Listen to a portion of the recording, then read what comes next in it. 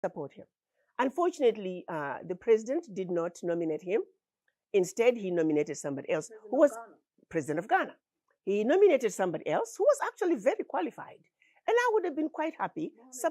Mohamed Chambers, Ibn Chambers. I was quite comfortable supporting him. He was nominated on the last day for Ghana to submit his name to the ECOWAS region.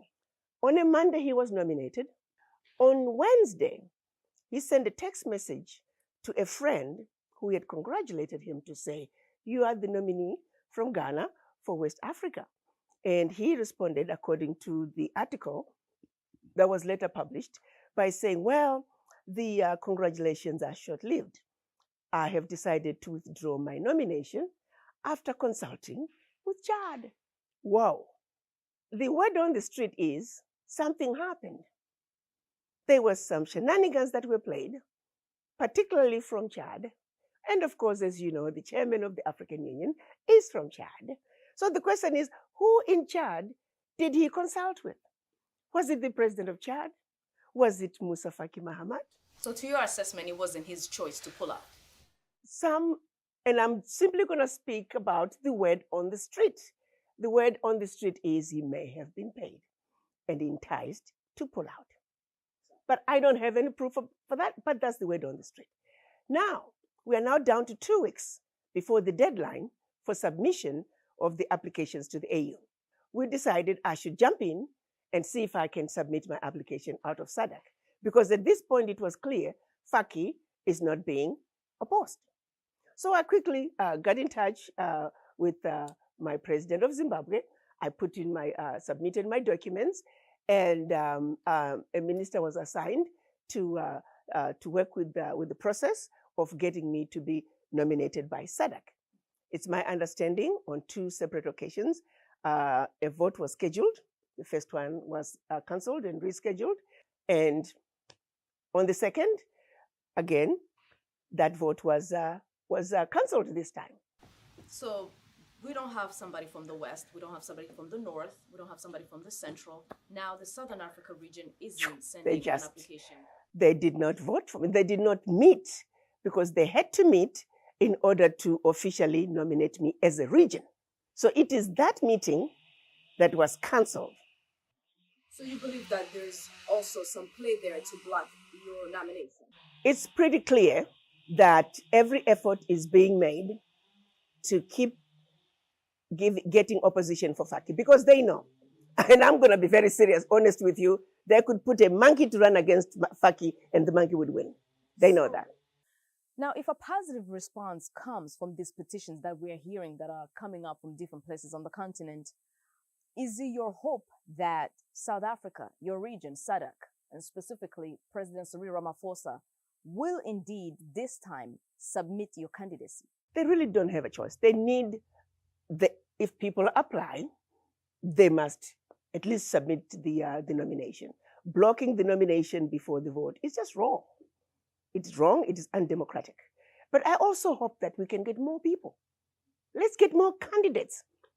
Every position has an average of 8 to 10 people contesting for that position, from deputy chairperson and all the commissioners, except Faki. And so you did mention about the African heads of state. Do you have a message for them?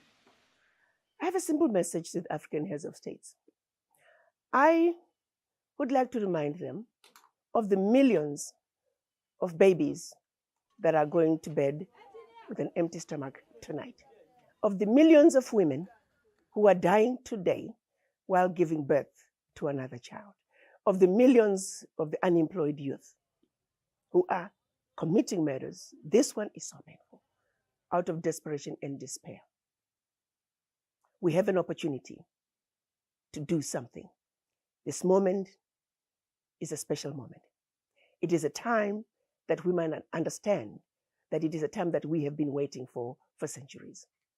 So allowing Chairman Faki to run unopposed for the chairman of the African Union Commission is a serious betrayal of the children of Africa. I do hope that you are not going to allow that to happen. So in the 4 years he's been in power, has he done anything right? None. Not that I know of. Absolutely nothing. I don't even know what his legacy is going to be, which is why it is mind-boggling that they would want to give him 4 more years. In the recent interview we had, you just actually reminded me, you made an analogy about Queen Yaa Asantewaa of Ghana, who fought the British to preserve and to protect the golden stool, which represented the soul of the people. Come 2021 in February, do you think, or do you deeply fear that the African golden stool will be taken, will be stolen if the right leader doesn't come to play? The African golden stool has already been handed over to the chairman of the African Union Commission. And if he remains the chairman of the African Union Commission, I can tell you very comfortably that the golden stool will be gone. Thank you very much, Madam Ambassador Arikana Chiombo-Equo. Thank you for having me. Again, we want to remind that VOA reached out several times for comments from the African Union Office of the Spokesperson, the Office in charge of communication, as well as the Office of the Chief of Staff for the Chairman, Mohamed Faki, via phone calls and emails, but no response. And that's all for us this week. On behalf of my co-hosts, Haiti Adams-Fitzpatrick and Ayan Bior, and everyone here at Our Voices and VOA, thanks for watching. Good day.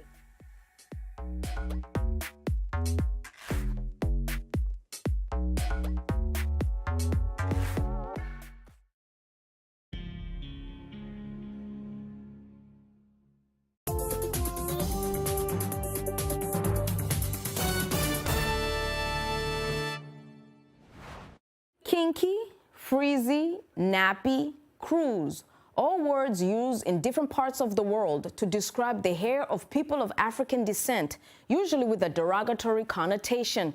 With very diverse hair texture, African women on the continent and around the world have always faced challenges with the way they wear their hair, especially in a society that has framed the idea that beautiful hair doesn't naturally belong to their hair type.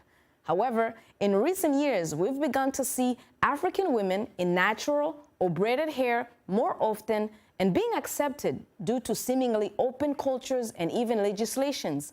We explore this and more coming up on Our Voices.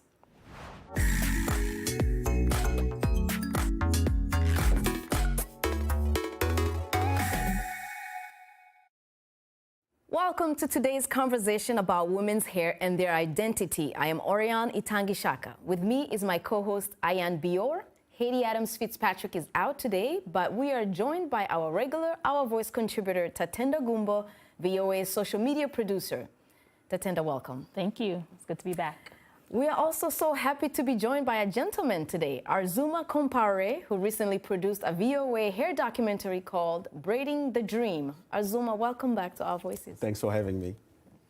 Braiding the Dream, a special report produced by VOA's Arzuma Kompare and Mariama Traore that takes us into the lives of top African hair braiders whose unique talent have helped them achieve the American dream. In this short segment, we're about to show you see the journey of women's quest for beauty, healing, and even a fight against social injustice through hair. Take a look. The salon is not only a place to look great, it is also a refuge from the outside world where women share stories and cultures. People who come newly from Africa is a place where they can learn the American culture, and the only place where, as African, we can actually have the opportunity to educate African American about our culture, about who we are, because when many times you find ourselves that people think you people live in the bush. It's my first time getting Kiki twist. Okay, what's this in the back of my head? What's that? Oh. Looking beautiful is painful and expensive. And why do you still do it? Because I like to look beautiful, and I'm priceless. Who? Jesus, who on this head right here? Who on here? Who right here? My cubicle vortex is not functioning right now. Braiding is not just about beauty. Some women are turning to the style for health reasons. I've always been used to having thick, long hair. And within the last months, I have had cancer. So the braiding, it helps me to keep my hair, to keep maintaining and keep it growing and just to keep stuff out of it. I can wear it in different styles. It helps me more than harms me. Arzuma, thanks again for being with us today. I watched the documentary. It has so many different elements to it, but I kept asking myself, what made you want to do a women's hair documentary? Well, it's very simple. Like the first year I got to the United States, I realized really quickly that, you know, every African ladies that I was meeting was telling me I'm going to the salon. And ever since I realized that African ladies coming here, you know, that's one of the first venue for them to actually, you know, build back their confidence, you know. So I always wanted to make a story about hair, and it just so happened that with my colleague Mariam, you know, she herself was a braider, had her own salon for a long time before, you know, coming to Voice of America. So we decided, okay, why not, you know, do something about this. I love it. Let's talk about the experience itself. Mm-hmm. What are some things that you were immediately, you know, just intrigued by once you started doing the story? Well, one of the first things, especially when we went to New York, was the hustle. Very early, you know, seeing all these ladies, regardless of how old they are, going towards, you know, people, random people that they don't even know, and asking, do you need your hair to be done, like to be braided? And that, you know, energy, that written, the fight that you can see in their eyes was something very intriguing. The other thing was, you know, seeing the difference, you know, when you go into some of the salons. Like some places are very nice, you feel very comfortable. Some other places, personally, I wouldn't want to stay there, you know. It's like a hole in the wall. It's very tight and it's very hot, especially in New York. So that was something, you know, that I wasn't expecting at first. Arzuma, I love unexpected stories, and you had one very big unexpected element in your story, and that's that even though we're talking about women and braiding, your main character was a man. Do you think that there is space for men in this entire world that we're talking about? Well, it really depends if we talk on a global scale or if we just want to stay on Africa, because here, like, the best hairstylists are men in America. And it was very interesting to find, you know, Salion and to discover that he actually, you know, had the passion ever since he was 12. So it's not something that he just wanted to do because, you know, everybody that is in the industry here does that. That, for me, was something that we needed to talk about. Interesting. Now let's go back to the hair itself and the struggles that women go through. I'm right now trying to think about my next move. What am I going to do for my next move? What kind of hairstyle and all that? So when you're looking at the hair salon atmosphere and how women are stressing about how their hair is going to get done, what goes through your mind as a man? It's a lot of struggle. We stress too much, right? You know, a lot of stress. And a lot of sometimes frustration too, because at one point, we didn't keep that in documentary, but one of the clients that we were filming was not happy with her hair. And she came back and asked them to take it down. So when you think about, you know, sitting for 4 hours, 5 hours, and then you go home and you don't like it and you come back and you have it. It's got to be right. I mean, it's got to be right. Maybe the husband didn't like it. That's probably one of the reasons I didn't ask her. But to be honest, you know, it's hard for me enough to watch, you know, women sitting down there for so long. And, you know, having the camera, I really felt like the weight, you know. And there's this scene where we have this time lapse of this lady. It took us about 5 hours. And 5 hours is short. Yes. Yeah. For like 8 hours. Hairstyles are 12 hours. Right, yeah. I was like, wow, you know. But, you know, Arzuma, so one of my favorite pastimes is getting my hair braided by my mom. So every Sunday night after church and after we ate and cleaned the house, we would sit down and one by one, my mom would braid our hair. But what you depicted in the documentary is a lot bigger than that. Really on a global scale, braiding brings in millions and millions of dollars each year. Were you aware of the scale of just how big this industry is when you were shooting the documentary? I knew there was a lot of business done around, you know, the hair industry in general. I know there's a lot of, especially the beauty supply, you know, industry itself is huge. And I've heard stories about, you know, Korean and, you know, other, you know, people coming and just owning the whole industry. And I wondered, what is the space for African people in general? You know, that's some of the first questions that started me, questioning about this, making this documentary. So the hair salon, right? There's this idea that it's an intersection between Africans and African Americans, even Caribbeans as well too. And we've all had experiences where we sit there and you can kind of see that cultural divide.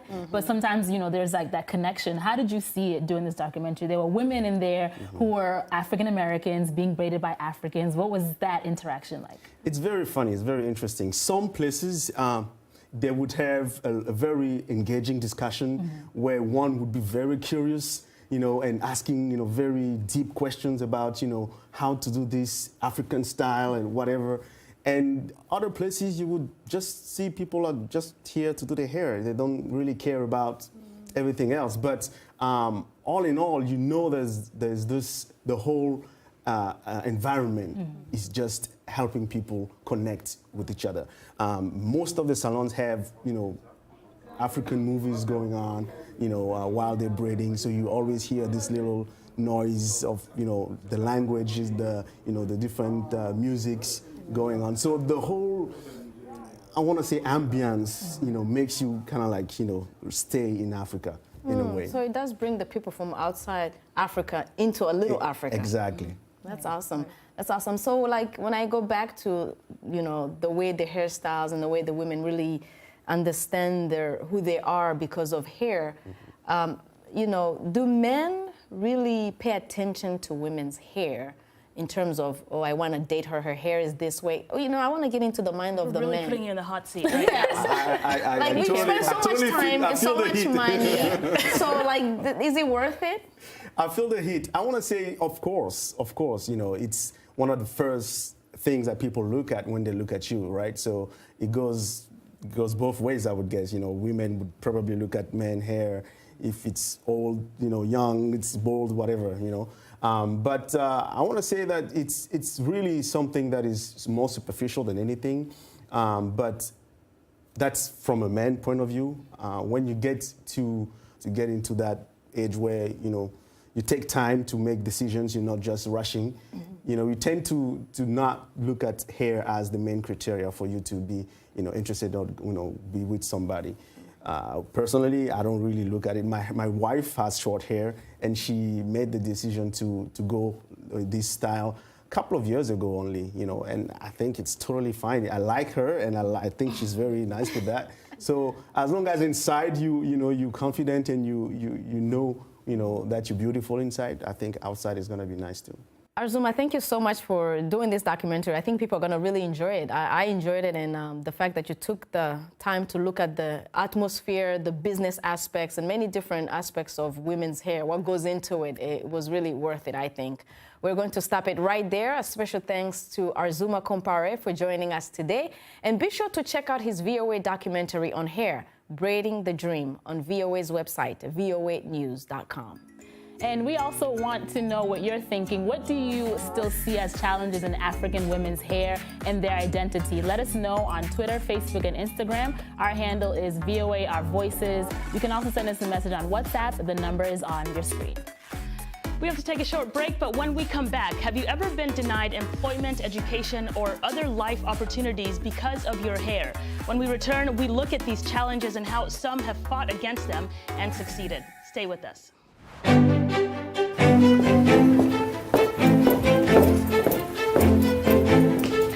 Being part of Our Voices is about more than just sitting here and talking about women's issues.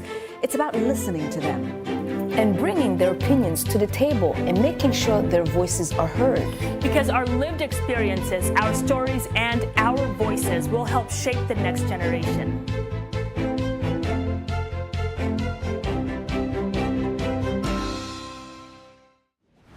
Welcome back. You're with Our Voices. In many parts of Africa, hair is beginning to take center stage of debates on what is allowed as appropriate hairstyles in schools and in workplaces. Recently, in Malawi, parents took a public primary school to court for not allowing their daughter to attend school with their dreadlocks, and they won.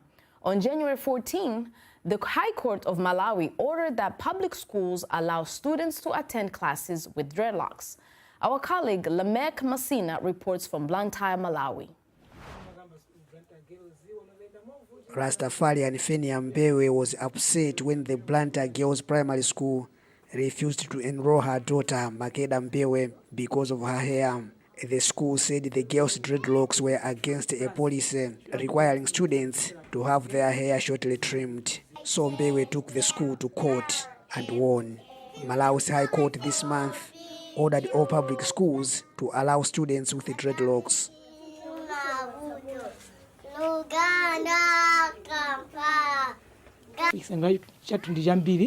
We are very much excited because in this battle, we're not fighting for Makeda alone, but all the other children who are turned back from school. The problem is widespread.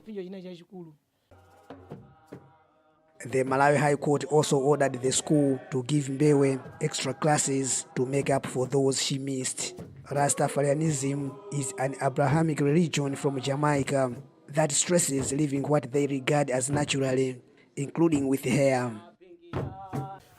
In our religion, they say every Rasta have to keep dreadlocks. When we go to the number 6 in the book of the Bible, the number 6 says, if you want to work full-time the works of the Most High as a Nazarite, you have to keep your dreadlocks, you have to keep your hair grow. Malawi's Rastafarians have long been sidelined by education policy requiring students to cut their hair to promote uniformity in school. Some Rastafarian parents chose private schools, while others gave in and cut their children's dreadlocks.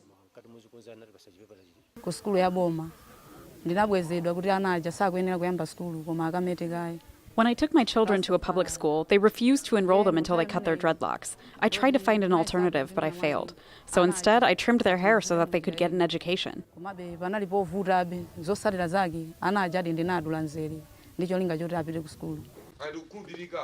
The High Court ruling means Rastafarian parents will no longer have to choose between their religious practice or sending their children to public schools.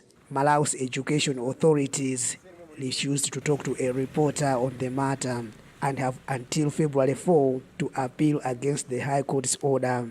Lamik Masina for VOA News, Blantyre. Needless to say, it's not just in Malawi. Many countries on the continent, public school regulations prohibit students from having long or stylish hair. On January 1st, the U.S. state of California legislation called the Crown Act was enacted. This law that was first introduced last year prohibits discrimination based on hairstyles and texture. It ensures protection in workplaces and in public schools and charter schools. And here to talk about it is Pamela Farrell, owner of Cornrows & Company, a natural hair braiding salon here in the nation's capital. She's also one of the first to lead the fight for natural hairstyles for African-American women in the workplace. Welcome to Our Voices, Ms. Pam. Thank you. Thank you for having me. So in the documentary that our colleague Arzuma Compare produced, you said, and I quote, "I opened a hair salon for social justice."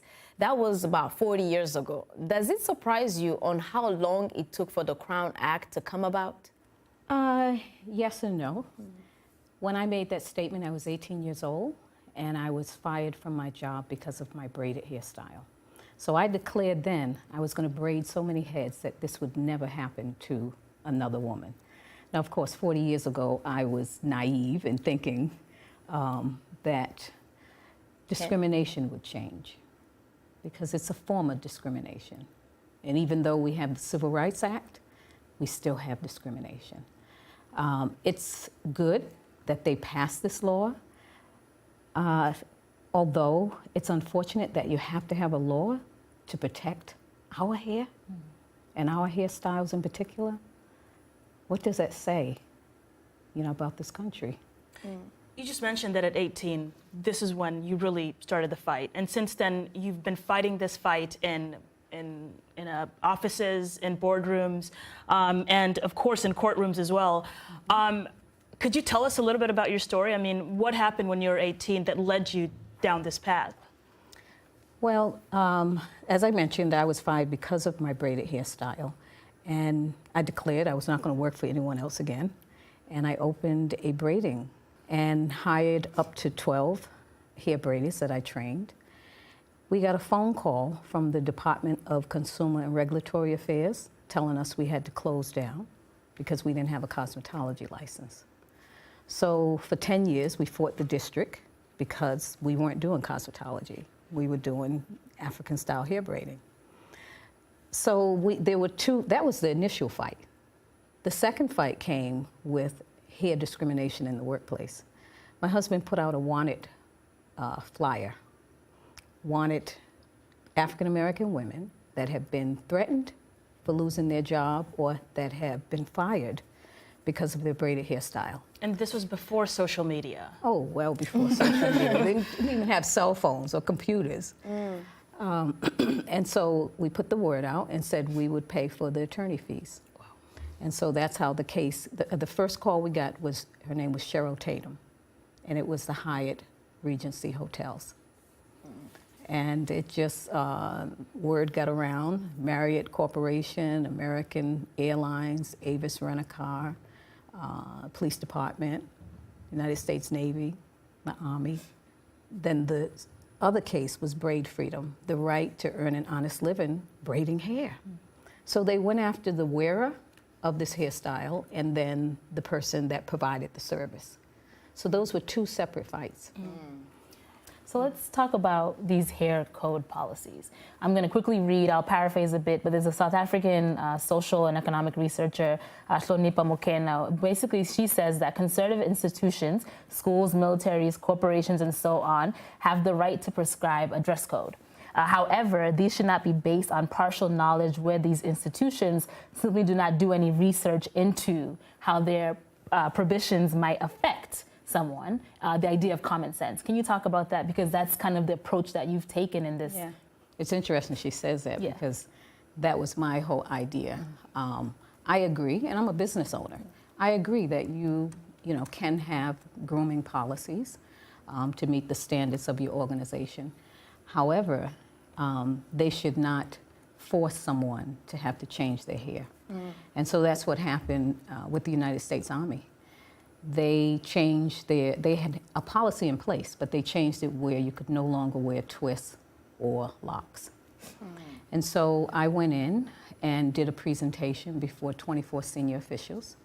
And I didn't talk about race, I didn't talk about culture, I talked about hair. And basically it was a lesson on hair because there are different types of hair, they have different characteristics, they respond differently to the weather. If it rains, one swells up, the other hangs down. So when you create policy that is for one type of hair, then it will negatively impact the other. Speaking of policy, we just heard a story in Malawi where children, mostly even other places on the continent, we are told to cut our hair. Can you talk a little bit about the identity issues when it comes to those kind of policies on the continent, or how different or similar it is to here in the US with the struggle during slavery or even now to maintain the African-American identity through your hair? If you strip a person of their hair and the hairstyles that are compatible with their hair, you will strip them of their identity. It's interesting when you talk about the young women in Malawi who had to have their hair, well that was the case with locks, but even we were talking about where you have to have your hair shaved. For school. And now there have not been any cases like that here in the US. Now the difference is you cannot wear braids, you cannot wear locks, you cannot wear afros. And these are all of the things that are compatible with our hair texture. So that is the difference. We had some interesting conversations about how that makes you feel. And I haven't had a chance to really talk to a lot of African women to really talk about the impact of a child having her head shaved. So we were talking about earlier, the issue that as a young child, your hair can be policed and how that makes you feel as you get older. What's your take on that? Well, 40 years ago, it was women and then men, and now it's our children. So there's this idea of ownership of our body and owning us. And so the idea is if you start young with the children in school now and you prohibit them from wearing these hairstyles, they'll be fearful to grow up and wear them. Thank you. And we're going to take a quick break. Coming up, we'll share tips on which hairstyles and remedies can help you have healthy hair and look your best. Stay tuned.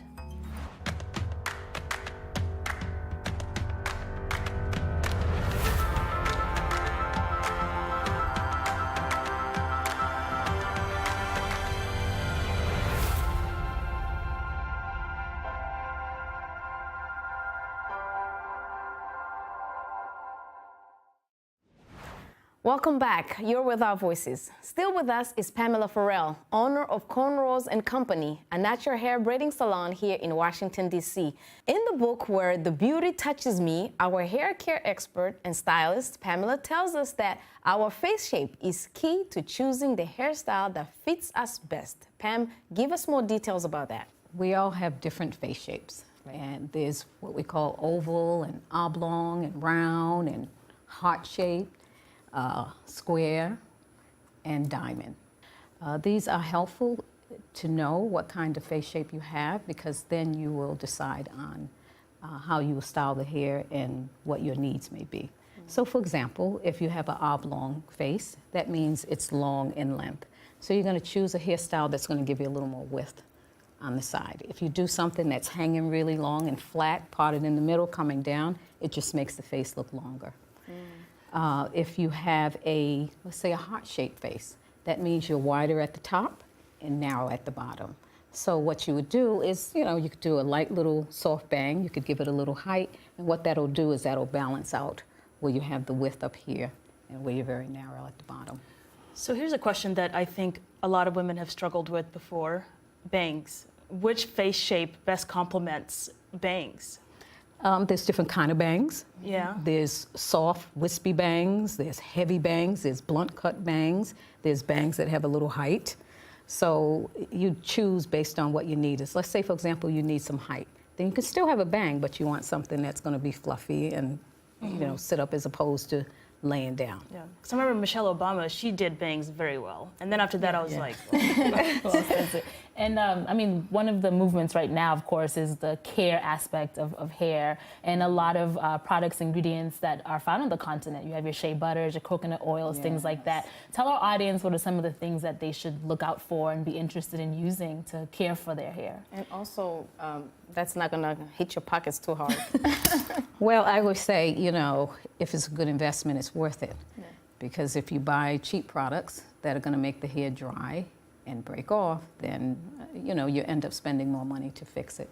What I suggest is look for ingredients that you can read and you understand. That would keep it simple. We were talking before about the importance of the language that we use to describe our hair, and you made a really good point about using the word protected versus protective. Can you tell us why that is such an important distinction? Yeah. So one of my concerns with the Crown Act, and I saw the bill in Montgomery County, Maryland. It had the word in there, protective styles. The concern is when you put words like that in a law, it should not be ambiguous. The word should be undeniable. It should be protected, ED. So it would be consistent with the Civil Rights Act, which has the protected class of people. So words matter. Thank you so much, and I can't wait to read your book just to learn more about all of this. Yeah, that's right. It's Where Beauty Touches Me. I'm going to read about it and get some more tips because I want to get the right shape, the right color, the right remedies, and all that good stuff. Thank you. And of course, I'm sure we'll have you back on the show sometime soon. Absolutely. Thank you so much. Well, as we approach the end of our show, we leave you with a quote from singer-songwriter India Arie, who used her voice to say, "I am not my hair, I am not this skin, I am a soul that lives within." That's all for us today. I'd like to thank Arzuma Kompare for his documentary and also for being with us today. And also Pamela Farrell, thank you so much for taking the time to be with us today. Thank you. Thank you so much. And always thank you for watching. Good day.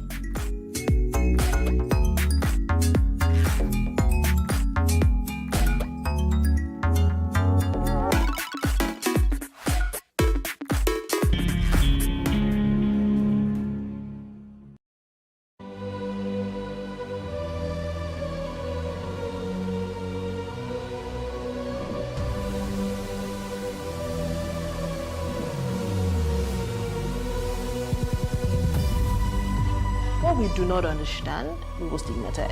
What you can see is the remaining of the tanker that exploded. The suspect equally confessed.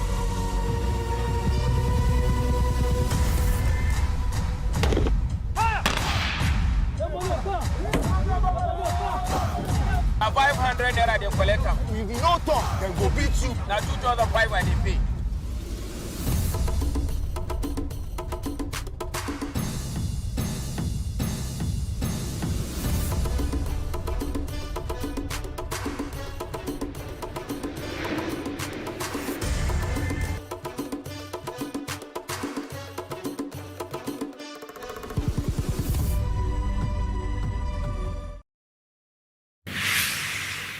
So what are the top decisions that the United States considers necessary that Nigeria must take? I like to think of my interactions as conversations, not interviews. And that's why I say asking questions is both an art and a science. Everyone says in Islam you are allowed to have 4 wives. Is it mandatory? The right question enables answers that educate, inform, clarify, and help you, the viewer, to better understand the issue before making up your mind. Our goal is to reduce from 10 to 2 days the time it takes to register businesses in Nigeria. Join me every week on this station plus TV Africa and gain exclusive access to my conversations. I'm Angela Ajetumobi.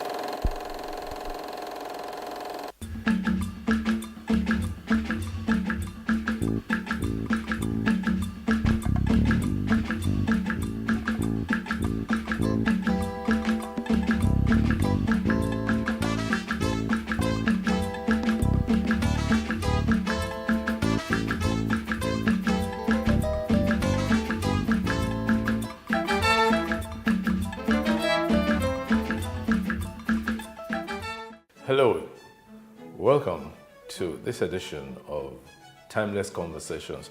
Today the conversation will bring in a very dear friend and brother of mine, someone with whom we go back many decades. He is into our line of work. By that, I don't mean he appears on TV or radio, but what he does really brings to your screen in many ways stuff that will touch your heart. He's the founder and managing director of IBST Limited. It's a company that's into media and TV production right here in Lagos. I want to welcome Remy Ogunpito to Timeless Conversation. Thank you very much, Lekon. Yes. Nice to be here. It's a pleasure that you came. I know how busy you can be. Now, Remy, one first question I want to ask you is this. You have a very strong Ijebu background. You also have a UK background, plus your Nigerian background. Tell me who Remy Ogunpito is.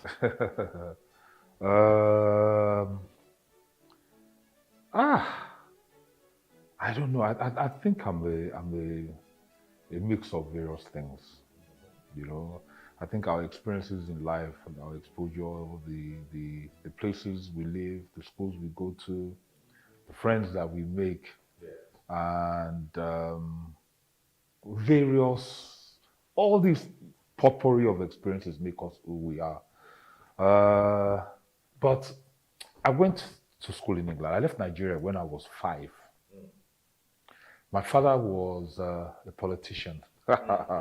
And during that period, he decided to go to England with his wife to pursue his accountancy qualifications. And he took his wife along. We were young.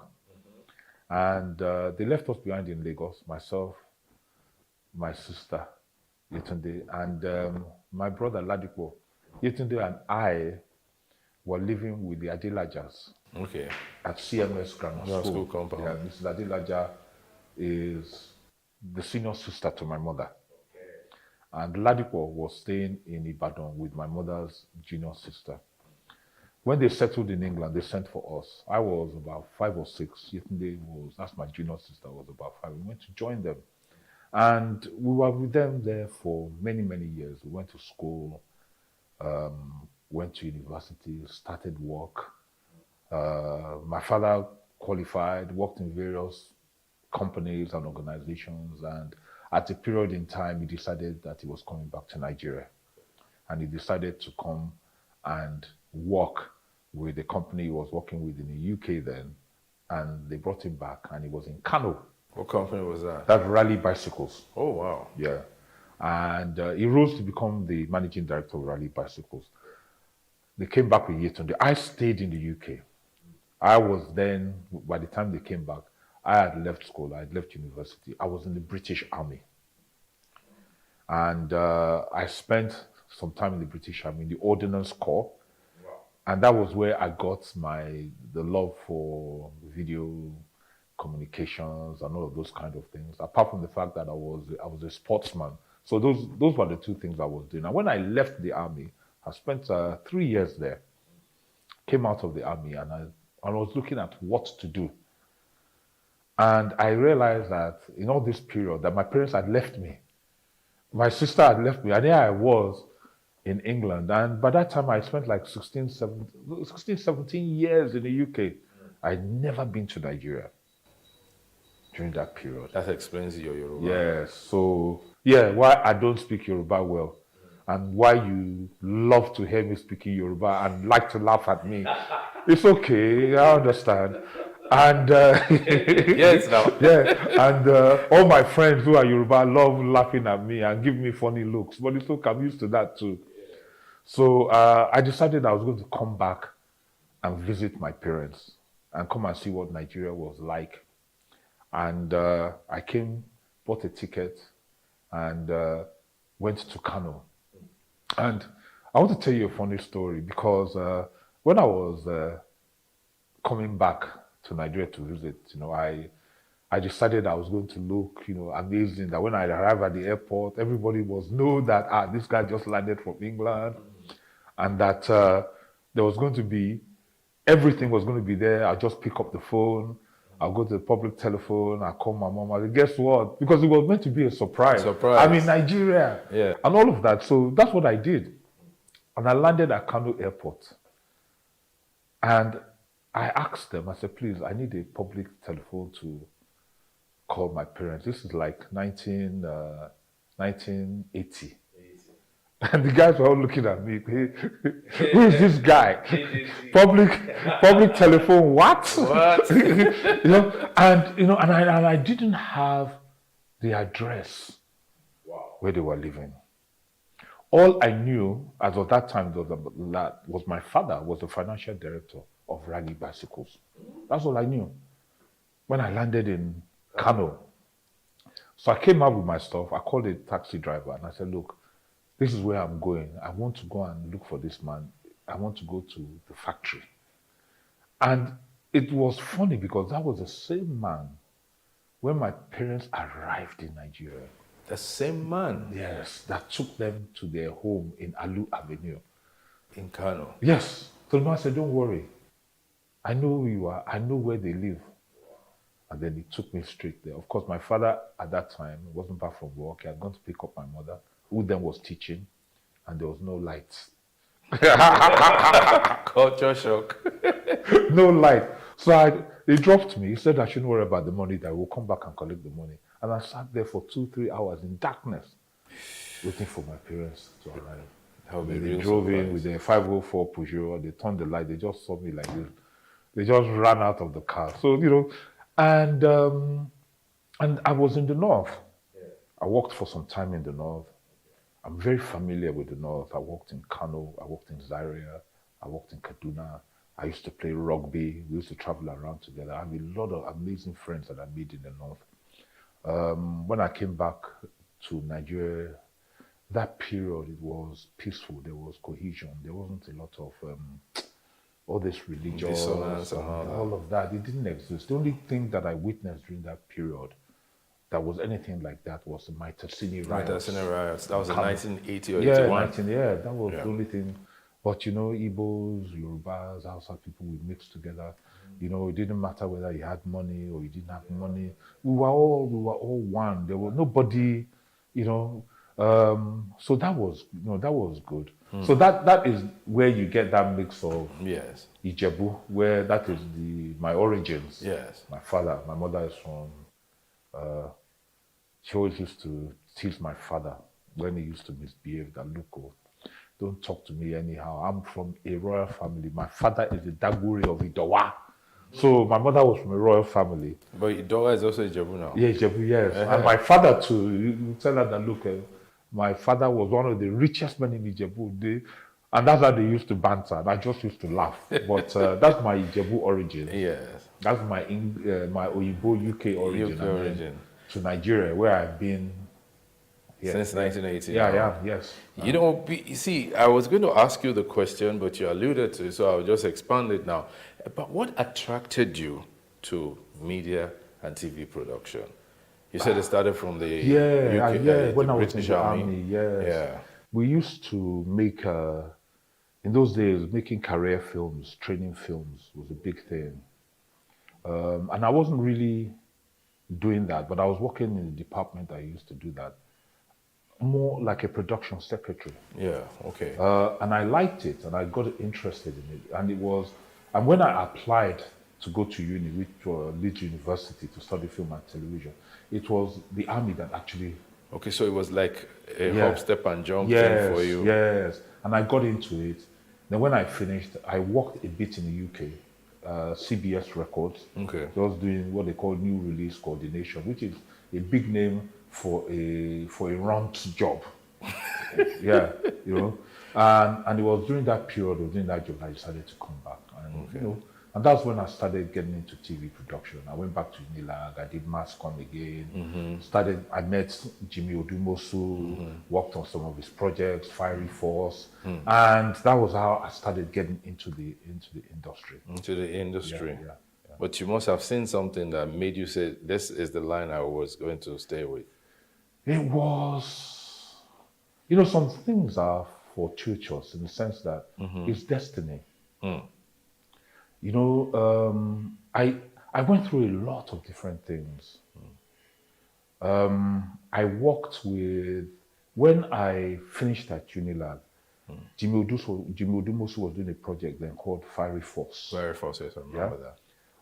And I ended up being the production manager on that. Yeah. And I've met a whole lot of people. That was where I met Doing Jaisini and quite a lot of other people. Doing is my cousin. Yeah, and Doing Jaisini played a significant role in my life. Yes, because things were not easy then. My father was a bit of the disciplinarian. The way you make your bed is the way you lie in it, and at times it will just leave you to sort yourself out. Yeah. And Doing, after school, Doing took me in, and I lived with him and his wife, Lucy. Yeah, Lucy, yeah. And I was with Doing for almost a year. And if you you might not remember, but the commercial that we did together. Yeah, I remember we did the Sheraton Hotel. Yes. It was Doing that took me to you. That's true. That's true. Yeah, you see life. That's true. That's true. That's circle true. of life, and that yes, Doing is my cousin, like I said. Doing was at LTV. So let's go to Lekonkan. Yes, can do this for you. So I went through that phase. of with Doing, thinking that we were going to start an amazing TV production company doing commercials. We did that commercial and then didn't get another commercial for a while. For a long while. So I had to go back and look for work. Okay. And that was when I now ran into Doing Osasoni Adun. Okay. And I started working at DBN. At DBN, yes, that's true. In fact, the interview for that job was myself and Sheye Kehinde. Really? Yes. Sheye Kehinde looked dapper that day. If you see the suit that he wore, the shoes, I said, lie, I cannot get this job with this guy looking like this. But we did that interview together. I think he had just come back from England or something. England too. Yes. And I got the job. But I remember it was me and Sheye. We sat down to each other. We sat down next to each other. Wow. So I worked with Osa. Osa was the one that really opened up my eyes. Good. He gave me a lot of responsibility. And he gave me a lot of opportunity.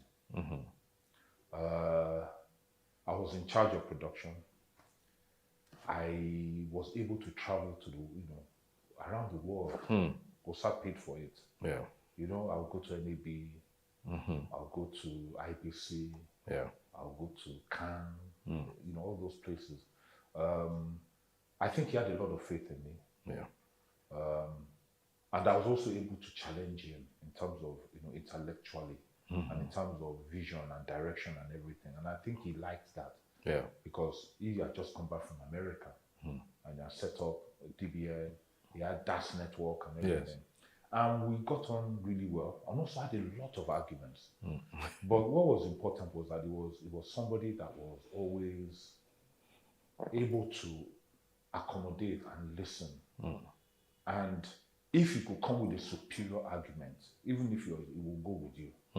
So he gave me that opportunity. Not a lot of employers do that. He gave me that opportunity, and I traveled and I saw and I said, this is it. This is where I want to be. I became passionate about it. I would read everything. I would go anything concerning media, broadcast, equipment. I wanted to be there. You were just like a sponge. Yeah, just taking it all in. Yeah. And I worked with him for, I think it was about 3 years.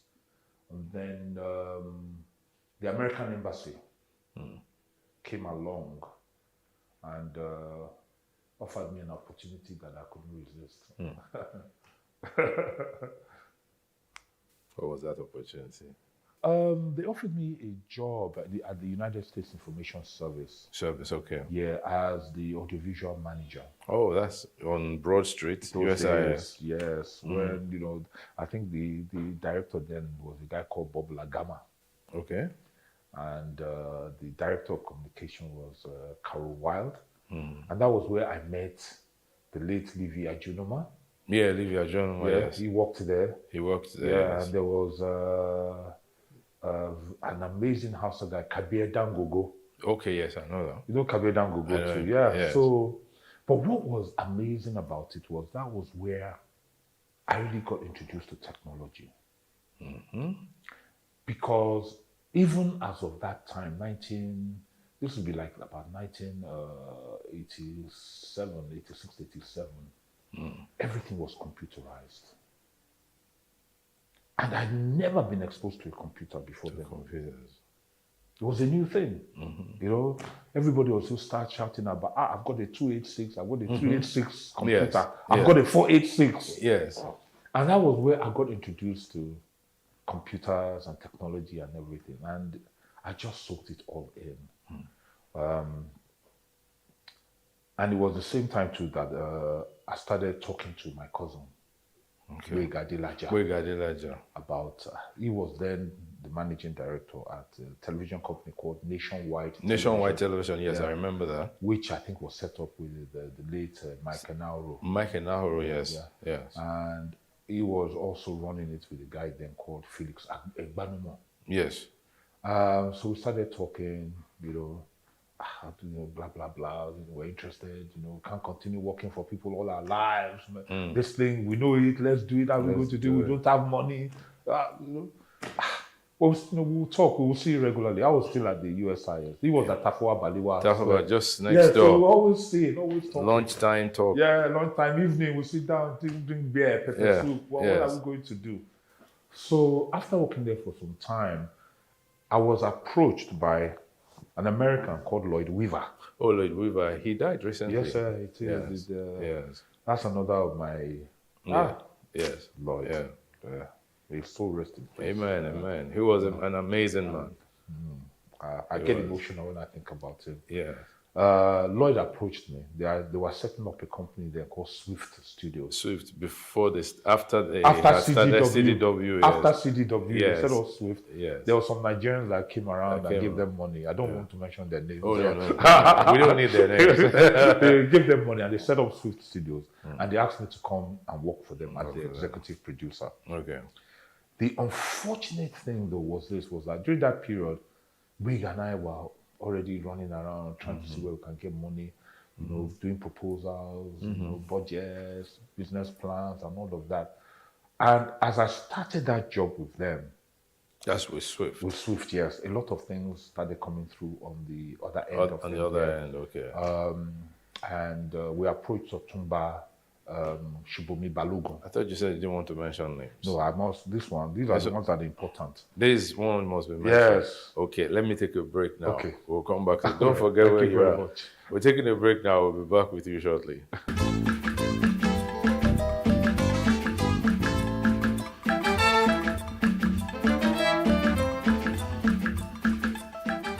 It's still Timeless Conversations, and I'm talking with my friend and brother, Remy Ogunpiton. So you were going to mention names of, or the name of someone who stood by you in that quest. We approached, when we decided we wanted to set up a production company, we approached Shubomi Balogun, Otumba Shubomi Balogun, who then, FCMB. But then he had a finance and security firm called City Securities. Yeah, City Securities, yeah, that's true. And he believed in the dream, and he gave us money, a lot of money, hundreds and hundreds of thousands of pounds then in 1989. That was a lot of money. Yeah, and we took the money, and I think we did well. We set up a company called Solar Productions. Solar Productions, which was in Lupeju. Yes. Down Planning Way. Yeah, we had people like Olumide Ofere, Mike Afigo,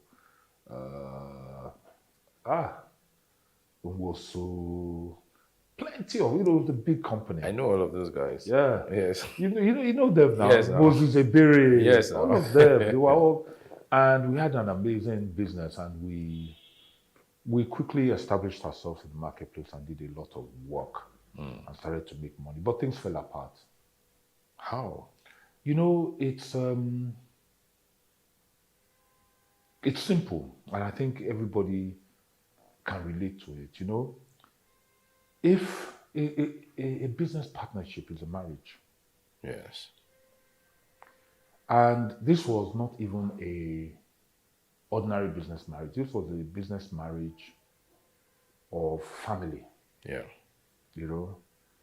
Everybody on the board was family. Yeah. In fact, City Securities Limited then was represented by Bolaji Balogun. My father was on the board. Mega's father was on the board. But the directors, they're not involved in the day-to-day running. It's their running, sure. You see, when two people who are meant to act as one have a different vision, the center can never hold. It can't. Whether it's in a business, whether it's in a home, whether it's any public institution, whether it's the president and the vice president. Sure. Once the vision diverts, it can't hold. And that's basically what happened. And apart from differences also, because division comes because of differences. Differences in approach, differences in ability, differences in skills, differences in the ability to manage funds. Even in style. Everything, yeah. And even differences in terms of who the clients prefer to work with. Maybe they prefer working with this person to this person. And all those things become convoluted. The jealousies come in, all kinds of things come in, and it becomes difficult for the center to hold. So after 5 years, I left. And for quite a period of time, almost like a year, I didn't know what to do. I knew that, I'm going to do work in production. I knew that. Yeah. And then I was again, God continues to send people along. And then I was again rescued by two gentlemen called, who then were running an advertising agency called Concept Unit. Larry Awukoya. And Kayode Idowu. Yes. Who basically came to me and said, well, look, we've been working with you for a long time. We like the way you work. We've noticed that you're no longer with Bega. What do you want to do? And I said, I want to set up a production company. And they said, fine. They're interested. And they put some money up, a substantial amount of money. And I looked at the whole thing. And of course, you tell your family, look, this is what I want to do now. I want to put money up, I want to start a new business. And I remember my father said, no way. That you're not going to take their money without any of your own money in there. How much do you have? I told him, he said, no. He said, we're going to match them penny for penny. So that this time around, we have a hold. And that's what we did. So I was able to use some money I had. My father gave me a substantial amount of money and added it to what they put in. And we started Schaff-Weisberg Media, Studio 77. I remember that. I just wanted to hit you a little bit. Your disciplinarian father. Yes. Supported you. Yes, he did. I'm underlining it because we'll come back to it. Yes, he supported me. Yes. And that was how we started Schaff-Weisberg Media. Yes. Which I ran for 9 years.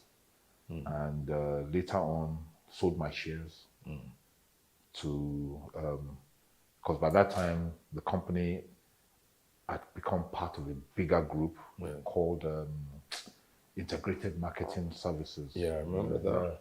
Which was, it was used. So by the time I decided I wanted to go on my own 100%, when I sold my shares, it was a juicy bit of money. Very good. And with some other businesses that I had done at that time, like the All Africa Games and everything, I started IBST till today. What does IBST mean? Integrated Broadcast Services and Technologies. And Technologies, okay. Yeah. All right. So congratulations on that roller coaster of a movement. Now, because that's the space you operate in, the production sector of the Nigerian media space appears to be growing, interestingly, at both a fast and slow pace. Fast because technology is moving fast, but slow because of peculiar Nigerian challenges.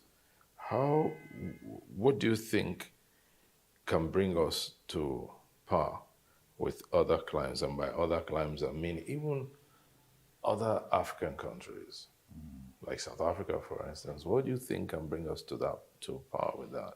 You know, that's an interesting question because our sector is made up of various and very, very, very, very diverse ingredients that make it a whole. If you look at our film sector, everybody would think that it's growing, that we're seeing a lot more of our movies on Netflix. Yeah. There's a whole lot more commissioning going on and things like that,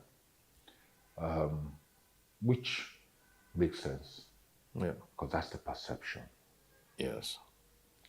In our TV industry, broadcast, terrestrial, cable, OTT, and online, things are not moving so rapidly in terms of revenue. Yes. There are revenue challenges there. There are challenges in technology. And if you look at where we are and how broadcasting is done today, a lot of it is still it's all IP based. Yes. So we're dealing with the issues of technology. We're dealing with issues of how do we improve our quality. And to improve your quality, you need to access revenues. And for revenues to come, you need to have quality. So that one is like, which one, chicken or egg? And then we have what I've talked about before, the movies, which everybody is talking about. You know, the government, Nigeria, daddy, and all of that. The fastest moving sector in Nigeria is all of that. And as I said, it's just a perception. But they say perception is everything. Yeah, it's just a perception, because what you have to ask yourself is that, what is it doing to the country as a whole, economically, socially, and all of those things? Is it really having an impact? And for me, I think that we're not really making that impact yet. The challenges are multifarious, but I think a lot of it has to do with the enabling environment, which is one. It has to do with access and education. And then it has also to do with the people who actually are in control of the industry. Okay. If we look at a lot of the people that are in control of the industry and have made investments in the industry, the question is, who are they? Where do they come from? You know, what is their stake? What's their long-term goal? So all these things, when you add them all together, the position that I have taken is that you can't, if you try to change everything, you can't change it. Yeah. One person can't do it. No way. So I just figured that the only way to really address this is decide where you want to play. Decide, do I want to play here? Do I want to play here? Or do I want to play defense? Do I want to play midfield? Do I want to play attack, left or right? Decide where you're going to play and then carve out a role for yourself and try to become the best at it. And through that way, also influence people that come into contact with you. Try to create revenues and opportunities in the areas where you can influence. Because, Leko, I'll be honest with you, I get confused a lot about Nigeria and the direction, especially even in our own industry. Yes. Because, you know, we can't isolate ourselves from everything that's going on around us. So that worries me. So that question is something that is an ongoing discussion in my mind. Yes. And at times the answers and the solutions change from day to day as the environment and as the equation changes, as it always does. Yes, it must. Yeah, It has as to it always remain does. dynamic. Yeah, so, you know, you've got to, if you're a computer geek, you'll understand what DHCP means when you're trying to network. DHCP means that it's on a dynamic frequency. So if it goes up, you go up with it. If it comes down, you come down with it. But then you must remain consistent. Yeah, but as long as there's a throughput, as long as there's data coming through, if it is good, it will be fast. If it is slow, you'll still be able to access, but it will be. But then you see, the consistency I even mean is, I know this is not to patronize you. I know that your love for technology and innovation has been always at the forefront and the background of your engagements. So in your company, in your productions, we see a lot of that. Yes. And that love, for me, is the consistency. Yeah, okay. That can drive the engagement. So for you... Yeah, you know what? You know, like, really, you know what? The way I thought about it really is that, you know, for me, the focus has always been on value. We work in a very, very competitive environment because I work in the private, all my clients are in the private sector. And a lot of those clients are driven by institutional values in terms of quality, excellence, what they want for themselves, how they want their brands to be perceived and all of those things. So a lot of things that one does is focused on value. So the equipment, the personnel, the manner you run your business, the style and all of those things are just a means to an end. Yeah. So technology is just one of the legs of ensuring that you deliver value. But whatever is required to deliver value is something that I always try to ensure is contained in our offering, in our product offering, because a lot of people say Nigerian business, man no man. Yeah, fine. But when man no day go, when the man has gone, yes, what are you going to do? So the only thing that is sustainable is value. Is value. So that's just the way I look at it. Thank you, Remy. We'll take another break and resume our conversation. Wow. Please stay tuned.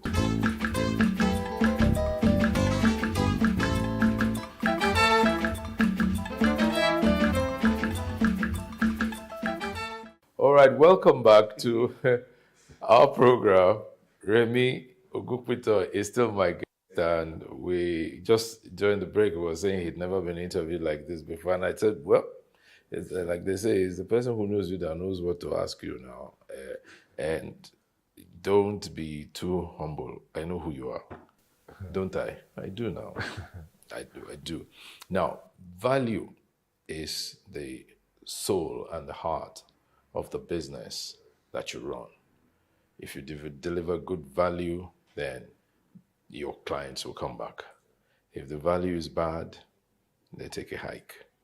Now, you don't want them to take a hike. However, in rating the media industry in the country, what would you like to place your finger on as what can improve our industry? People. In what sense? People.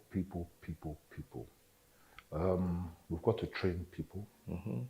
We've got to invest in people. We've got to expose our people. We've got to support our people. We've got to grow them, talent, in knowledge, in their networking skills and everything. You know, we talk about technology all the time. Technology is technology. Garbage in, garbage out.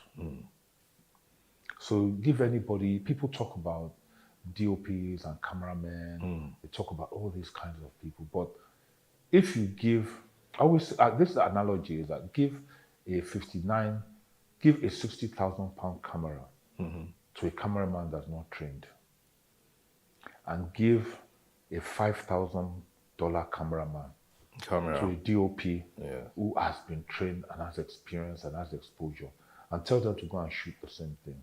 The guy with the $5,000 camera who is trained and has exposure will shoot you something better than the guy that had the 60. Very true. Yeah? Very true. Yeah. So it's all about people. I think that we don't invest enough in our people. I think business owners take people for granted. And I get it all the time. They say, look, if we train people, they will just go, they will come, they will land, I think that's all bunkum and rubbish. You know, in life, when you invest in other people, it will come back to you. It does. Whether they leave you, they've got to leave. Doesn't matter. But what you are doing is that you are feeding an industry with people who are talented, who have knowledge, and they're coming from you. And they will impact others. They will impact others. And that impact they have on others will come back and impact you. Sure. So that is a very critical area. I think in terms of technology and all of those things, all that is money. Okay. If you have the money, you can buy it. But I think it's people. People. Yes, you asked me what areas I wanted to cover, and I said, don't worry, I'll ask you any question. You reserve the right to answer or refuse. Now, you said your dad was a politician. Yes. Are you a politician? No way. Why? No, I'm not going to answer that question. Kai, politics, no. Okay. Ọlọ́run má jẹ́. Ọlọ́run má jẹ́ o. Yes. Now, how do we solve the problem of low voter turnout in our country? I vote. You vote? I vote. You do? Yeah, but just I will not be a politician. Okay, very good. So then let's expand the question so that you can answer it. Let's look at it this way. How can we get more Nigerians involved in politics, especially the younger one? And by involvement, I mean them voting, I mean them participating in the process of canvassing for votes, of changing the society. That sounds like a complex question, but it's actually very, very simple. You know, until we show that our people have a stake in government, in the decisions that are made by government, that those things are done in their own interest, you will always continue to have low public turnout during voting, because there is no trust and there's no belief and there's no validity in the minds of Nigerians about the system being operated in their interest. How do we show that? By ensuring that the things that matter will start to change it, by showing that there's actually, truly, there's justice in the system. By showing that everybody is accountable to the law, and nobody is above the law. By showing that it's only the best people that will run this country. Merit. Yes. By ensuring that if you are running government, you are accountable. Those are the things. They're very, very simple, actually. You know, by showing that that government cares about the education of the child of somebody who is poor, the hospitals that they go to. As it is now, the majority of Nigerians don't believe they have a stake in the country. The people that are fighting for a stake in the country are the politicians and the people that identify with them. And of course, the elite ruling class who have invested money and are working to try to keep their businesses going, their manufacturing plants, their banks, the retail shops, the restaurants. You know, they're the people that have that seem to have a stake, because things that happen around them impact them.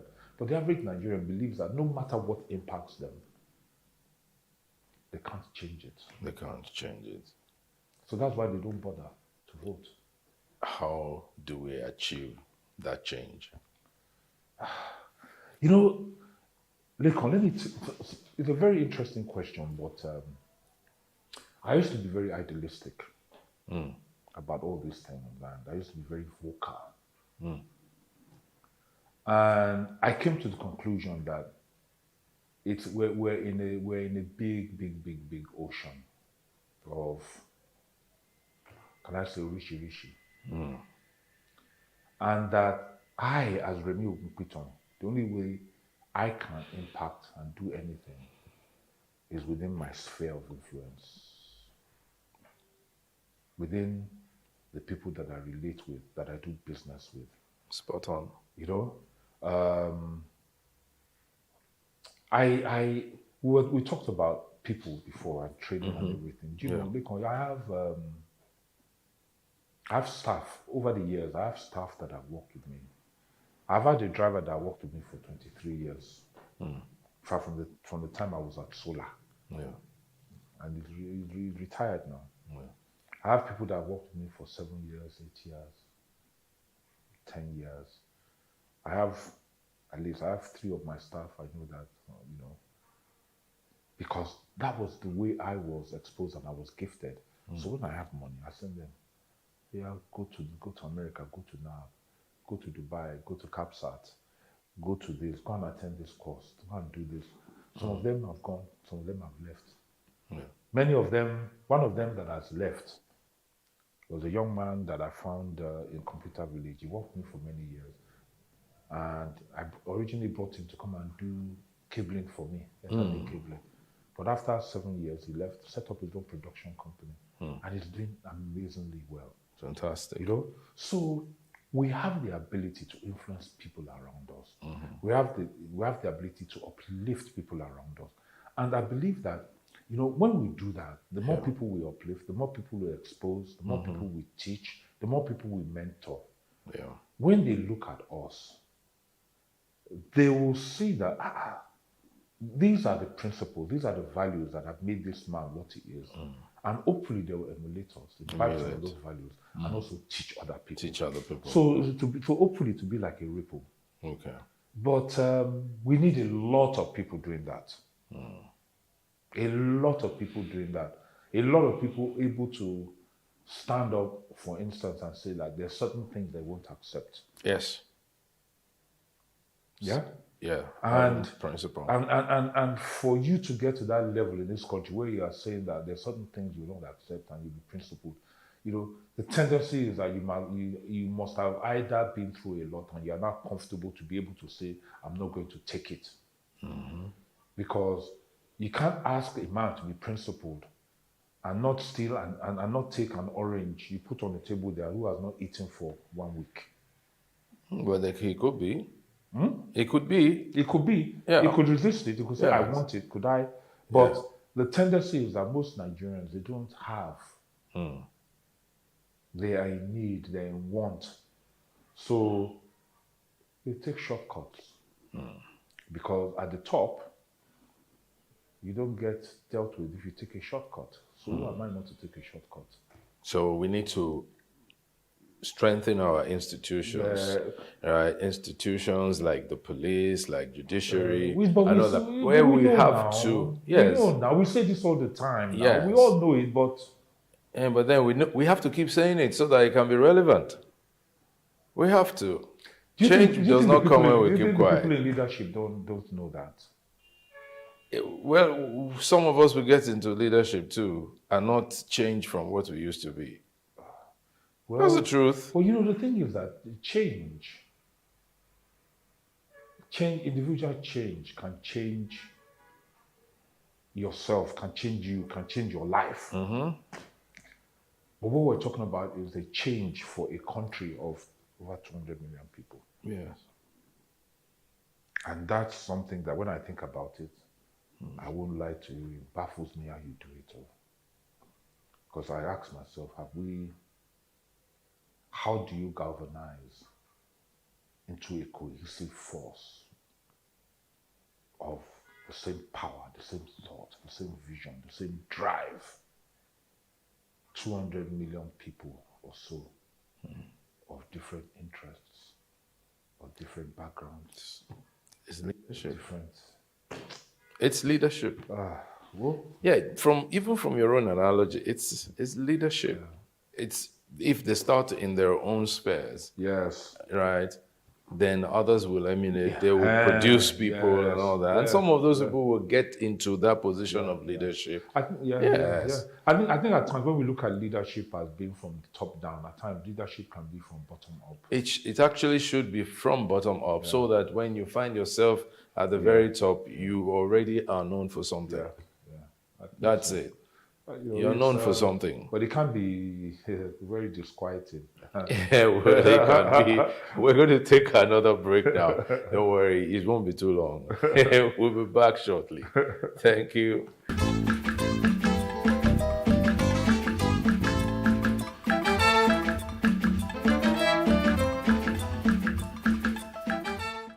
Welcome back to the program, where we're talking to none other than Remi Ogunpitan.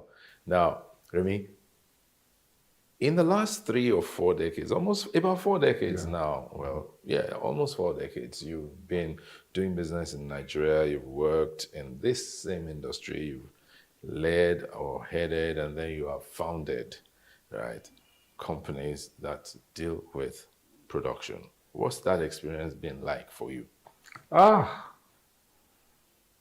If I died and I had the choice of coming back again, I don't think I would have changed. I don't think I'll change my. You will come back and do the same thing. Again, I'll do the same thing. Okay, again. fine. So let's start being specific about your experience. For instance, traveling around the country as a result of working.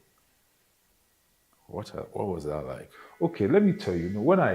It's been interesting. When I came back to Nigeria, the 1980, I was in Kano. What I did was I bought myself a Volkswagen bus, a Kombi bus. A bus? Yes. So we have that in common. Yeah, and I equipped it with a bed, a kerosene fridge, a kerosene cooker.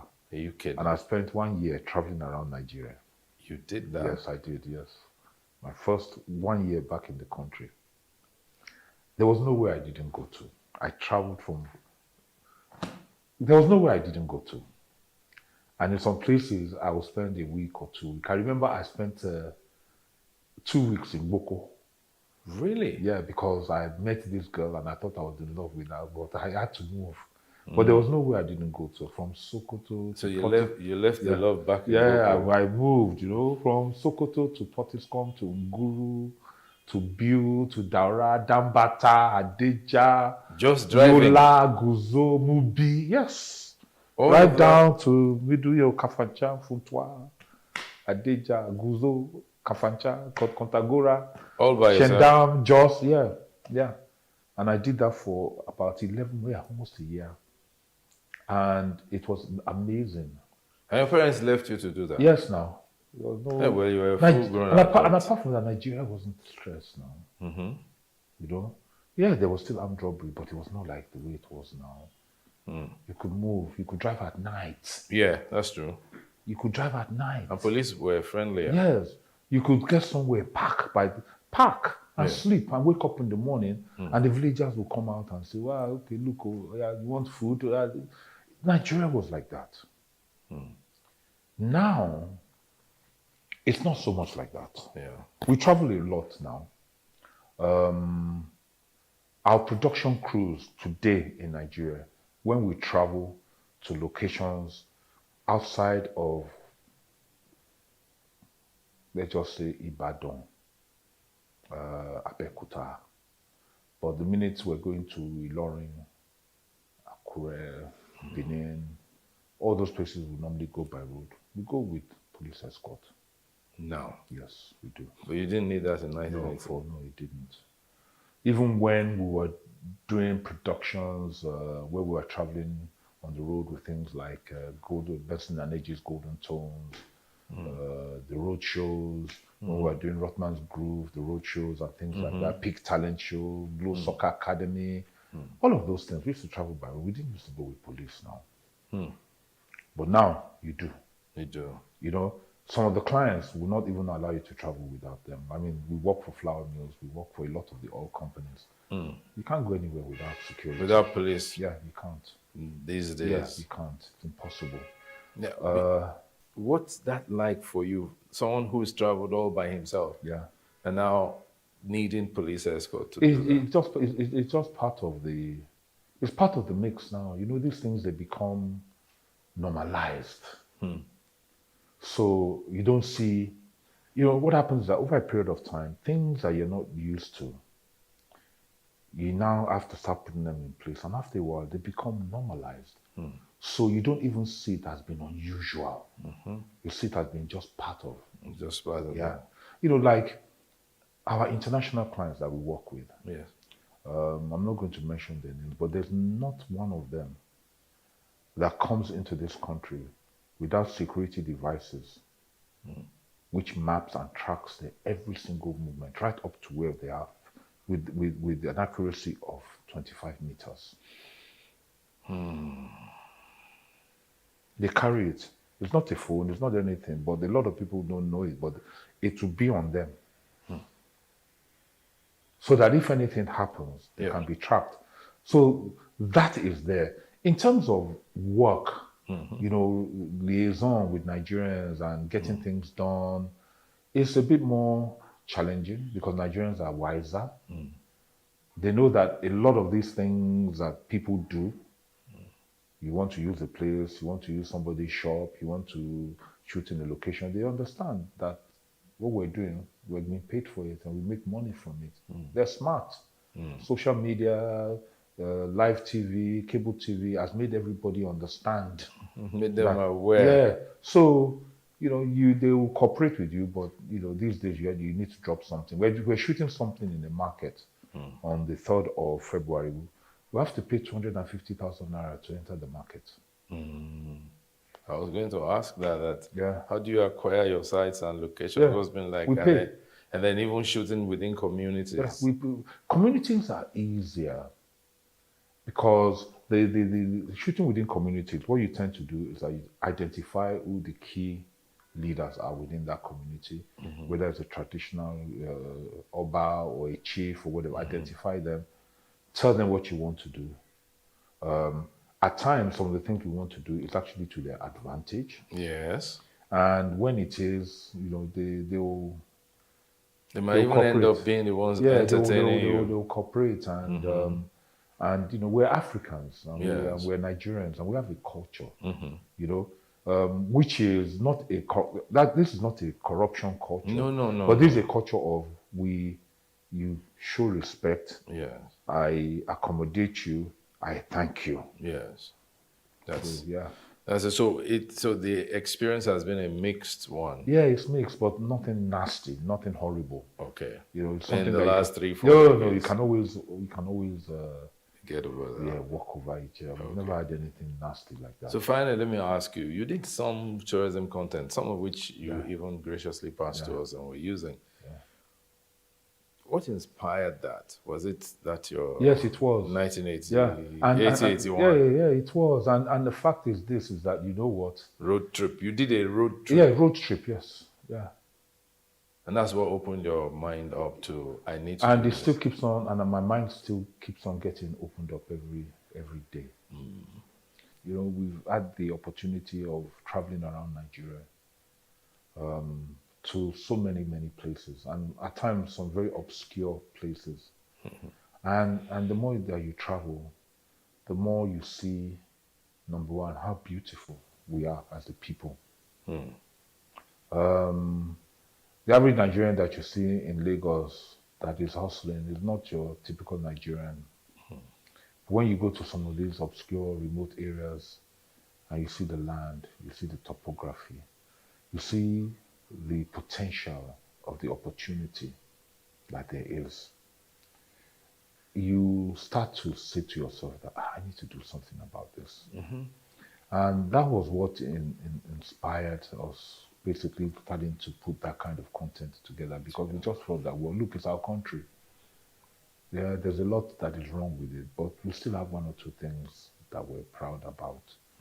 And at least if we can't get there, let's show people the beauty of Nigeria. When I traveled around Nigeria around 1980, in Jos, in places in Jos like Shendam and all of those things, then I used to go into, they have a lot of tin mines there, which were then being run by expatriates. Yes. And most of the tin mines then had orchards, they had gardens. I used to go into those orchards and I used to pick fresh strawberries, blackcurrant, pomegranate, apple, peaches. But now, you know, you can't do that. But the thing is that we are able to do those things if we put our mind to it. But they are even they're in, was that in Jos now? They're in Plateau. Yeah, they Plateau. have started cultivating strawberries on a large commercial scale. But then it wasn't a big deal. It was everywhere. You just pick strawberries, you pick blackberries, you pick black currant, anything that you want, you just pick it. Yeah. You know, those days you go onto the farm, you give them like, I don't know how much you give them like about 20 naira. And then you can just take. That's a lot of money. Maybe like 2 naira. I don't know. I can't, no, maybe about 2 naira, or maybe 1 naira or 50 kobo. You just go and you pick everything that you want to pick, and you go. When you go. Yeah. So now, that's like your own way of giving back to society? No. The tourism content? No, it's not. I think you get to a stage, you need to give back. Yeah. So what I try to do now is I try to give my services free of charge to churches, for instance, who want to do media training, to universities. Okay. We're doing something now with NIJ, Nigerian Institute of Journalism, where every Saturday they come across to our facilities and we give our time and our equipment to train their students in the area of broadcasting and production. There are other things that one is doing, but what I've found is that the only way I can give back, and I feel very, very satisfied about it, is to try and improve what is going on in our industry, because there's so much, there's still so much to do. I want you to give back to us. Okay. Let's work together on a documentary. Okay. You know, on the bridge, when you are coming towards the island, you know, Okobaba, Makoko, the timber. Yes. I'd like us to do You know the funny a thing? documentary on that, because you know there's a period that they will bring so much of the timber. We discussed this. And it will be all over the place. We discussed this in a meeting. Yeah.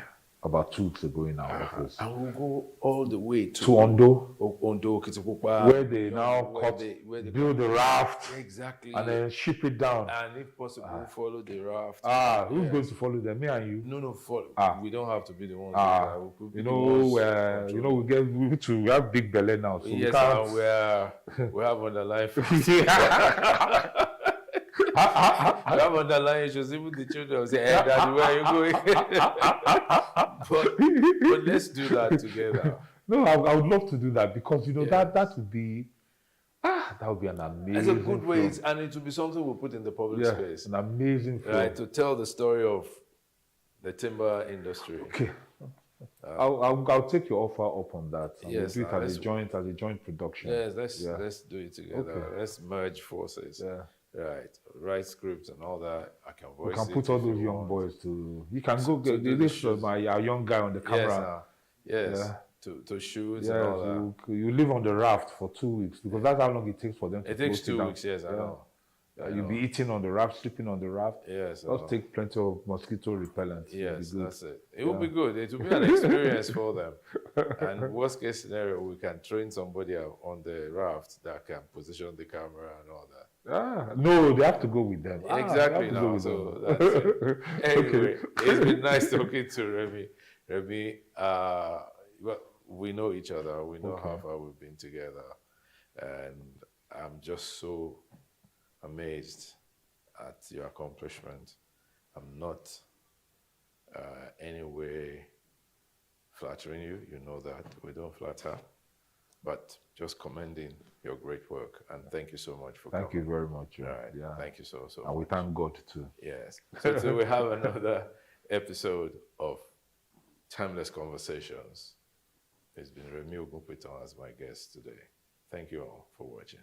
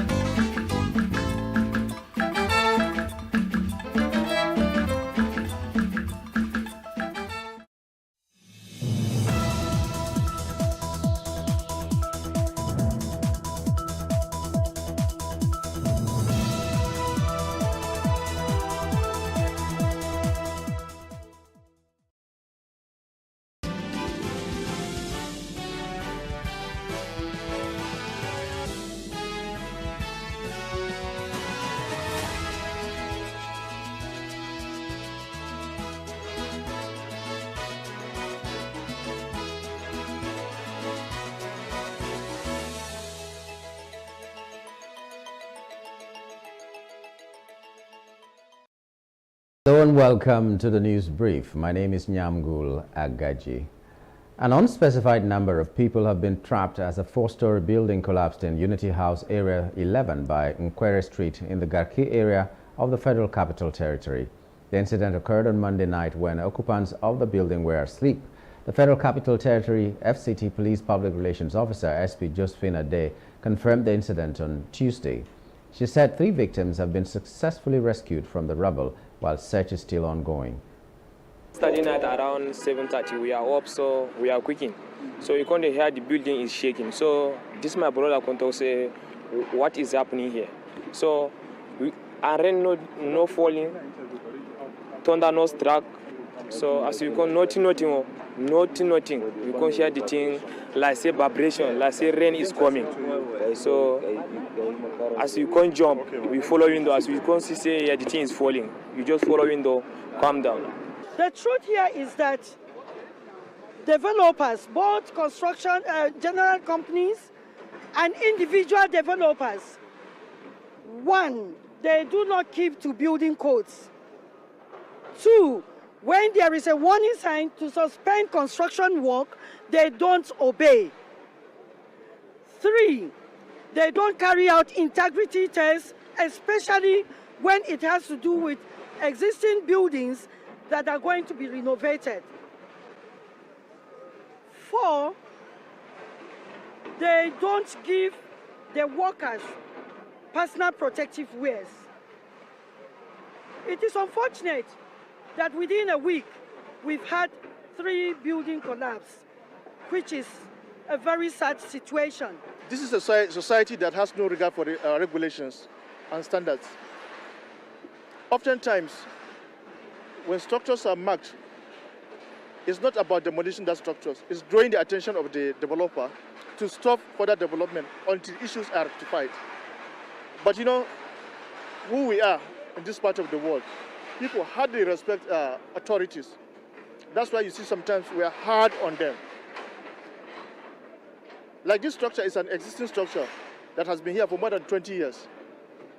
But obviously, you could see some modifications and renovations taken on, which I want to confirm, or I want to believe that they have not done the due diligence. That's why this unfortunate incident happened. The Defense Headquarters has described the terrorist bomb attacks in Goza, Borno State as cowardly acts intended to project an image of strength despite their weakness and decline. The bomb attacks carried out by the terrorists on Saturday were the deadliest in recent times. Explaining how the incidents happened, the Defense Headquarters, in a statement on Tuesday by the Director of Defense Media Operations, Major General Buba Edward, stated that 4 female suicide bombers were used to carry out the separate attacks in Goza. He noted that the first attack involved a woman posing as a beggar at a wedding reception. The second attack occurred on the same street while efforts were being made to stabilize casualties. The third attack happened as troops and hybrid forces were enforcing a curfew imposed on the residents, and in the fourth incident, the suicide bomber detonated the bomb prematurely after being detected early.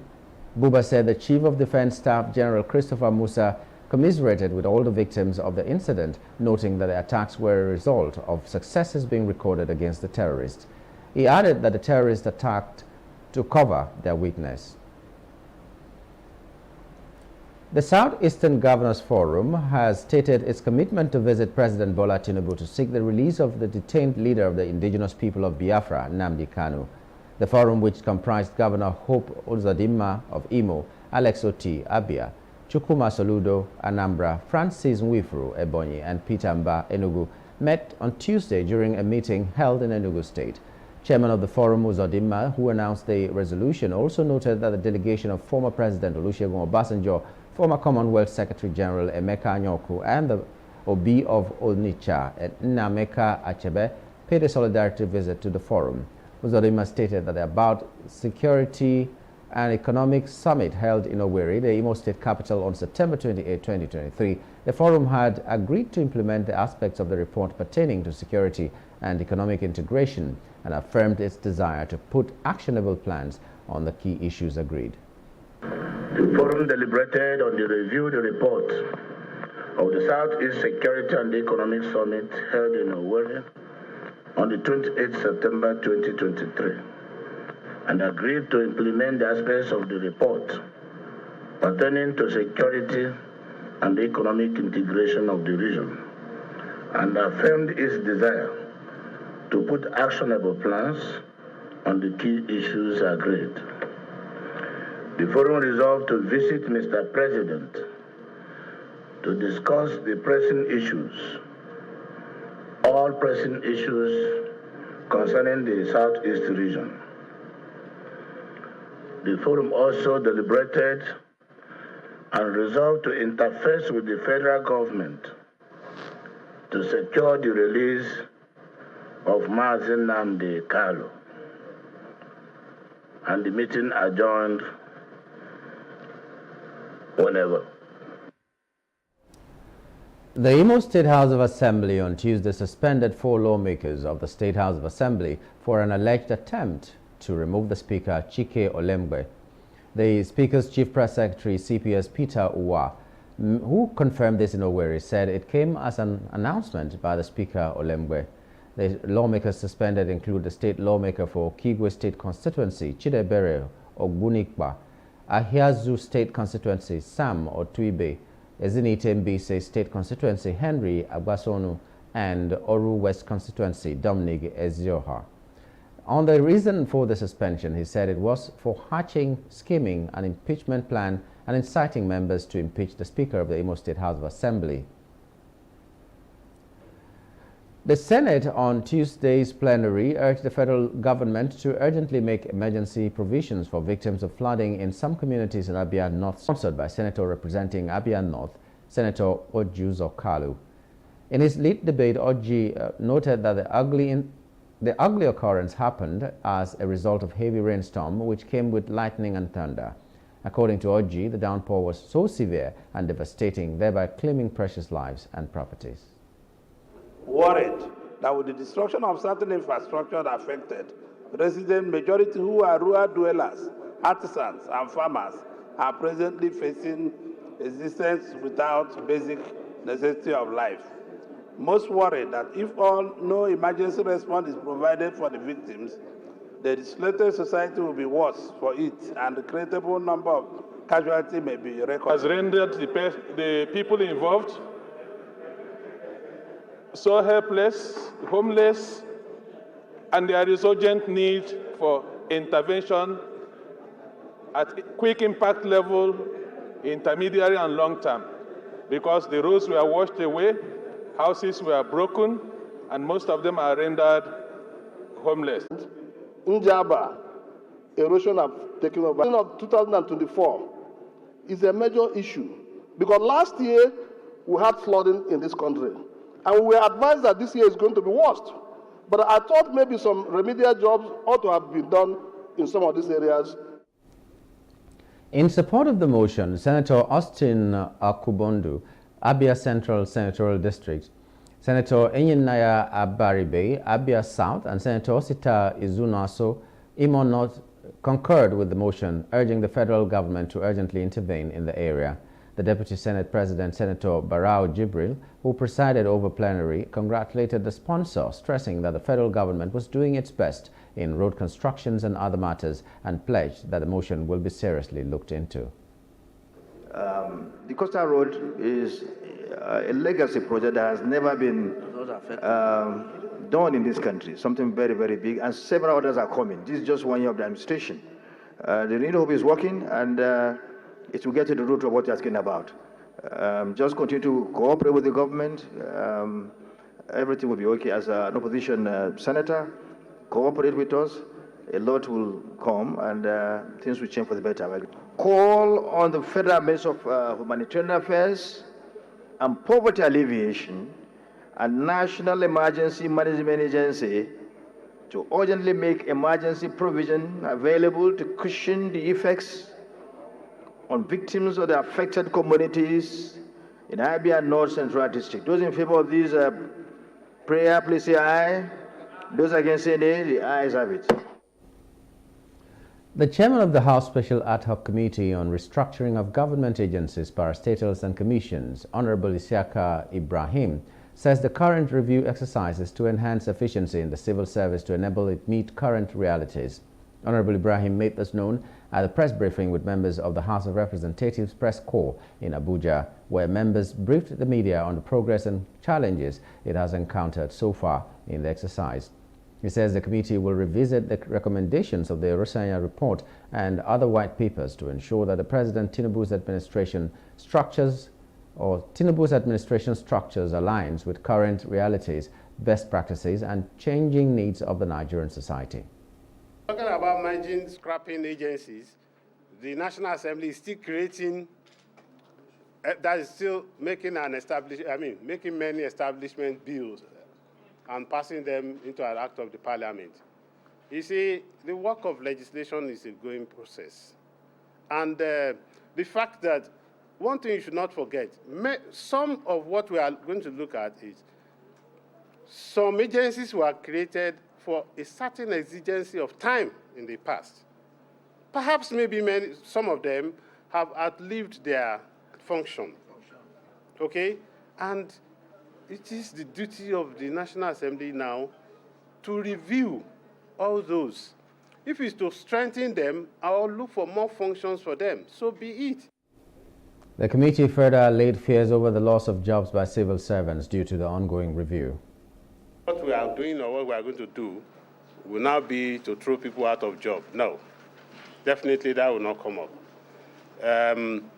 You see, not alone that merging, scrapping, or realigning functions of ministries, agencies, and departments, it's not just that. You see, it's just to avoid duplication. You see, we are doing something, and then this other person is doing the same thing within the same confine, the same ministry, or the same agency. I mean, we need to delineate all this. So it's just about the function, and it's not about driving people out of their jobs. Definitely not. And of course, we don't have such a mandate, and we are not going to tamper with that. Of course, next week, like I stated here on behalf of my colleagues, that we'll be having the public hearing. The head of service is going to be there. The SGF, the Secretary to the Government of the Federation, would have to be there. A Kano State High Court on Tuesday adjourned the hearing of an application of the ongoing Kano Emirship tussle case until Thursday, July 4. The Kano State Attorney General and Commissioner of Justice, Speaker, Kano State House of Assembly, and Kano State House of Assembly, through their counsel, Ibrahim Issa Wangida, filed a motion ex parte on May 27. The applicants are seeking an order restraining the 15th Emir, Aminu Ado Bayero, and 4 others, dethroned emirs of Bichi, Rano, Gaya, and Karaye, from parading themselves as traditional rulers. The respondents are Alhaji Aminu Ado Bayero, Alhaji Nasiru Ado Bayero, Bichi Emir, Dr. Ibrahim Abubakar II, Emir of Karaye, Alhaji Kabiru Mohammed Inuwa, Emir of Rano, and Alhaji Aliu Ibrahim Gaya, Emir of Gaya. Others are the Inspector General of Police, Director, State Security Services, Nigeria Security and Civil Defense Corps, and Nigerian Army. When the case came up for hearing on all pending applications, counsel to the applicants, Eyitayo Fatogun, SAN, informed the court that he was served with 5 processes on July 1 at about 6:30 p.m. by the first respondent.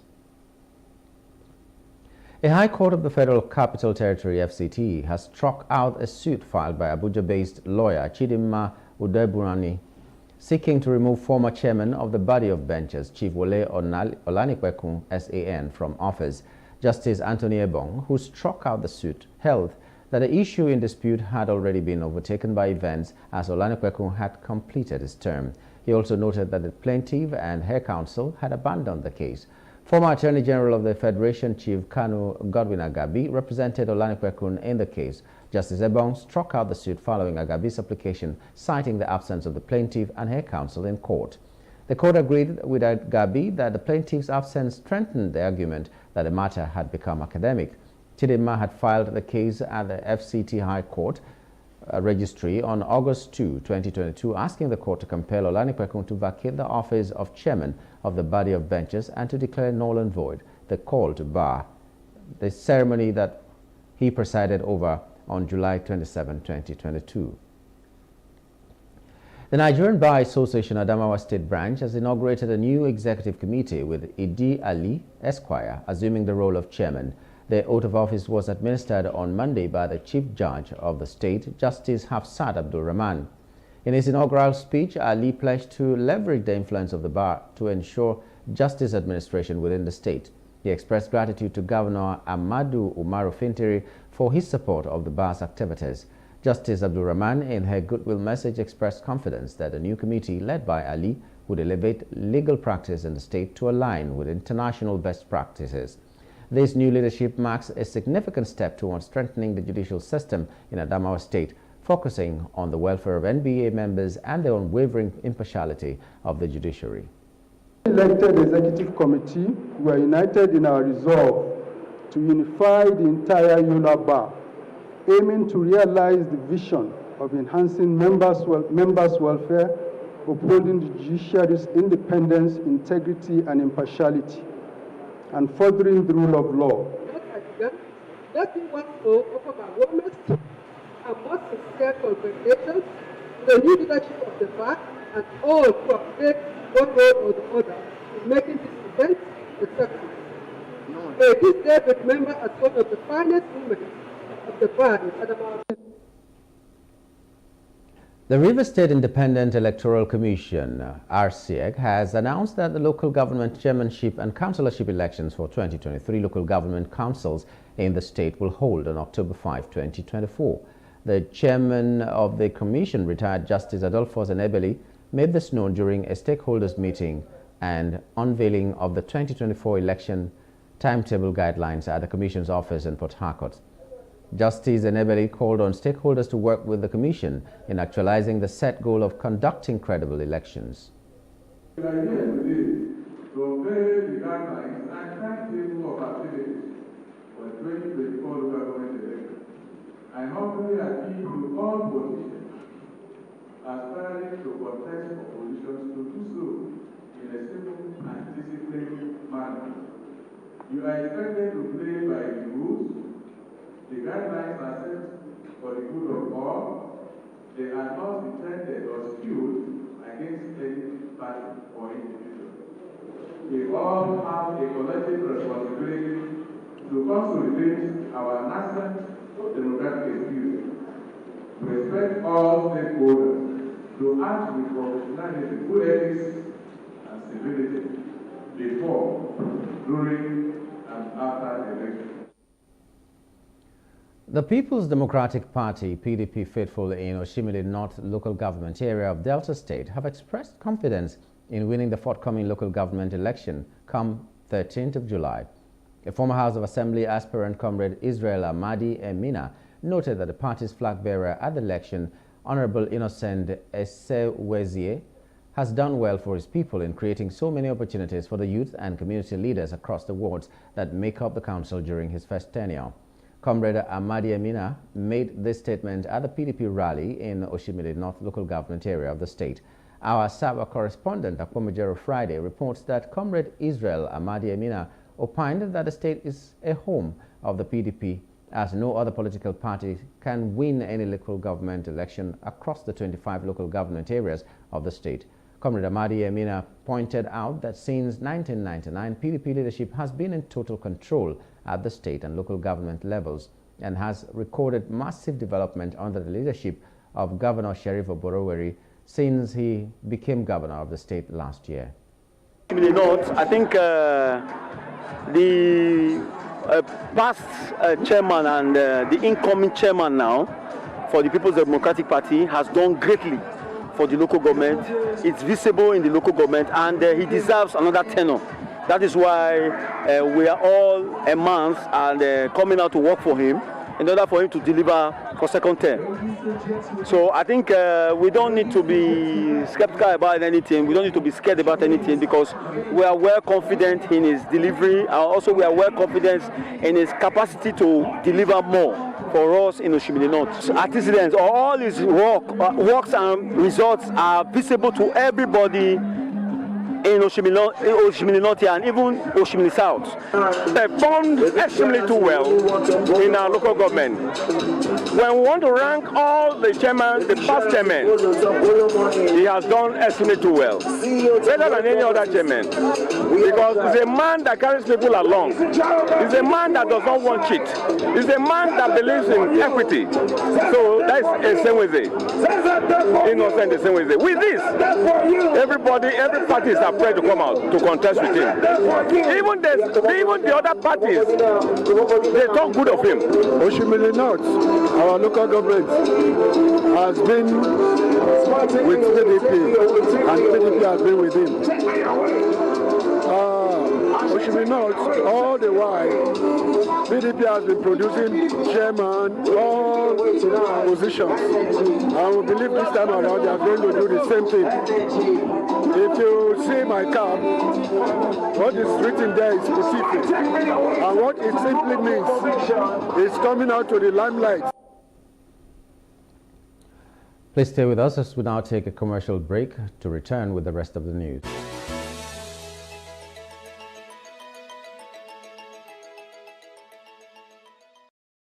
Welcome to Bayes University, Abuja, Nigeria, with a legacy of excellence and a vision for nurturing future leaders.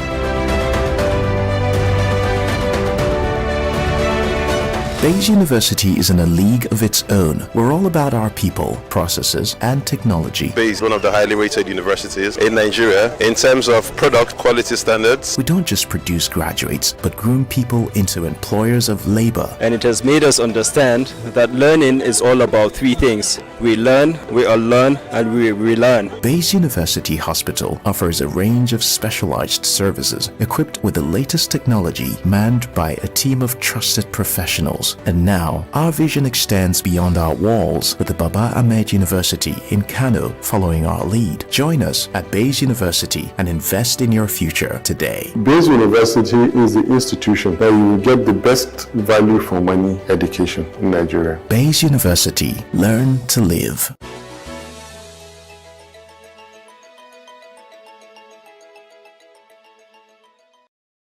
Now move to other parts of Africa. 2 staff members of the foreign aid group Tier Fund were killed when their convoy was attacked in eastern Congo, the latest in a series of attacks targeting aid groups and residents in the region.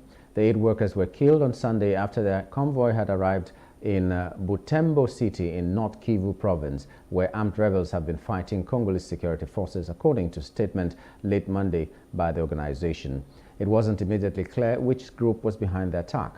More than 120 armed groups in eastern Congo have been carrying out attacks, often involving bombs targeting residents as they seek a share of the region's gold and other resources. More than 170 such security incidents have targeted humanitarian workers, causing at least 4 deaths and the abduction of more than a dozen people. The United Nations Office for the Coordination of Humanitarian Affairs in Congo said on Tuesday in a statement that called for protection of aid workers. Outside Africa, Palestinians have been fleeing districts to the east of Gaza's second city of Khan Yunis after Israel issued evacuation orders. Overnight and into the morning, witnesses reported multiple Israeli strikes in and around Khan Yunis. A medical source and the Palestinian Red Crescent said 8 people had been killed and more than 30 wounded. Patients and medical staff have also been leaving the European Gaza hospital in the area, as the Hamas-run health ministry in Gaza told them to evacuate. The Israeli military has not itself issued an evacuation order for the hospital. The Red Cross is reported to have helped patients in the process of transferring to another hospital. In business news, the federal government has approved the exemption of small businesses, manufacturers and farmers from paying withholding tax as a way of reducing the tax burden on businesses. It also introduced key changes to the previous tax regime, such as reduction of rates for businesses with low margins and measures to curb evasion. The chairman of the Presidential Committee on Fiscal Policy and Tax Reform, Taiwo Oyedele, in a post on his official X handle on Tuesday morning, announced that President Bola Tinubu has approved the new withholding tax regime for the country, with the official gazette expected to be signed in the coming days. According to him, the erstwhile withholding tax system introduced in 1978 had challenges such as the ambiguity necessitated by the increase in transactions that it covered, thereby increasing the list of multiple taxes, inequity, straining the working capital of businesses with low margins, etc. And with that, we wrap it up on the news brief. For more stories, please follow us on Facebook, X, and Instagram, and do subscribe to our YouTube channel at Plus TV Africa and Plus TV Africa Lifestyle. You can also view us from Limex on limex.tv and Glow TV apps anywhere in the world. My name is Nyamgul Agaji.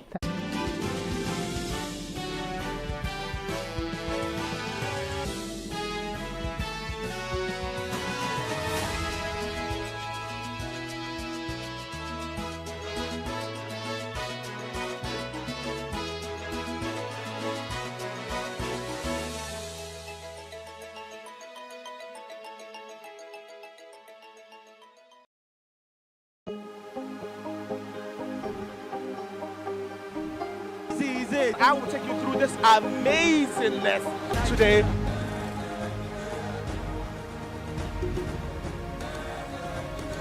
Welcome to Plus Trending. I am Buki November, your host, saying thank you for joining us on today's episode. Welcome back. It's tea time on Plus TV Africa. Practice makes perfect. I'm not perfect yet, but I'm a lot better than I used to be. He's a king. He's entitled to marry 100 if he wants to.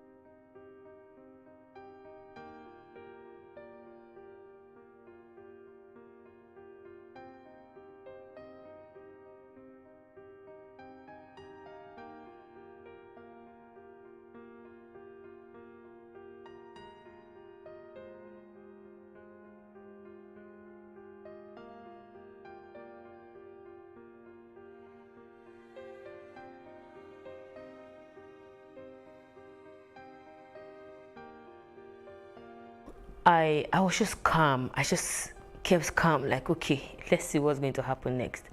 And they were there that night till at about 11 or 12 late in the night.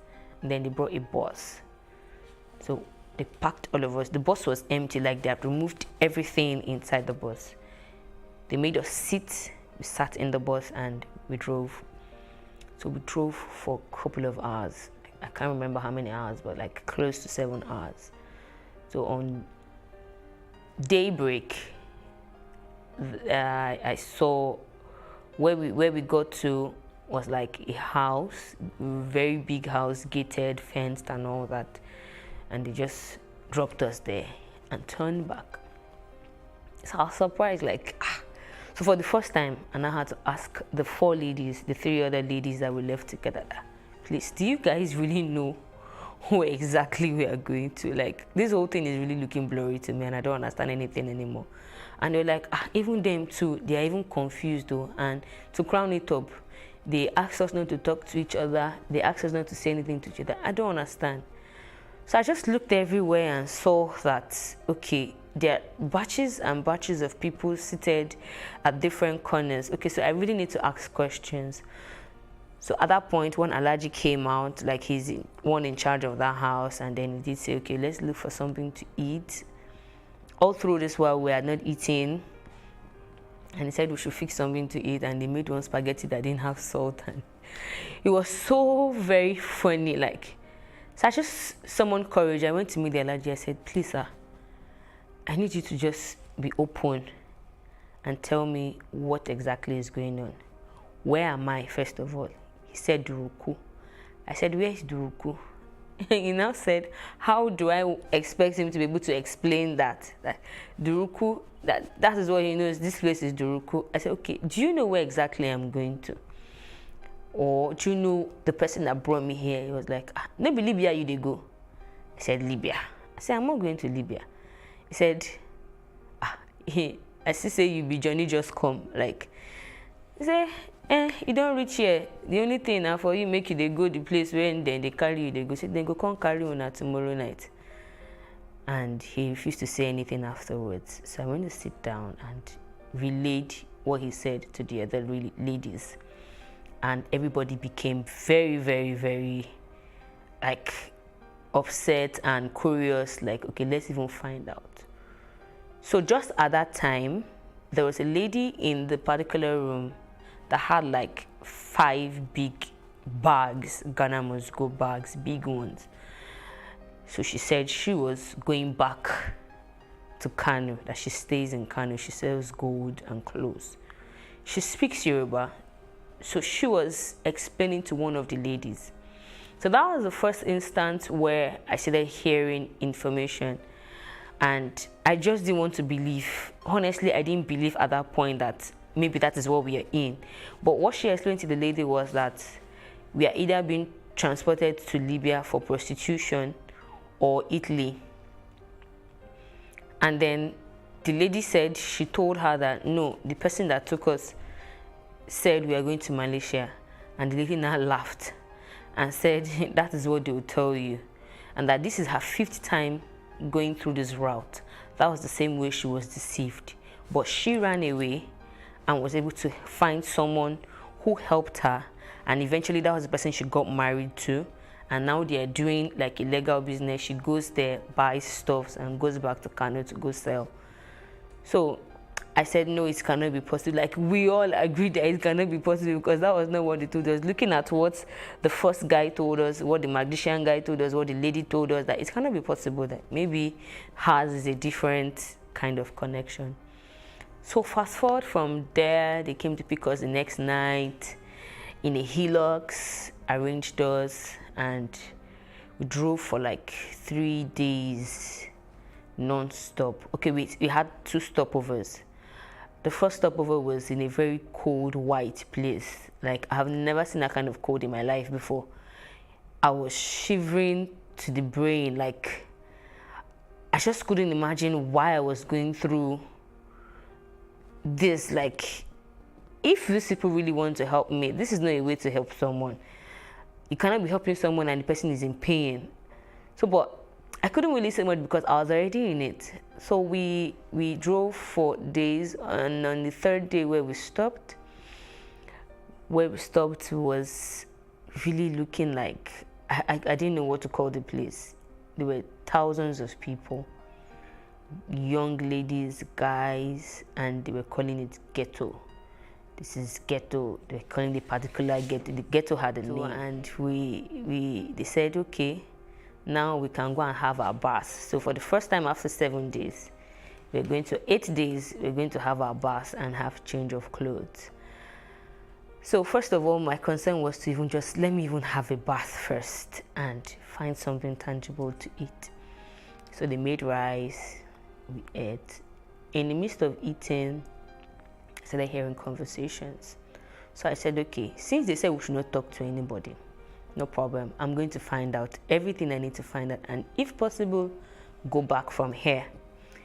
So during conversations, I heard people saying, they will tell you everything possible, that here it is Libya, they're taking you to, You either go and work as a housemaid or you go and work in connection house, all manner of things. And at that point, it really dawned on me that what that lady had said earlier was very true. So the other 3 ladies, 2 of them now came to meet me when I was sitting down. I'm like, see what I am hearing. I said, okay, even me too. I heard the same thing. And they're like, are we sure we want to continue this journey? So at that point, I was really upset with myself not to have verified whatever information I got. I started crying. I was in pain. Like, why will I be going through this? Like, no. Even if, for crying out loud, this is not help. This is like putting me in a pit where I can't talk, I can't communicate. Now there is no communication, nothing. So I looked around. We were there till the next day, and then there was this particular guy, Mohammed, that was giving out clothes, was calling out names and all. So I walked up to him and said, please, at this junction, I don't think I want to continue this journey. Can you help me? I want to go back home. And then he said, that what I just asked is very dangerous. That if it was yesterday when I came that I said that it would have been, maybe you can manage or think of how to go about it. That already the person that I'm being taken to knows I'm here. Whatever makes me not get to her, he has to be the one to pay for me. I'm like, pay for me as how? He said, somebody paid for you to be brought to her and pay transit. They pay additional money just to be sure that the person is being carried along. And I was like, okay, so how much does it cost to get up to this point? And if I'm to go back from here, I can actually call them, tell them I don't want to continue this journey and I want to go back home. He said it's either of 2 things. It's either you get home or you don't get home. They might tell you to go. They'll either kidnap you and sell you to a place where you'll never be able to come out from, or they might even kill you. That he would advise me to just go and face my fate, but I should pray that whoever I'm going to go and meet is not a bad person. And I asked that, why did he say so? He said he cannot say anything more. That I'm here, and the only way forward is to move forward. I was like, okay. I was broken. I couldn't even tell the other ladies what he had said. I summoned courage to eventually see. So that night, they put us in a hillock. We're about 36 or 32 of us. And they made us sit in rows in the hillocks. So we drove for like 3 days.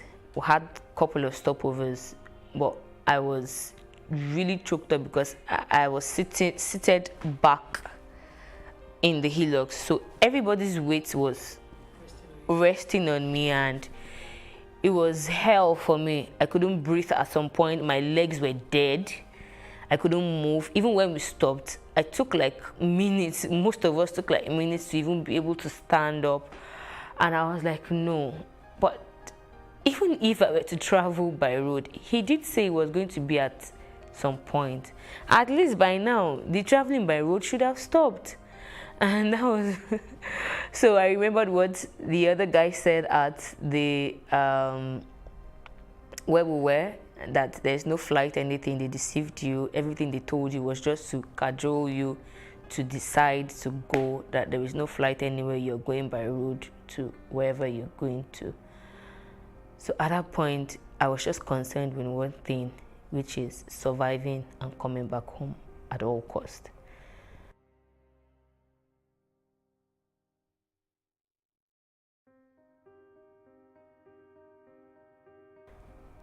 So after the first stopover, I became sick a little bit. I started having too many issues. So I decided not to sit in the hillocks again.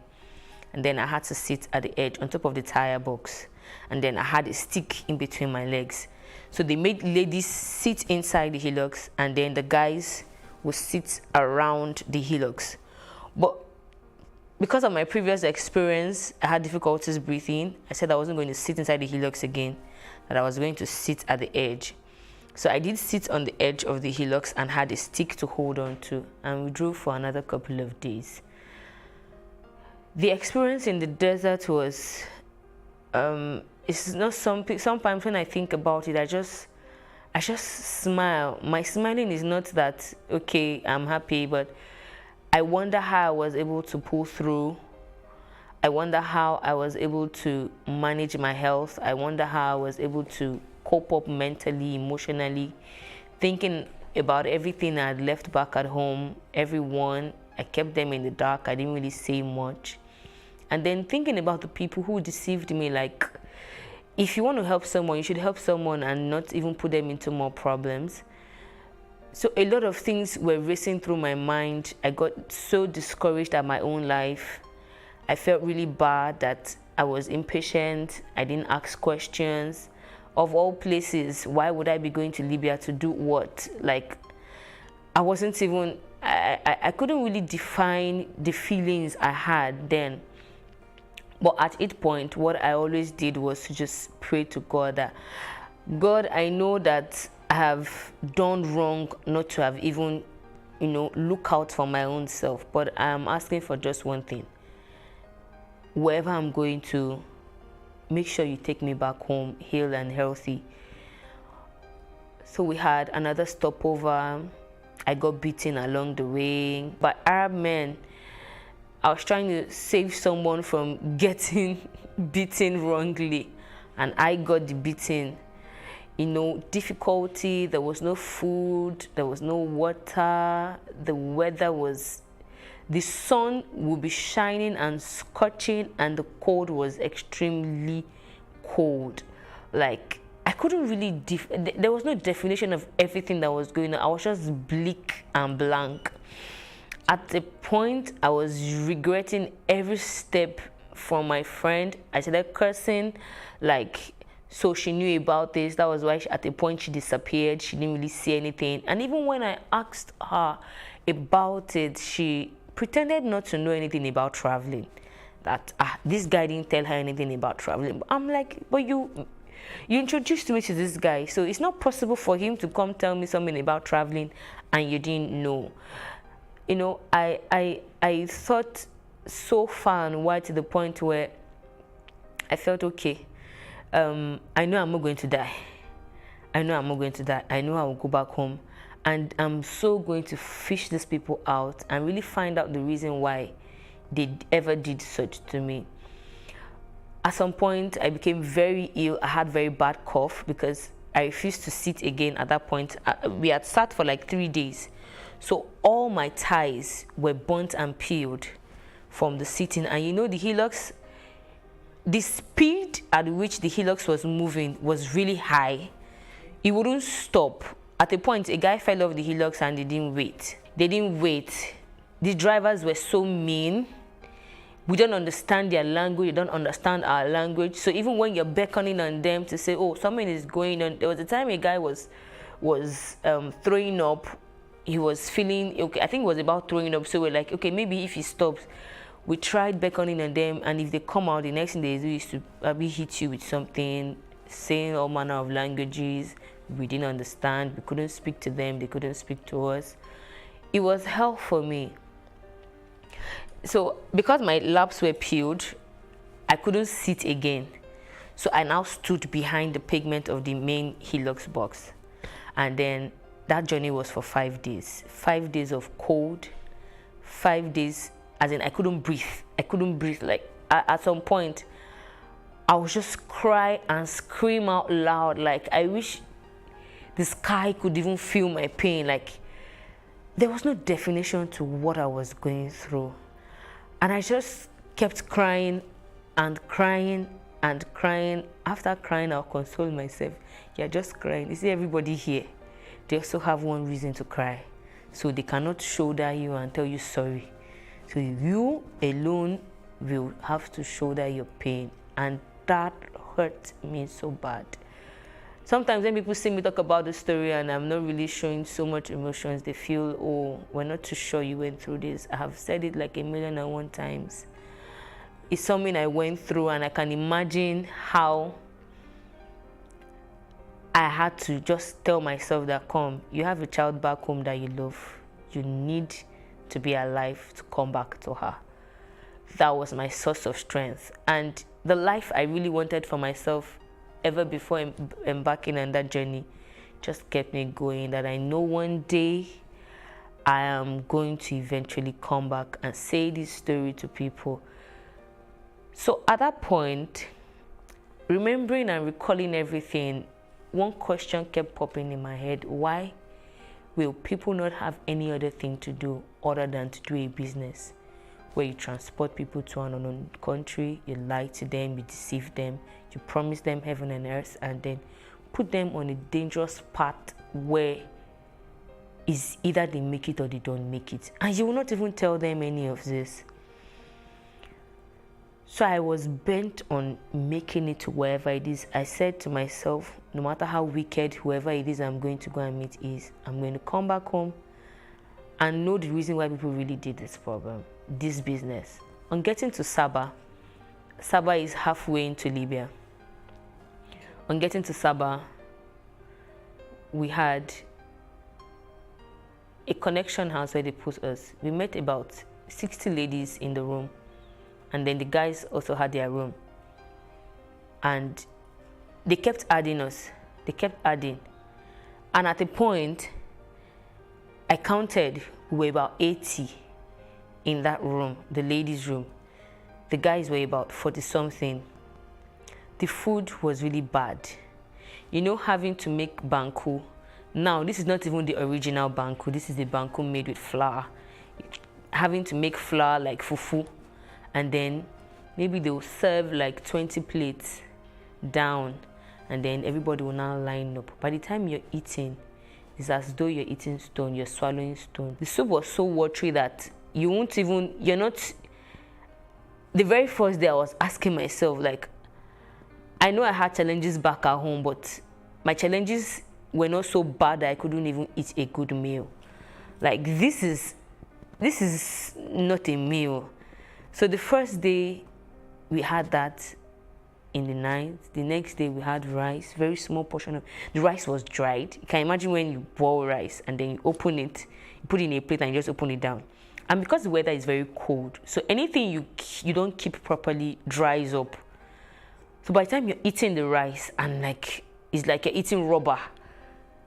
So at some point we just sit there crying out that no, this is not life. This is not, why are we having to go through this?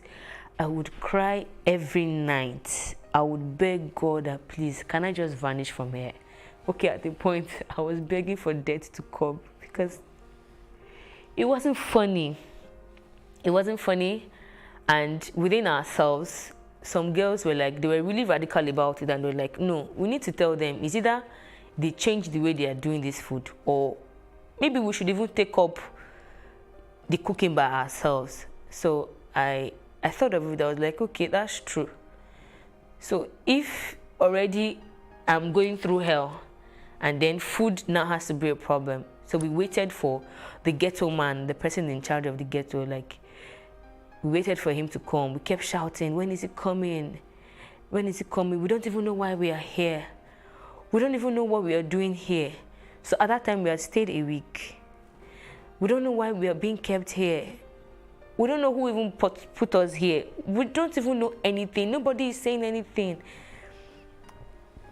So when the connection man did come, we took turns to ask questions. I noticed everybody was just asking questions. Where are we going to? Where are we going to? And all. So I did ask him. I said, okay, first of all, why are we here? Do you have an answer, or do you know the reason why we are here? And then he said, you are here because you're being transported to your burger.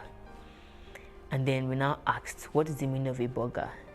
He said a burger is a person that paid for you to be transported from Nigeria.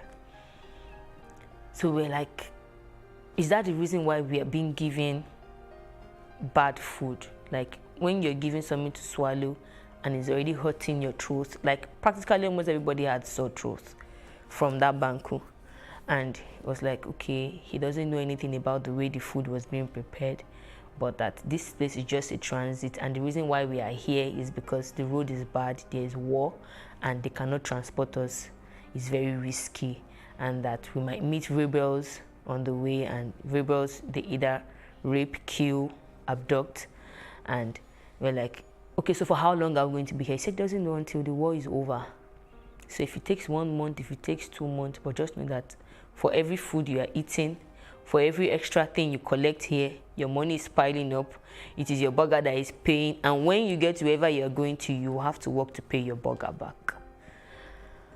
So we now, 5 of us volunteered to be cooking our food by ourselves. And we were there for extra 2 weeks and some days. In total, we were there for 3 weeks and 5 days. And then we started the journey to Libya. That was where I had a near-death experience.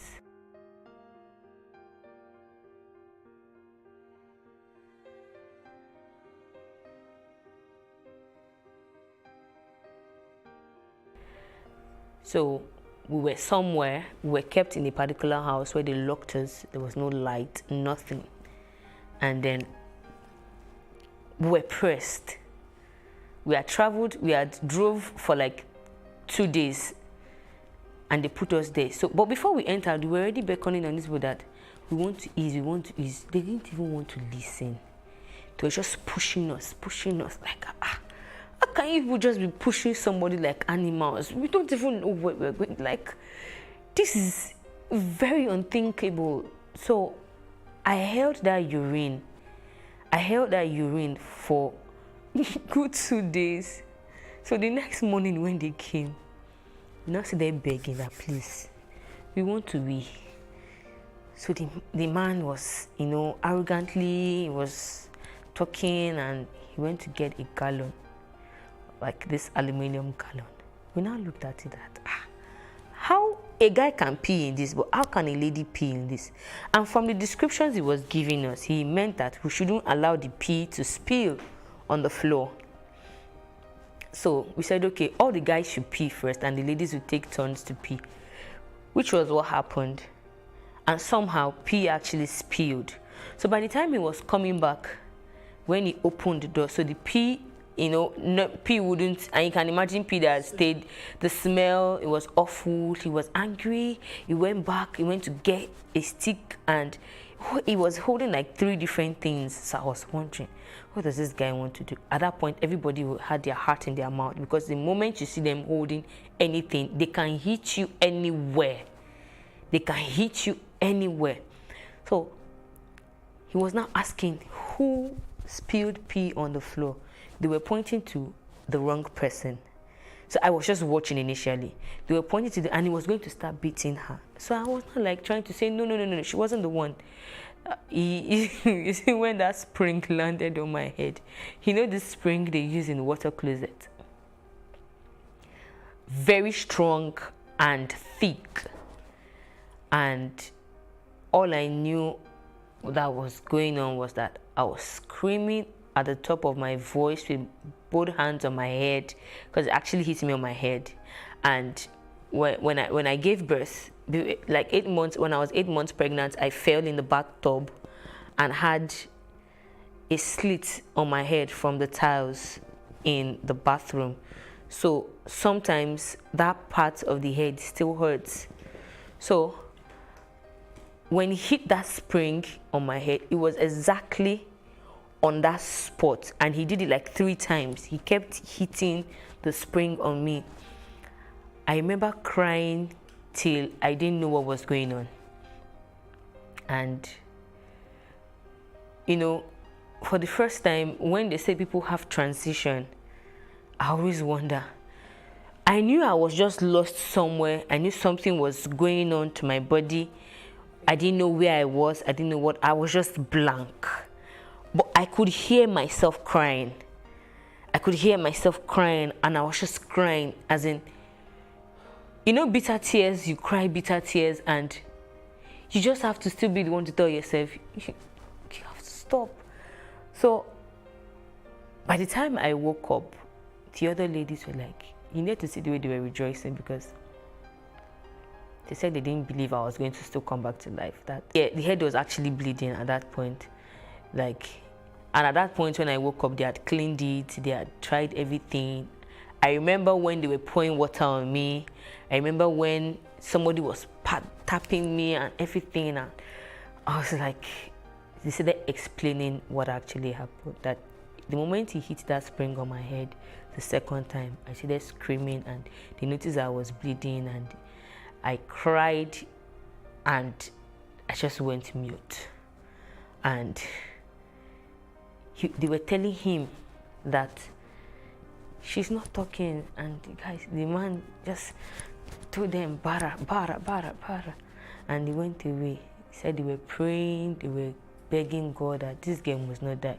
She has been like a source of strength to us. If she dies here, what's going to happen and all that. It actually took me 4 to 5 hours before I woke up. And at that point, I had lost strength, I had lost everything. So there was a lady we met in that place that had a phone. So that was the first time I had to beg her. I'm sure it was because as a result of what had happened, she did not allow any other person use her phone. They would normally not allow you use their phones. So I couldn't even tell my mom what I was going through, because there's no how she would hear my voice like that and not panic. And I know the kind of mother I have. So I called my boss that I had worked with in the FRSC and told him, this is what has happened to me. And I don't even know where. Yeah, we were in Trauna at that time. And he said, but why didn't you say anything before leaving? And then I told him that they told us not to say anything. The moment they say don't say anything, you should have known it was trafficking. I know that you're naive and you do not know anything, but you should have told me. Because he was now like a father to me. Even after I had stopped working with the FRSC then, he was like a father to me. Said he was going to try his best to see what he can do, but that still being on transit, there is probably little or nothing he can do at that point. So I'm sure he tried calling back, because the lady kept cutting a particular call. I wouldn't know, and I didn't want to disturb her. So at that point, I really cried. I cried. That was the only thing I could do. I just cried. Like, I have never suffered like this in my life before. Even if I'm to suffer anything, it shouldn't be suffering from a decision to have a better life. So long and short was, we got into Libya and they kept hiding us. They lay us in hillocks, cover us with tarpaulin, hiding, running, making sure you're not seen, number of choking, you have to be there, sometimes 3 hours, 2 hours, you won't be able to breathe, you can practically feel life leaving you, you're sniffing each other's air, and in the midst of all of this, some people will be fighting and quarreling and beating themselves. I just couldn't imagine why. And even in that, some people decided they wanted to go do this thing, like they wanted to travel this way. I didn't know anything like this existed. I didn't know anything of such even happens. Finding myself in it was like the biggest dream I never wished to have again. So, found ourselves in Libya, and the first thing they did, seeing Nigerian girls and women, I was like, okay, so finally, we have gotten to our destination. So, what's next? Entering that house, I knew this is going to be a big problem for me. Because already I was upset. I was ready to yell at anybody. And then the first thing they made us do was to strip ourselves. I was like, okay. So I did remember at some point in the journey where a particular guy, we met him somewhere, and he also gave us a hint of how it actually goes. He said they're taking you to the garage. And then I now asked, what is the garage? He said the garage is a place where they take Nigerian girls to. And that's the most common place that they take them to. And they're going to take you to the connection house. And what they do normally in the connection house is sex trade. So I said, no, I'm not going to do that one. He said, you will not have a choice. He said, they'll make life hell for you. You will not have a choice. So he now said that if eventually I get there, and that is what it is, that I have an option to run away, but it's very risky. And then he did give me his number and said that I must not write that number anywhere, that if they see that number with me, they will beat the living daylight out of me, because they will know that I have contacted the burger as well. So he made me cram that number. Two of us, we crammed that number to be sure that we didn't forget the number. But you see all the experiences we went through afterwards. At a point, I couldn't even remember the number anymore. And then I remember what he said. He said, you just have to help yourself remain strong. And while they asked us to strip ourselves, I was like, for whatever reason I'm coming to work for someone, why would you ask me to strip myself? So they said they were searching, maybe you have a number written somewhere in form of a tattoo, or maybe you wrote the number somewhere and you hid it in your clothes, or anything. They just wanted to be sure you didn't have any information whatsoever. They collected my phone, went through my phone, and that night they called us one after the other. So, what were you doing in Nigeria? And then I explained, and the man said, okay, now this is the woman and her husband. The man said, okay, I can see. And then the first question he asked me was, what are you doing here? And I'm like, I was dumb, like, he said, you have something good doing. What are you doing here? I said, it was a friend that said there's traveling opportunity, and said, there's no need to explain. You are here, you are here. Oh, need choice near. Your own is to make sure you work on time and pay and get out of here. So the wife now asked, what did they tell you that you're coming here to do? I said, first of all, this is not where they told me I'm coming to, and they told me I'm going to be working in a hair factory and a restaurant. Then she laughed and said, that is not it. That this is what they do here. That did I see all those other girls outside? I said, yes. He said, what do you think they are doing? I said, I don't really know, but I saw a couple of girls sitting down. He said, they're working for their money. He said, that is the same thing you're going to do. And I was like, I don't understand. He said, yes, that's the same thing you're going to do. So the earlier the better for you. I bluntly refused, because this is that wasn't what I was told in Nigeria. And for no reason, why would I leave Nigeria to come to Libya, to come and prostitute with my body to make money? How much money do I want to make? So I felt that I was doing myself good by trying to be as open as possible. I was very plain and blunt, and then she just kept laughing. I was like, but yeah, nobody will tell you. So she said, okay. And the same thing with every other girls, because we had agreed that, okay, if eventually we find out that that is what we're actually being taken there to do, that we are not going to agree to it, because that was not the agreement. And for whatever reason, we cannot just decide to leave Nigeria and go and prostitute somewhere. So she was like, she knows that girls that they just bring from Nigeria are very stubborn, that she will give us 3 days to go and decide. But in that 3 days, we should be watching at the other girls to see how they actually go about what they do. And the first day went by, second day went by. I vowed to myself, I said, nowhere in heaven's name will I live this kind of a life. Like, it was so absurd. I was grieved, I was bitter, I was angry, all manner of words, because looking at all the experience in the journey, I almost died, and then all for what? To come here and come and use my body to work to pay someone. I'm like, it didn't make sense. I cried every minute I remembered. And on the third day, she did call us to ask us if we were ready. I told her that she has to look for another job for me. And then she said, okay, since I don't want to take it easy, since I don't want to take it the easy way, that they'll show me how they also go the hard way. So that night, we didn't even know what she meant. That night, a girl was brought in, and we watched more than 5 people beat that girl black and blue. Wow. She had also refused the connection house where she was taken to. she had also refused to do the same connection house job.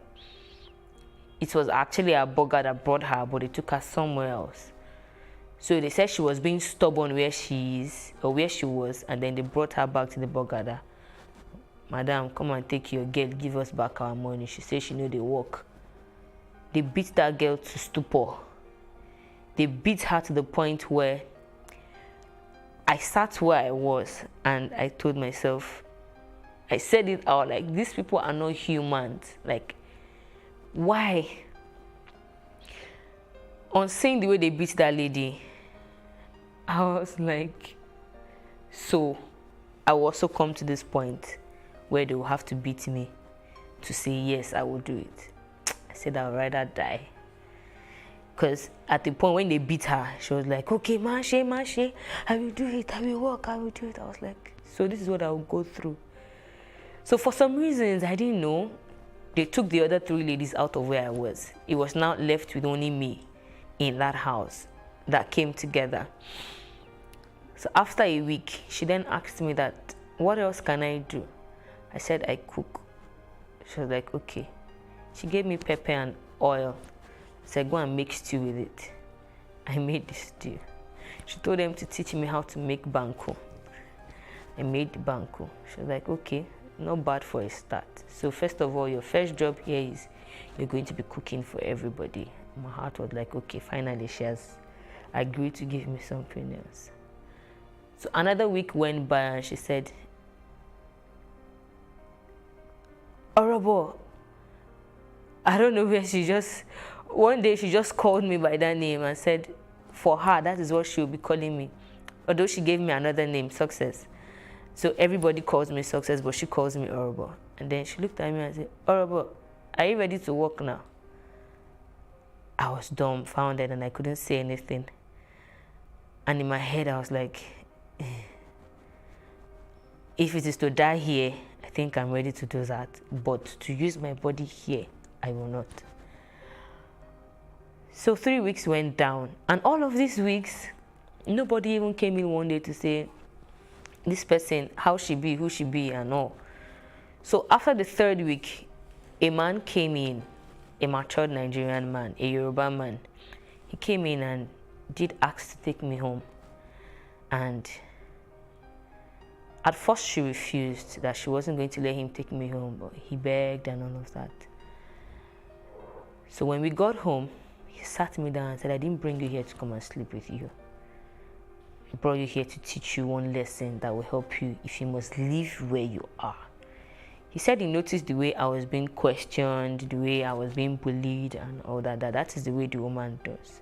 And that I'm even still seeing the better side of her, that she's a really, really hard person. And when she's ready to go hard, she goes all the way. He said, you see where you are, there's no shortcut. There is no way out other than for you to actually make money, pay them before you leave. And if you are not even careful, you'll be done paying them, you will not know, you'll still be there playing a fool, working for them. So you have to be smart. I see that you are innocent, but then yet you are smart. So I need you to wake up that smart instinct in you and know what to do to live there as soon as possible. He said he was going to be going to Italy in 3 weeks. From that time, that was the reason why the woman refused to give me to him initially, because normally that is the way some men will come there, take girls and they run away with them and they don't eventually get their money. So he said, but he's going to teach me how to make it fast. That if I work with my body to pay them, they'll split that money in 2. But if I'm doing something extra to pay them, they would record the money just the way it is. Say, for example, I sleep with someone and the man pays me 5,000 naira. They're not recording 5,000 naira. They're recording 2,500.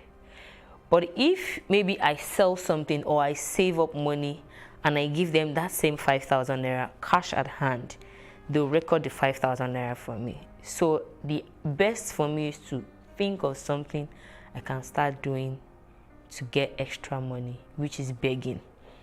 So when these guys come, I have to beg them for extra penny or if they ask for anything beyond what I'm supposed to give them, like in normal duty, then I should ask for extra cash. Those extra cash are the extra stipends I'm supposed to be saving up to give them. I cried my ass out that night. Like, so he said, you see, she's even giving you grace. He said, it's because she likes you. That this woman, she's naturally not the patient type, and the moment you're proving hard, she'll go hard with you and you'll give up. So the earlier the better for you. But I felt that he should just reach out to me and teach me something that would help me.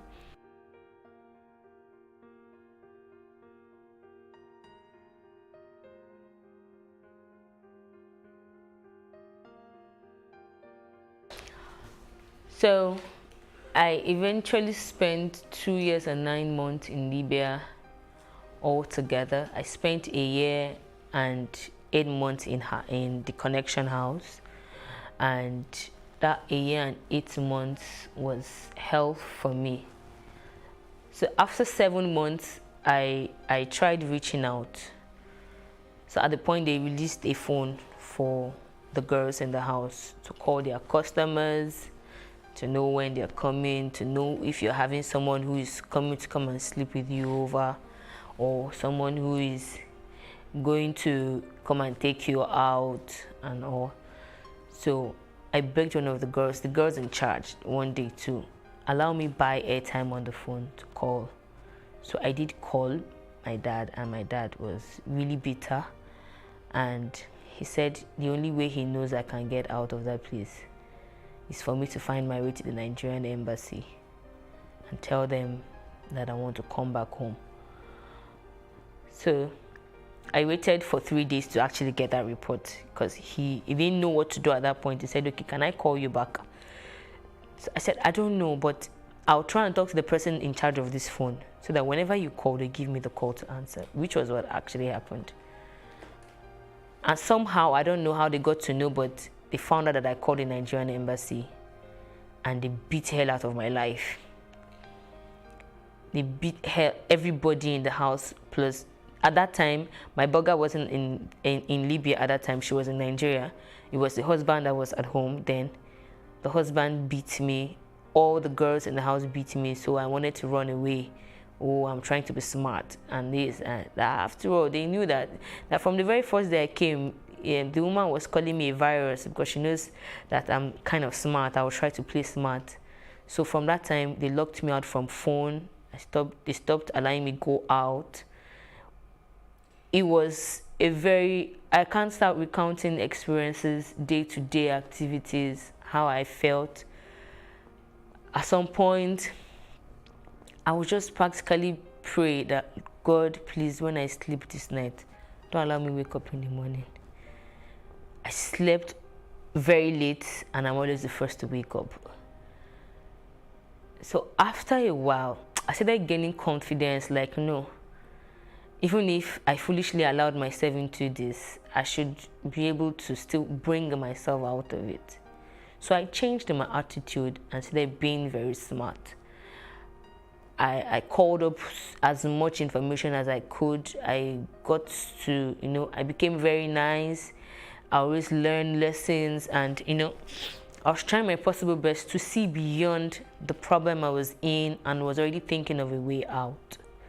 So I had a couple of guys who would just naturally like me, and they would tell me, you see, when you're ready to leave this place. Some guys went as far as asking, okay, madam, how much is this girl's money? Let's pay. She would intentionally double the money and make them run away. So when she did that the first time, the second time, I just knew that, okay, so this woman is actually being wicked.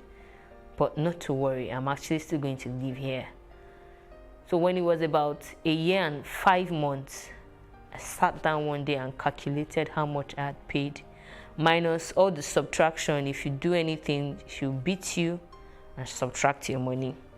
Maybe 50 dinars, maybe 100. If you quarrel with anybody, maybe 200 dinars. If you fight, maybe 500 dinars and all. So by the time I calculated and I saw that the money had gotten up to like 5,000 dinars, which was actually what that man told me.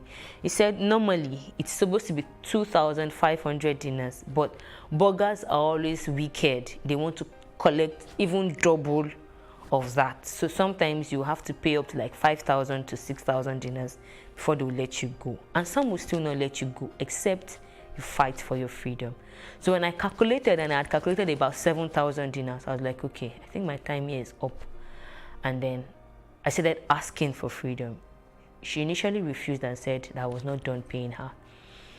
So I said, okay. So in 2016, when she was going to come to Nigeria in September, she gave me freedom in August. That was a year and 8 months. She said, okay, that now I am free to work for my own money.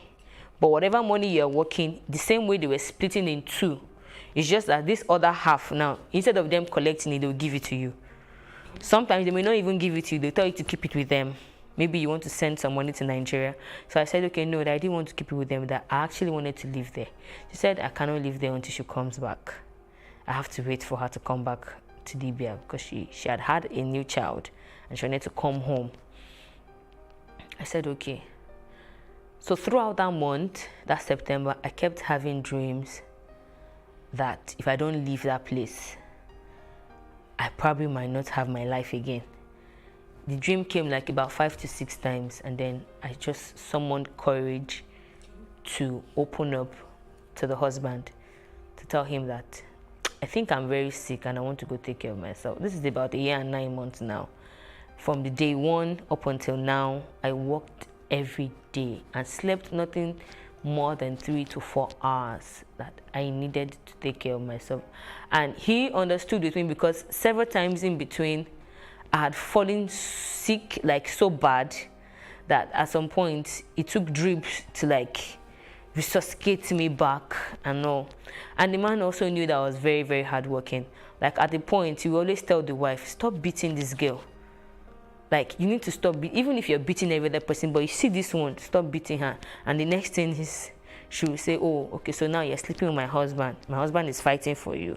This, that. I know you are hardworking, but you must be sleeping with my husband for him to be fighting me to stop beating you. And then she will intensify whatever thing she was doing. So, but I kept bearing them up. At that point, I made up my mind. So there's this Ghanaian guy who had already told me that whenever I'm ready, that he had an apartment he doesn't really stay in, that he goes to the village to work. Sometimes he doesn't come home 2-3 months, that he could give his space up for me to stay there, take care of myself. So when I did mention to him that I wanted to go and that I was sick, he did say, okay, that I should call the wife and tell her, which I did. And then she was like, so I cannot wait for her to come back. I told her that no, I can't wait, that I'm very, very sick and I needed to go take care of myself. She said, okay, I should hand over the account to the husband and I can leave, which I did. That was in October 2016. I did that in October 2016. In November, that was November 2016. I did that in November 2016. I had barely stayed a month in the new house where I was staying. I'd stayed a month and I was taking treatment, eating well and all that. And I heard she came back. She did actually call me to come and cook for her, but I refused going. And then on the 2nd of January in 2017, there was a massacre in the garage. The massacre was bloody. I think they were counting 300 bodies and they were still counting as at the time we got the news. The bombing and from where I was, it's not so far a distance, it's a bit far. We could hear the bombs, we could hear the gunshots. Part of the things we face like every day, you don't sleep, like gunshots. There are some bombs that you practically feel like the house is going to be uprooted from the ground. There was a day that we were running and a stray bullet passed by my side, brushed my leg. Like, I don't know how I escaped. I don't know how I escaped, but you know, it was just God that was just protecting me all through. And at that point in January, when that massacre happened, like 6 girls in that house actually died. And for me, I felt, oh, this is God just saving me. I guess this is what God was talking to me about when I kept seeing those dreams, and I made up my mind I was going to just go back home.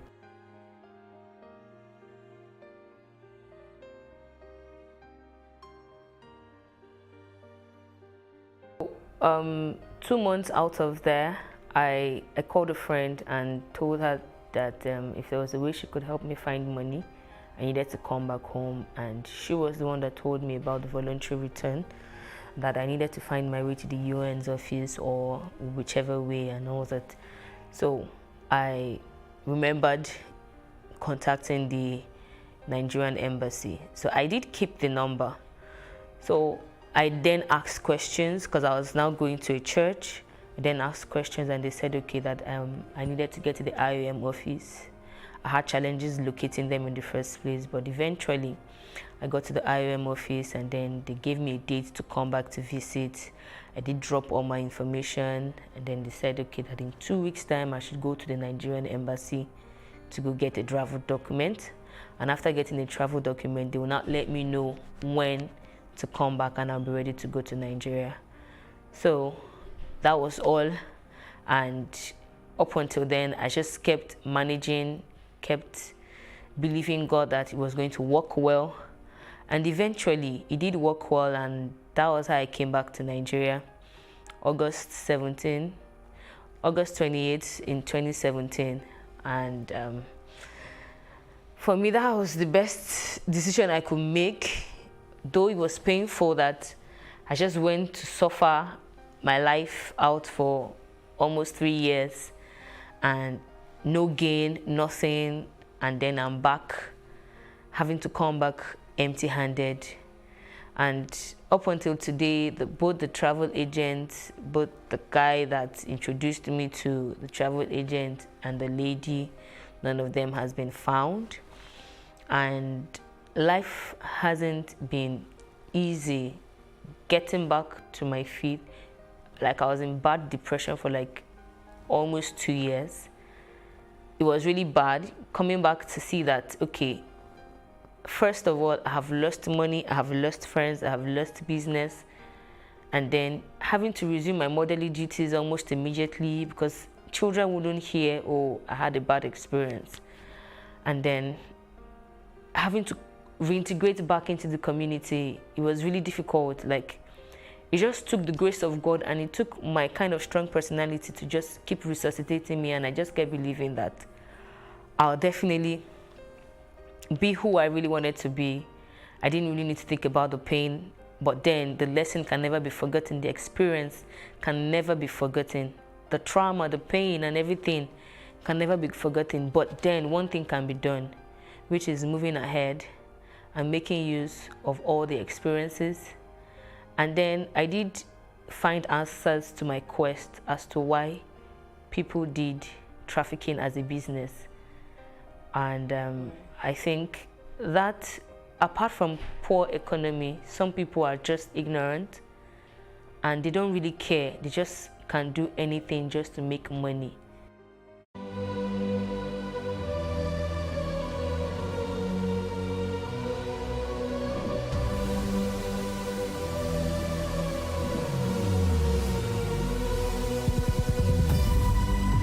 What we do not understand, we will stigmatize.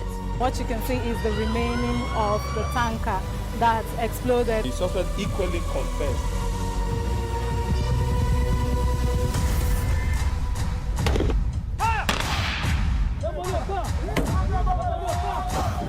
A 500 naira they collect them. If you no talk, then go beat you. Now 2,500 they pay.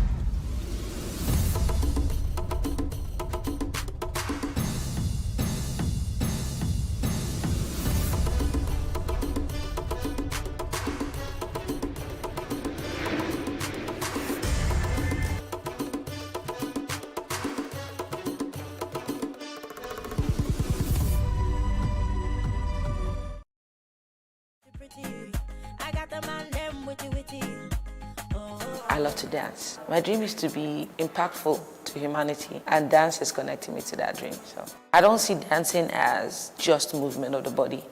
I see dancing as an amazingly powerful tool. Dance is the oldest form of communication. Before we are able to speak, we move first. Dance can speak to us, dance can nurture us, dance can empower us, dance can make us fit and healthy, dance can make us happy, dance can reduce stress level, depression rates, dance can stop you from even committing suicide, because it's an art form of expression. And when you get to express, you are able to live. When I look at dance, it's just a cloak I can wear to connect to humanity, to be a better person. Like some people ask me, so if you know the dance, what you want to do? I go do dance again. And I come from a family that only celebrates children because mommy is lawyer. We are like stifled in that pressure of what our family dictates that success is. And for me, you don't do that to a cafe. Don't say I can't be great as a shoemaker. I will prove to you that shoemaker, and in fact, I'm going to make shoe for Queen of England. I read book well. I love book well. And I dey pass. So it's not a second class option for me. So being great at it doesn't mean I'm the best at it, but I'll do the best with what I have, with what I know. So there has been a lot of trial and error, but there was more of trials that worked than errors that didn't. And most of my errors were things that I used to kind of like educate myself for what not to do next. I dance and people are happy because I dance with you and you are happy. So if you don't understand that it's a product, it's different. If you don't understand that it can be a service, it's different. It's up to me to make you understand that this thing you need it to. Money should never be your motivation because it hinders aspiration. It does. I see money as something that I can control. I want you, I get you. Who you are can make you make you be anybody that you want to be. Every individual determines their own ceiling. Now, I hate it when some people use me as their ceiling.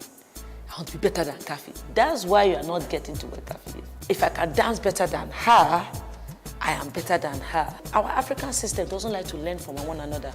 We feel learning from each other belittles us. If I go somewhere now to go and learn from a younger dancer, the way he will carry it for head, the way he will talk about me in a very dishonorable manner, is what to make somebody that knows so much not want to go and learn from a younger person. I always want to impact. I don't like to see the bad in people. I always want to see the good in you. And the good in you, for me, translates as what God put in you. That is not yours.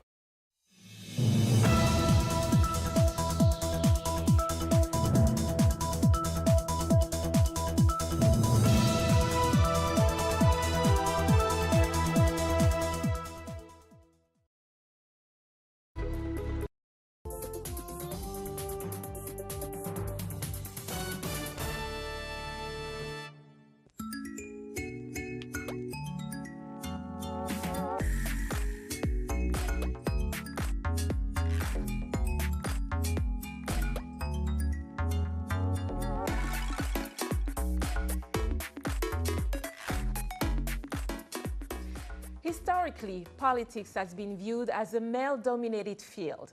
Despite advancements in society over the last century, women continue to be underrepresented at local and national politics. It has been said that women's participation in politics is a good judge of a country's attitude towards gender inclusivity. Hello everyone and welcome to Our Voices. I am Jeannie Niwa, joined by my co-host Oriane Tangishaka and Simidi Shekoye. Hello. Today in Our Voices, we'll take a closer look at young African women leading politically, who they are and what it takes to get there. Hi, ladies. Hello. Hello, hello. Looking forward to my this favorite topic. Yes, yes. So in November 2020, in the office of the United Nations published a call to action on young women's participation in politics. The call to action identifies 3 priority areas where increasing young women's representation in politics: nurturing young women's political aspirations, meaning showing them that their voice counts, letting them participate in social issues, building their confidence, and letting them engage in social and political life. Number 2 was supporting young women candidates for political office. And the third one was empowering young women in office and investing in their leadership. For example, legislating for gender equality. What about you, ladies? What do you think is the importance of having young women in politics? Well, I think, bringing women to leadership positions, it doesn't only uplift women, or it doesn't, have a better outcome only for women and girls. I think it has a broader social impact, both for men and women. And that's because, first of all, we women, we bring a whole set of new skills and capabilities that will improve, economic productivity. Naturally, we can make bold and wise decisions. We already know that. And it helps for better organization, better team building, and we can wear different hats at a time. And, we already proved that at home. And we can bring that skill outside home. And so this will have a better outcome for, the society, for our institutions, for, our overall quality of life. And young women can also have someone as a role model they can look up to, so that they can start preparing themselves at a young age. I couldn't agree with you more, Simonish. Well, young women in political leadership is an interesting concept that shows us, as you said, Jeannie, that we are progressing as a people in the way we view leadership. Young women can now step into broken, corrupt systems and vow to change things. Meet Mrs. Olfa Hamdi. She is a Tunisian 35-year-old who's currently campaigning for this 2024 presidential election in her country. She's presenting the Tunisian people with an alternative political vision aiming to secure a better economic future for their families, and promises to address their need of hope, safety, prosperity, and unity. I had a conversation with her when she was here recently in Washington, and I was very impressed in the confidence that she has in changing things for the better for her people in Tunisia. And I think she's a perfect example 35 years old. Exactly. Yeah. Yes. Yeah. And also we are talking about a new generation of women, so they can take a lead in advocating in new issues such as, climate change, equality, gender equality. And not only that, we're talking about Africa. Africa, 60% of, the demographic is under 25 years old. So we definitely need to have them sitting on the table. And half of them are women, so they need to be represented if we are aiming to have a better future for our youth. Yeah. Talk about, this intergenerational, conversation that we need to have. So we're talking about, new generation. Let's take a look at Zambia, where women do advocate for where young people continue to be marginalized in Zambia decision-making, particularly in politics, despite representing over 70% of the country's 20 million population. But youth like 23 years old Tapera Mbewe, the youngest award-winning ward councillor in the country, are defying the odds and taking a political leadership role. Kathy Short report from Lusaka, Zambia. Tapera Mbewe made history as Zambia's youngest ward councillor when she secured a seat in the rural district of Rufunsa in 2021's general election. She recalls the challenges she encountered in earning the trust of her constituents. We were in a room with 20 interviewers, and I was the only woman who was being interviewed out of everyone who had come. Actually, when I got there, they were even surprised. They asked me to say, "Are you sure you haven't escorted someone, or it's you who's come for the adoption?" So yes, that's how I got here. Tapera has already scored some successes in her area, such as helping young girls return to school even after getting pregnant, and setting up a student's body to enable young people to participate in local politics. At first, the elders in her community were not convinced. It didn't come on a silver platter, I'll be honest. There were so many challenges I faced. To start with, I stood in a rural area. So that means culture and tradition come first before anything else. So there was a lot of tension between me and the traditional leaders because they couldn't accept seeing someone as young as me and a woman as well being their leader, someone they have to report to. Tapera's mother, Charity Ntewewe Mbewe, says that her daughter has always been an active leader. She is not surprised by her rise in leadership. We've shaped her to be what she is today.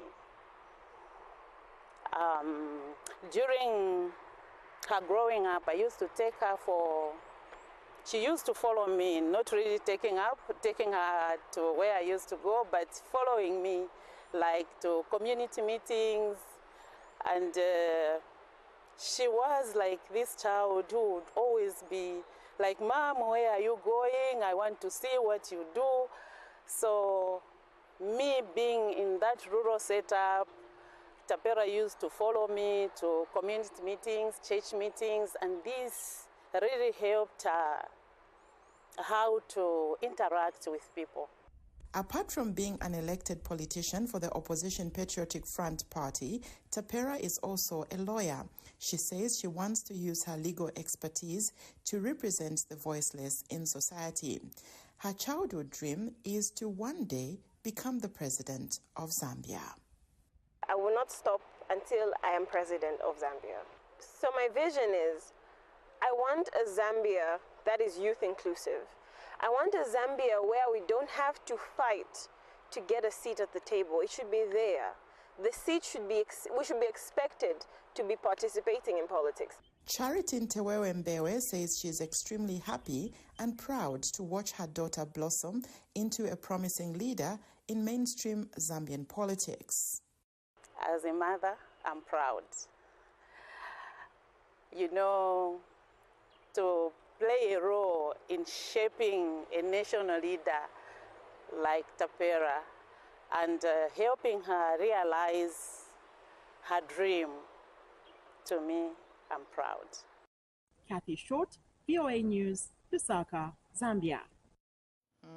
Her mother is so proud in shaping a national leader. Well, seeing her mother beside her is a great example of the importance of nurturing our young female politicians.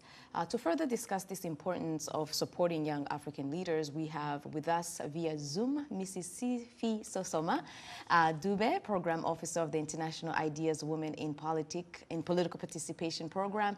Mrs. Dube, thank you so much for joining our voices. Thank you so much, Zoe.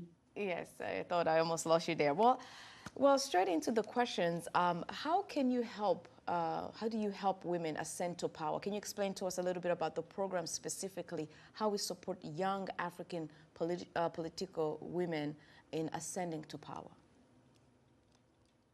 Thank you so much for this question, and I'm really happy to hear the young voices in the studio. In terms of the new generation of political leaders.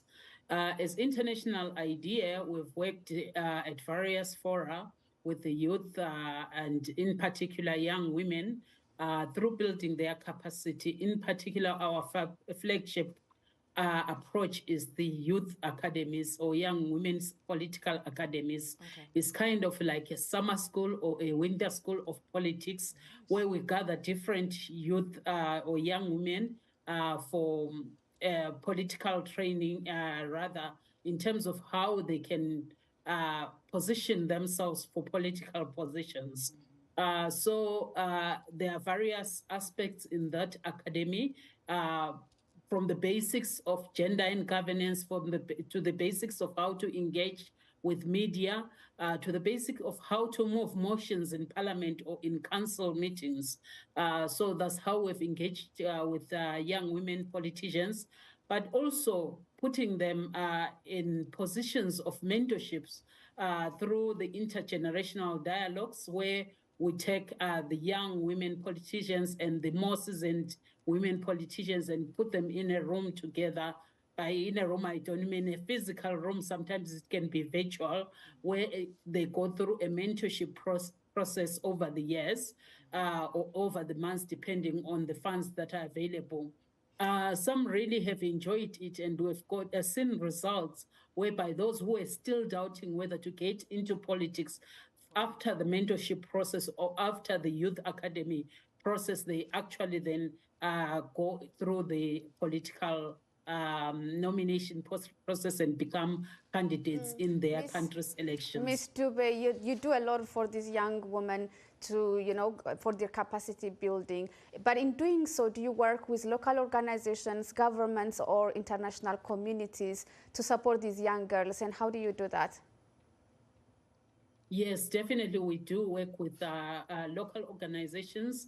In my current program, we work with 6 civil society organizations from different countries, mainly in East Africa and Southern Africa, who then are able to directly link us to those young women politicians and also linking us to the political institutions such as the election management bodies, as well as the parliaments and local authorities.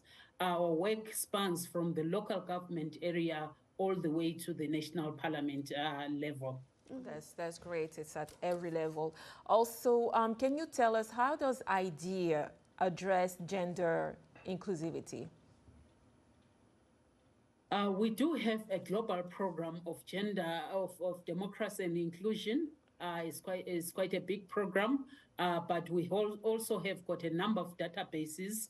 In particular, for gender quotas, we've got a database for gender quotas, and we do produce a number of research papers around gender and inclusion in democracy, youth participation in democracy, and also the other aspects such as disability and democracy, and how the different challenges that women in their diversity face in the different fora.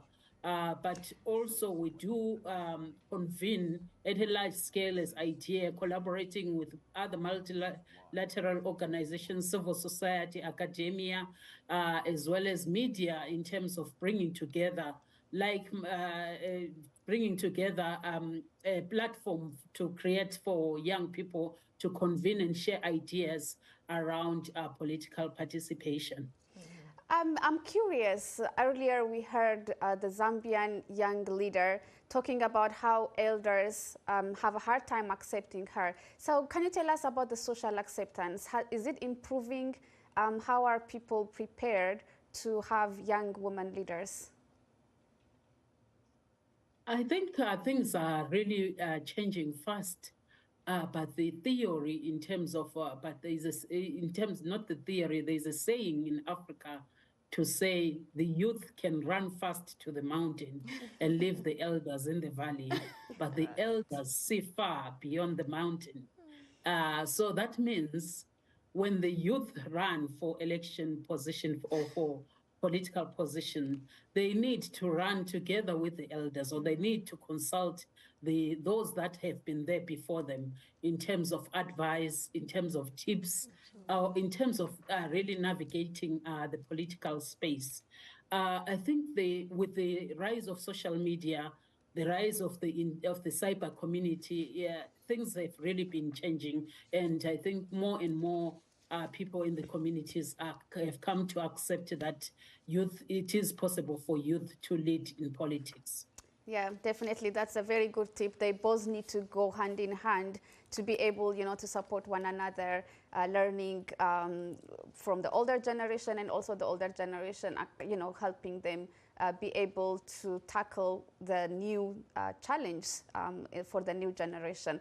So thank you so much, Ms. Dube, for joining us and for sharing what your organization is doing in that aspect. Thank you so much to the editors and the producers of this program. Definitely. Thank you so much. Mrs. Sifiso Sami Dube is the Director of International IDEA, a Women in Political Participation program. Well, it's now time for a quick break. We will continue our conversation on young African women leaders. We also love to hear from you on our social media platforms. We are on Facebook, Instagram, and Twitter, and our handle is @VOA Africa. Use the hashtag VOA Our Voices. We'll be right back.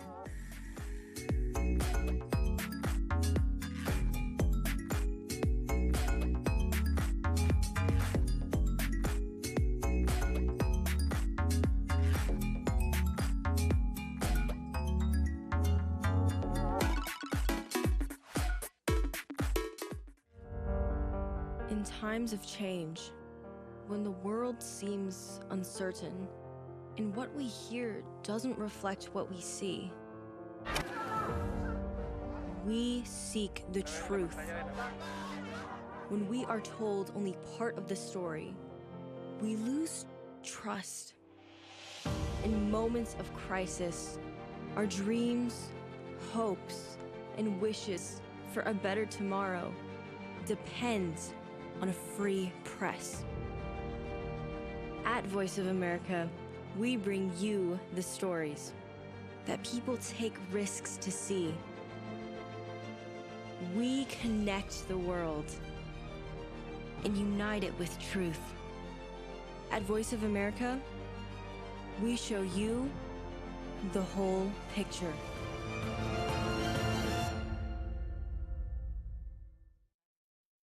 You're watching VOA's Red Carpet. My name is Jackson Vunganyi. Thank you so much for joining us each week right here on Red Carpet. We bring you the latest in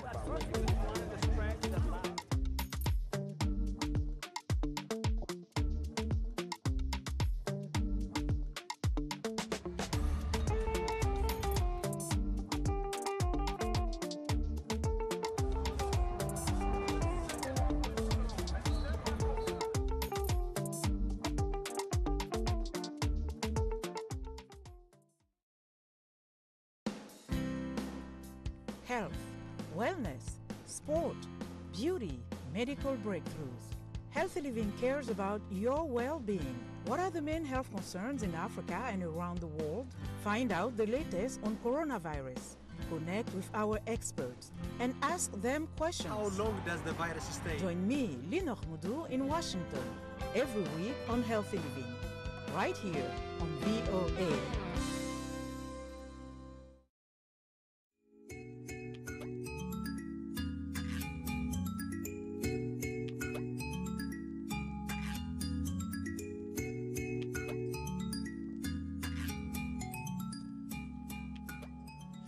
Welcome back. You are watching Our Voices, and we are discussing young African women in politics.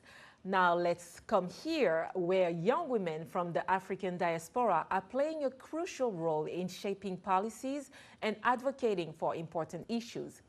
To discuss it further, we are welcoming Amini Bonane, ex-Miss DR Congo USA 2018, now Fairfax County Council candidate. Ms. Bonane, thank you for joining us. Thank you, ladies, so much for having me. I'm so happy to be here. We have a queen/politician on right. set. No, the pageants to politics pipeline is real. That's very good. We see that. So let's talk about it. As a young African politician and community leader, tell us more about what inspired you to get involved in politics. Right. So, coming from Africa, my family immigrated from the Democratic Republic of Congo in 1997 because of the war. And so growing up, I always was the only one who looked like me in certain spaces, right? Had to learn the language, a new culture, and it was very just an experience that allowed me to see that, okay, even if I am the only one, it doesn't mean that everyone else coming behind me has to feel isolated in this experience, right? And so for me, just as a person, I like to create spaces where others like me can come and gather and build their confidence, right? And so back in 2018, I actually started a mentorship program called Brains and Beauty with this exact purpose. And our mission is to define and refine yourself first, regardless of society's definition of who you should be. And that's sort of where I thought my leadership journey started. But if I really look back, it really started as soon as I became the oldest sister to so many siblings. It started as soon as I was able to go and enter spaces where people like me just simply don't enter, right? And so with my organization and just being involved, I'm really involved. Right now, I serve as the chair of the homelessness task force in my city as well. So just getting involved really opened my eyes to see like, oh, wow. So just because I may not have like the polished backgrounds or I don't come from like a family of politicians doesn't mean that this isn't also a space that I can't create for myself and others like me coming behind. And so I'm just really grateful just for the opportunity to have my voice represented, because because I am a representation of myself, but I represent so many different communities Your as generation well. too. Exactly. Yes, Yeah. you do. You represent not only the youth here in the U.S., but also the immigrant youth and the African youth who the African aspire. youth, exactly. So that's really powerful. But are there specific challenges that you are going through as an immigrant African woman here in the political space? And what advice would you have for the young women who are coming up into public service? Oh, that is such a great question. Thank you for that question. As an immigrant, like I stated earlier, going even to school, I would be the only black girl in my class, right? And then not only being the only black girl, I'm also the only African girl, because those who have been here their whole lives, it's a difference between coming from one culture and then coming from a different culture, right? And so I would really encourage girls coming up like me to just remember who you are and stand firm in it, okay? So we have the media, especially my generation, social media, telling you how to think, how to act. This is what you do to be accepted in society. You also have to reject that and remember this is where I come from, and it's okay to be proud of where I come from, okay? With that same note, do you think that people in Fairfax, where you're trying to represent, might feel like you don't understand their issue, or have you been here long enough to say, I understand the issues of my community? Oh, absolutely. So I am running as the hometown girl, okay? I might have only arrived here in '97, but I went to preschool in the city of Fairfax. I went to high school in the city of Fairfax. And so I grew up, even though I wasn't technically born here, my passport still says DRC, represent. I am from the city, and you do not have to feel othered just because you have a different experience. In fact, it's that experience that makes you unique and able to represent so many different people. Fair enough, fair enough. So if you get elected, what policies and initiatives do you plan to advocate that will, you know, elevate immigrant young women in your community? So my #1 advocacy is the reason why I chair the Homelessness Task Force, and so it's housing affordability, right? So as a young person, I don't know what the path to home ownership looks like for me unless I just win the lottery tomorrow or something, you know? And so that also just connecting people to the resources that are already abundantly there and just letting them know that there's certain places and things that are available to you that you might not have heard of, right? And so that's kind of also related to the work that I do with Brains and Beauty, is connecting people with the mentors that have already walked that path, that already have these connections, so that even if I had to walk it alone, other girls coming behind me don't have to walk it alone. And so getting connected, getting involved in your community, right? So I volunteer, I make sure that if somebody needs something, that I make myself available and things like that. And so that's how I've been able to kind of build these connections that weren't there before because of my background as an immigrant. Do you directly communicate with them and see them and sit with young girls? Absolutely, absolutely. What do they tell you? I'm sure they're proud of you. No, they're so excited for me. I'm like, yes, we're running together. So it's not just my win, it's a win for all of us, really. And what about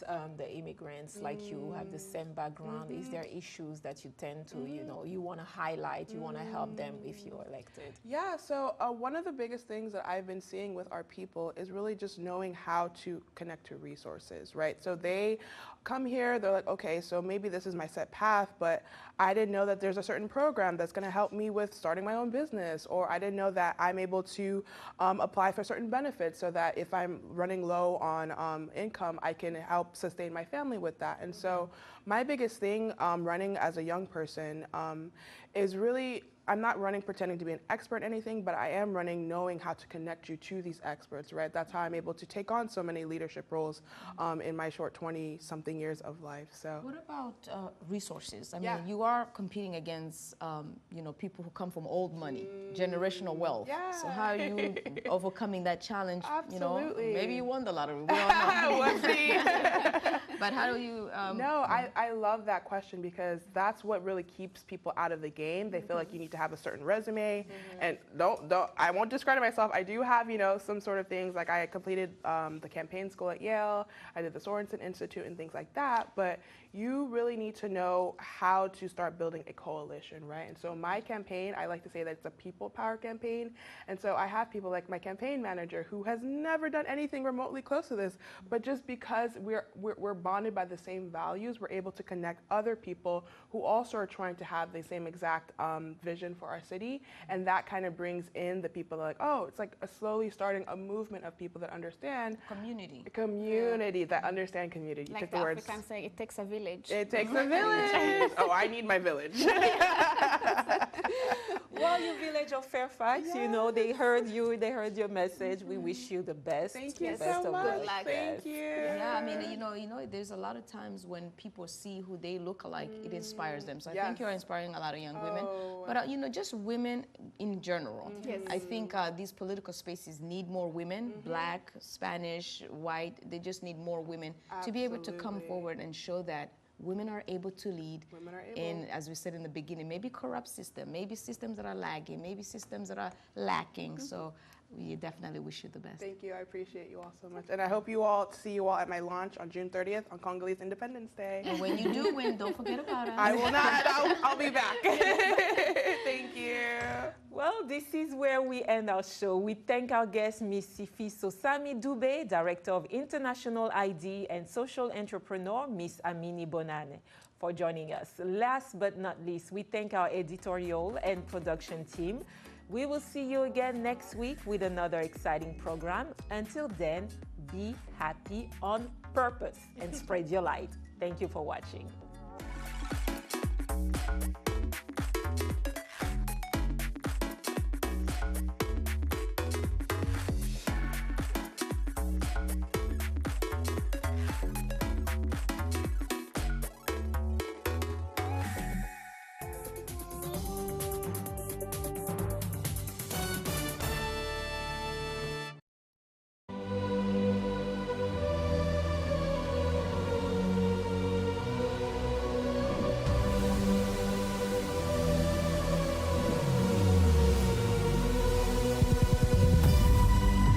What we do not understand, we will stigmatize.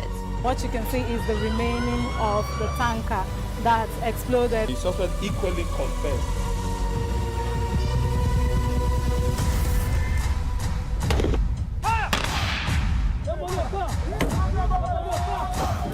Na 500 naira they collect am. If you no talk, dem go beat you. Na 2,500 they pay.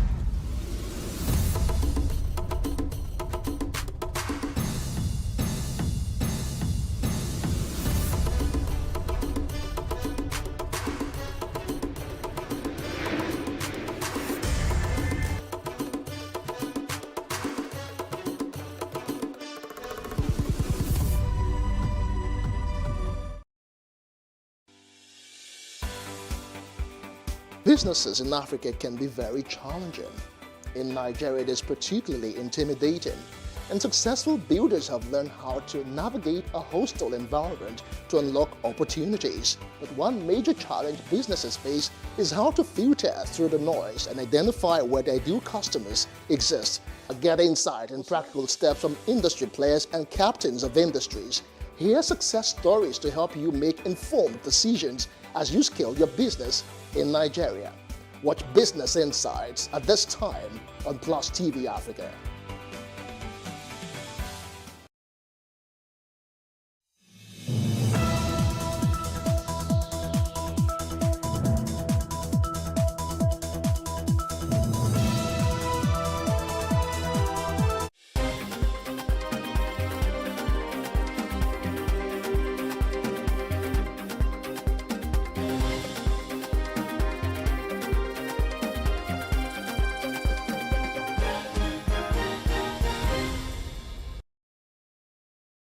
Agaji. The heavy rainfall early Wednesday morning flooded many parts of Lagos, making it difficult for commuters to reach their destinations. Lagosians had barely woken up when the torrential downpour began, disrupting daily activities and flooding the roads. Workers in the commercial capital struggled to get to their workplaces, with many stranded at bus stops as they tried to commute through the city. Motorists spent hours navigating the congestion, particularly on the route from Alakbere to the Third Mainland Bridge, which was also heavily flooded in the Iyano-Olopomeji area. A fallen tree around the airport U-turn in Oshodi further impeded traffic flow until personnel from the Lagos State Traffic Management Agency cleared the obstruction, restoring movement and mitigating potential hazards. Meanwhile, miscreants are reportedly extorting residents, collecting 100 naira per person before allowing them to cross the flood water under the bridge. In the viral video seen circulating on social media, residents are seen lamenting the rigors that they have to go through commuting within the metropolis following the heavy downpour.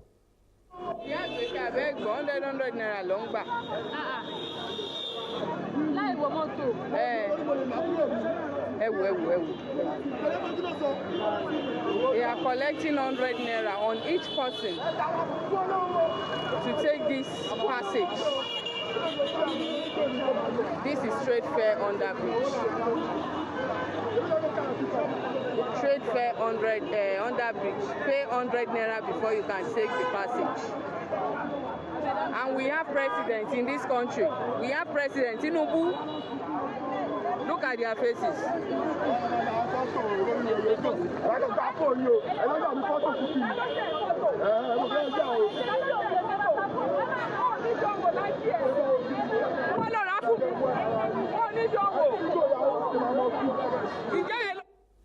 Severe flooding has inundated residential areas and major roads in the Ibeju-Lekki region of Lagos State following heavy rainfall over the past few days.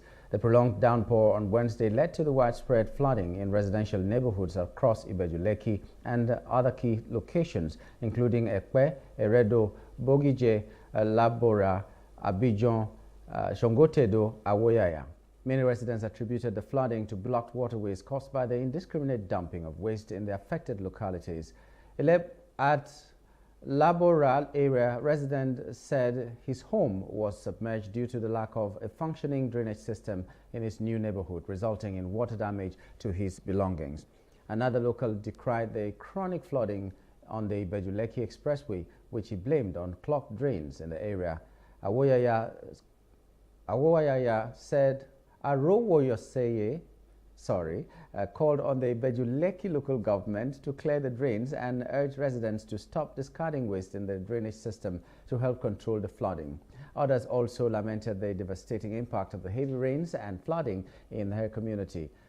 Arowosaye further appealed to the Lagos State government to expedite repairs on roads in the Shongotedo area of Ibeju-Lekki.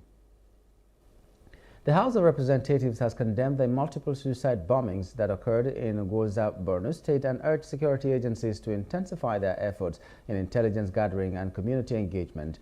The condemnation followed the adoption of an urgent motion moved by the member representing Damboa Goza Chibok Federal Constituency, Honorable Ahmed Jaha, at plenary on Tuesday. Presenting the motion, the lawmaker informed of the recent bomb blast that occurred on Saturday, targeted at a wedding, a funeral, and a hospital in coordinated attacks in Goza, Borno State. Honorable Jaha also noted that a heinous act of terror has resulted in the loss of not less than 30 innocent lives and caused immeasurable grief and suffering to the affected communities, with many battling with their lives at various hospitals. The 30 young men who lost their lives ranges between the ages of 35 downward, including teenagers and infants. The suicide bombers, after identifying their faces, it was discovered that they were recruited, they were drugged, they were brainwashed, and they were imported to come to Goza from somewhere to cause this issue. They came in uniform, what is normally called in the northern part of Nigeria, Anko. We can call on the president to sack all security political appointees. All political is 10 months. All of them have been in office for 10 months. Even if you are given a job, you have a probation of 10 months. If you're not living up to expectation, you don't get your confinement after 1 year. These young people that are unemployed can find solace and hope in being in one state, in a state police, a local government police arrangement. The issue of state police, sir, I will tell you for free, I will not vote for it. You know what the governors are doing, how they are cajoling, how they are manipulating the states. They are complaining they cannot pay 60,000 naira now for minimum wage. You want to go and add another batch of problem to them, and at the end of the day, you will arm them, and then they will have more sophisticated armed robbers in the country. The Southeast Governors Forum has stated its commitment to visit President Bola Tinubu to seek the release of the detained leader of the indigenous people of Biafra, Nnamdi Kanu. The forum, which comprised Governors Hope Uzodinma of Imo State, Alex Oti of Abia State, Chukwuma Soludo, Anambra, Francis Nwifuru, Ebonyi, and Peter Mba of Enugu, met on Tuesday during a meeting held in Enugu State. Chairman of the forum, Uzodinma, who announced the resolution, also noted that the delegation of former President Olusegun Obasanjo, former Commonwealth Secretary General Emeka Anyaoku, and the Obi of Onitsha, Nnemeka Achebe, paid a solidarity visit to the forum. Uzodinma stated that about the Security and Economic Summit held in Owerri, the Imo State capital, on September 28, 2023, the forum had agreed to implement the aspects of the report pertaining to security and economic integration, and affirmed its desire to put actionable plans on the key issues agreed. Deliberated on the reviewed report of the Southeast Security and Economic Summit held in Owerri on the 28th September 2023, and agreed to implement the aspects of the report pertaining to security and the economic integration of the region, and affirmed its desire to put actionable plans on the key issues agreed. The forum resolved to visit Mr. President to discuss the pressing issues, all pressing issues concerning the Southeast region. The forum also deliberated and resolved to interface with the federal government to secure the release of Mazi Nnamdi Kanu, and the meeting adjourned whenever. The Enugu State chapter of the Labour Party has denounced what it termed the politically motivated detention of its candidate for Enugu South Urban State constituency, Bright Ngene, saying he was tried on trumped-up charges. Ngene was sentenced to 7 years in prison by the Enugu South Magisterial District on June 28, 2024. The party condemned the judgment in a statement issued and signed by the state chairman, Casimir Agbo, and the publicity secretary, Onora Odo, in Enugu on Tuesday. It asked the National Judicial Commission to intervene and prevent further disgrace to the legal profession by officials compromised by political pressures. It alleged that the magistrate, E.D. Onwu, acted under external influences to expedite the long-pending case. The party also accused him of disregarding community protest and a pending petition to the NJC regarding his visible bias. It appears the magistrate was doing the job scripted by another person. It is all part of the electoral fraud that we are talking about. This is nothing but executive rascality on display, and we urge Nigerians to rise up to condemn this action and also to defend democracy, which has been under constant threat. A magistrate under the law is not expected, under the prevailing circumstances, impose a sentence that is more than 3 years. And in this case, there was even no option of fine. What is the motive behind the long sentencing? Why the urgency to imprison our candidate, even when the NJC has accepted custody of the matter as requested by the candidate? Wouldn't the party or the parties have maintained status quo pending the intervention of the NJC? Barring last-minute change, the Senior Staff Association of Nigerian Universities, SANU, may shut down universities tomorrow over the non-payment of 4 months withheld salaries by the government. Recall that a fortnight ago, the Joint Action Committee, JAC, comprising SANU and the Non-Academic Staff Union of Education and Associated Institutions, NASU, had issued a 2-week ultimatum to the federal government to pay its members the 4-month withheld salaries. Of the 4 university-based unions that embarked on a prolonged strike in 2022, the federal government has paid the Academic Staff Union of Universities, ASU, leaving behind the 3 other unions. But SANU, in a communique after the 48th National Executive Council, NEC, meeting held in University of Benin, Edo State, last weekend, threatened to withdraw its services at the end of the 2 weeks ultimatum if the government failed to pay the 4 months withheld salaries at the end of the ultimatum tomorrow. SANU, in the communique signed by its president, Comrade Mohammed Ibrahim, expressed dismay over what it described as unprecedented level of government's insensitivity and deliberate resolve to cause chaos in the university by adopting a divide and rule policy. Leadership of the Joint Action Committee of SANU and NASU will be meeting on Thursday this week to review the situation and also take decisions that will further culminate the expiration of the 2 weeks that we had given to government. Recall that we wrote a letter to the Minister of Education and also the Minister of Labor, intimating them of our desire to resume our suspended strike, which we suspended because of the promises made by the federal government of Nigeria to pay the 4 months withheld salaries.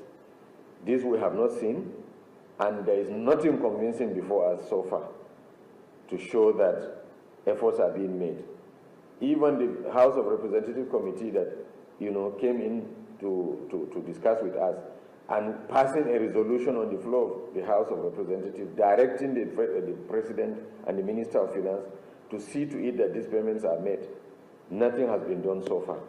So obviously, what we have realized is that there is insincerity on the part of government, and there is a serious neglect of the feelings and the welfare of workers in our Nigerian universities.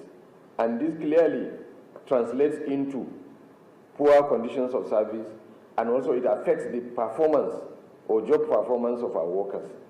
And I do not understand why people will continue to be patient when they have been pushed to the wall. We'll now take a short commercial break. We'll be back in a moment.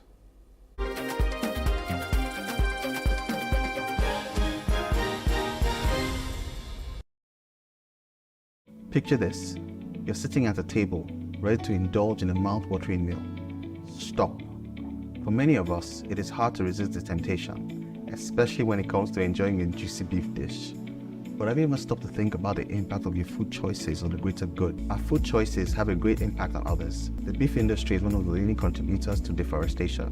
As trees are cleared to make way for cattle ranching, it not only disrupts the delicate balance of ecosystems, but also contributes to climate change. We can make a difference with our choices. It does not mean we all have to become vegans overnight. Imagine enjoying fish and poultry a few times a week, indulging in beef just once a month, and filling our plates with plenty of plant-based goodness. Every little bit counts. And even small reductions in our intake can make a huge impact on the climate. By making smarter food choices, we're not only taking care of ourselves, but also the planet we call home. Remember, the choices we make today lead to a better tomorrow.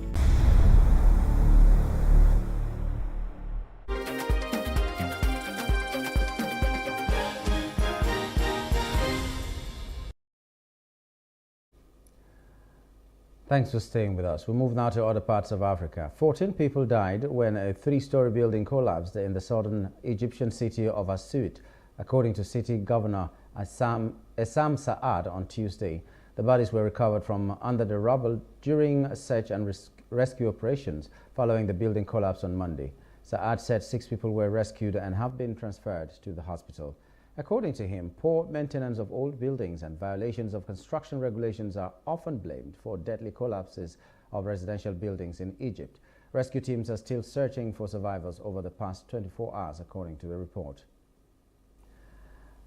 Outside Africa, a New York judge ruled on Tuesday in the wake of Monday's Supreme Court decision on presidential immunity that Donald Trump will not be sentenced on his business fraud conviction until September. The delay in sentencing means that a former president is likely to escape any concrete punishment for the felony conviction during the summer, in the same time that Trump's election bid has been boosted by President Joe Biden's debate flop, that has the Democrats wondering whether they should replace their nominee. Trump was scheduled to be sentenced on July 11. Judge Juan Merchan said the former president will now be sentenced on September 18 if such is still necessary. The announcement underscores the far-reaching implications of Monday's Supreme Court ruling, in which the court's conservative wing found that presidents have absolute immunity for core presidential duties. The decision has thrown special counsel Jack Smith's indictment of Trump on election subversion charges into doubt, and a trial before the November election is all but impossible now. The ruling could impact the indictment of Trump in the classified documents and Georgia election interface cases as well. In business news, the federal government on Tuesday said it is ready to join forces with the Manufacturers Association of Nigeria to come up with an actionable roadmap and policy framework that would revamp the nation's manufacturing sector. The Vice President Kashim Shettima gave the assurance, saying if presented, the roadmap and policy framework would be speedily implemented to effect the needed changes that will revamp the sector. The Vice President, who disclosed this while declaring open a 3-day National Manufacturing Policy Summit at the banquet hall of the Presidential Villa, Abuja, regretted that the sector, which has a crucial role to play in building a nation driven by production and abundance, had endured a series of setbacks over the past decades. All hands are on deck to bring down the current cost of doing business and provide incentives for manufacturing development. I am aware of the significant tax-related burden on the sector, which has regularly been highlighted among the major concerns by the Manufacturers Association of Nigeria. The issue is being addressed to enhance manufacturing development. The Presidential Committee on Fiscal Policy and Tax Reform is specifically addressing this matter, and we have entered the implementation stage of the reform. And that's the news update. For more stories, please follow us on Facebook, X, and Instagram, and do subscribe to our YouTube channel at Plus TV Africa and Plus TV Africa Lifestyle. You can also view us from Limex on limex.tv and Glow TV apps anywhere in the world. My name is Nyamgul Agaji. Thank you for being there.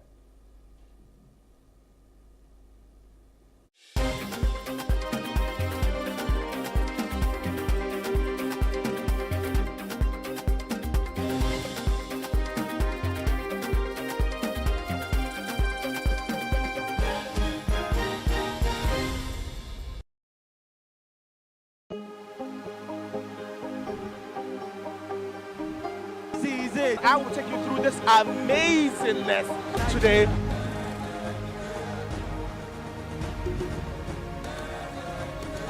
Welcome to Plus Trending. I am Bukky November, your host, saying thank you for joining us on today's episode. Welcome back. It's tea time on Plus TV Africa. Practice makes perfect. I'm not perfect yet, but I'm a lot better than I used to be. He's a king. He's entitled to marry 100 if he wants to.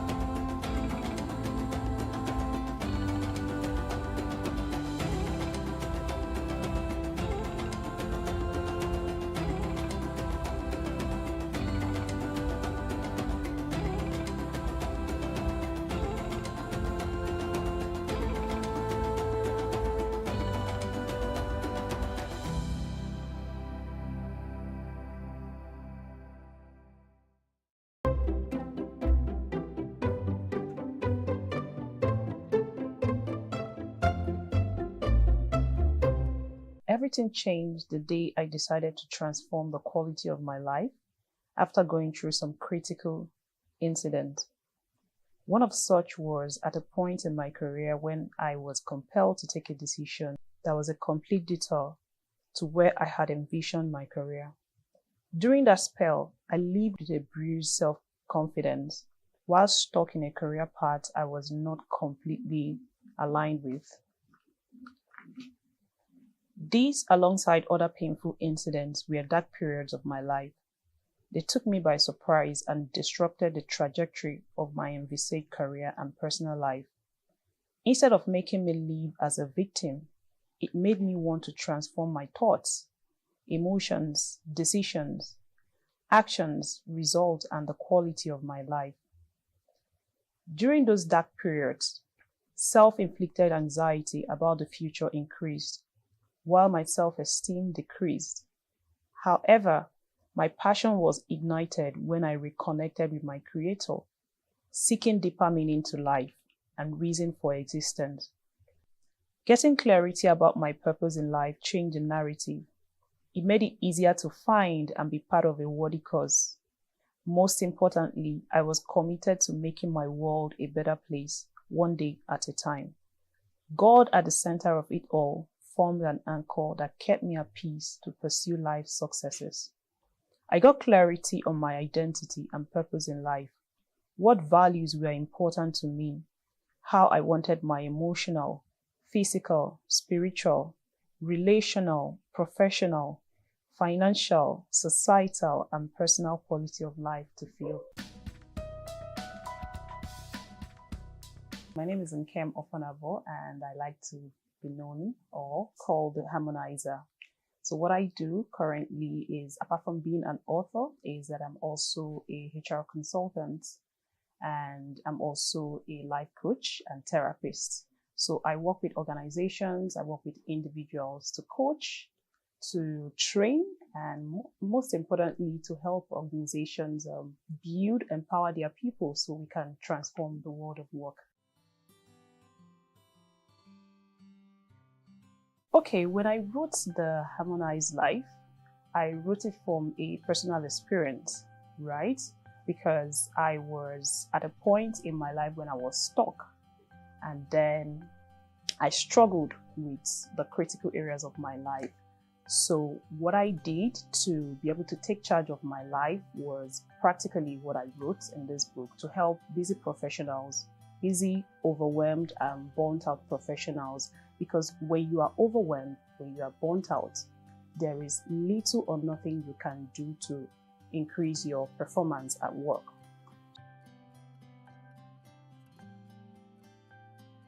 My book, I love to call it a self-leadership. I love to call it a self-leadership or a personal leadership and organizational transformation book because it's written for both the employees and organization. I would say yes. Funnily, Nigerians do. Because when I was writing the book, intentionally, I was writing it for just to be able to help people and build my thought leadership. I wasn't writing it like, okay, I was going to make a lot of money from it. I was trying to use it as a tool, a platform to push what I intend to do in the long run. But then I realized that the rave, I could tell you that the first 1,000 copies that I printed, it's gone. And it's not like people just buy. People buy and they come back to me. A lot of things, share their personal experience, what they are struggling with. Others read and said, Nkem, I need you to come and speak to my team or my organization or meet my HR. So people read, actually. People read. I won't be able to tell you the percentage, but I could tell you that people who are intentional do read, because I believe that if you're a reader, you're also a leader.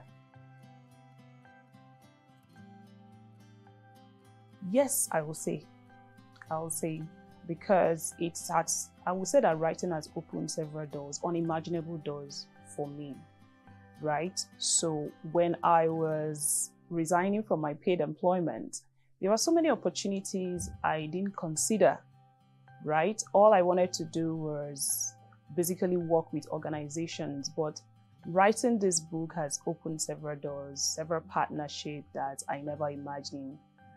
I didn't imagine I was going to be a podcast host, but now I have a podcast named after my book, The Harmonized Life Podcast. So several opportunities it has opened for me. There's an element of truth to it, but like I said earlier, people who are intentional still do find time to read. I will give myself as an example. Apart from the fact that I wrote a book, I still read. Like every month, I always have a particular book that I read because it helps me broaden my horizon, exposes me to things that I I intend to build myself in terms of my capacity. So to some extent, yeah, Nigerians struggle to read, but there's still some percentage of people that are very intentional in terms of their personal development. Okay, so for that particular reason, because they hate their boss, right? And what I was trying to do there is, you know, because this book is a personal leadership book, I want to be able to take you away from external validation to actually look inwards and find out why you are struggling to build a relationship with your line manager. So when you internalize a situation, it's easier for you to find the answers than when you leave it to external situation. Okay, my boss doesn't like me, or my colleague doesn't like me. But when you internalize it to say, okay, my efforts are not being recognized, then you start asking yourself questions. Am I really contributing? What am I doing? Right? So if you are able to look inward and see that truly you are delivering value, you are even going above and beyond, then you start asking yourself a question. So why is my effort not being recognized? Is it the culture of the organization? Do you understand? Or is it truly that my boss doesn't like me? But I will always like it to come from within, because you need to search yourself first and be sure that whatever problem has nothing to do with you. But if it has something to do with you, what can you do to change it? Well, I would say go after your dream, really. Because if you have a vision of becoming an author, don't start looking at all the things that you had to juggle with. Because when I had a dream about writing my book, mine was actually a dream. Like sleep, wake up, and while you were dreaming, I saw myself launching my book. And when I woke up, funnily enough, I was in a coaching experience then. So I told my coach then that this is what happened. She was like, so what's the book going to be about? I said, I don't know, but I was going to think about it. So I had a 9-to-5 then. I could have given all the excuses that I'm too busy, my work is so demanding, but I found what worked for me. So then I was in a sales role. So most of the time, of course, we go out on calls. In that moment that we are out, maybe going to see a customer while we are in the car, I wrote 90% of my book with my phone, the manuscript. So I was always busy. I was optimizing every little time that I could get. So I know women, we have a lot of things that we could juggle with, but don't look at those things. Try and see how you can maximize the 24 hours that we all have each day and work on your dream, work on your vision. That's the most important thing, I'll say. Telephone switch from on. Searching command for internal. Expectedly back, TW. Fuel tank pressure 55. Your nav state with back and is perfect.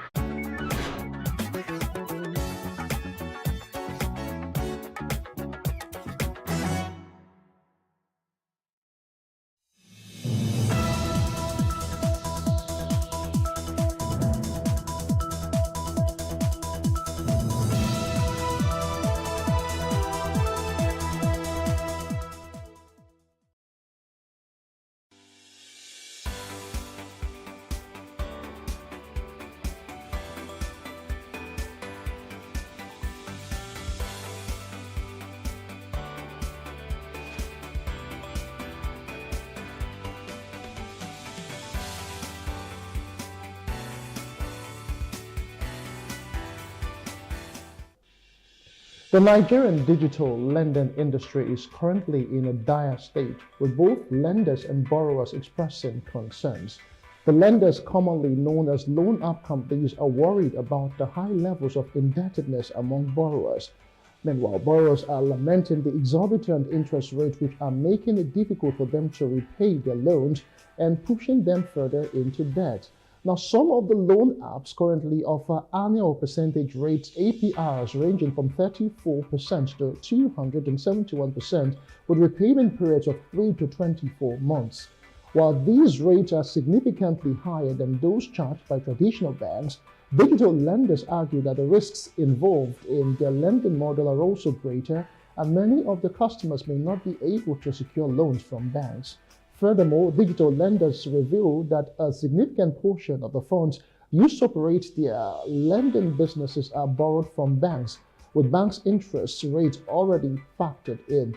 Now, this suggests that the high costs are being passed on to the end consumers, contributing to the affordability challenges faced by the borrowers. In today's episode, we'll explore how soaring interest rates and rising non-performance loan or performing loans threaten the viability of loan app businesses in Nigeria.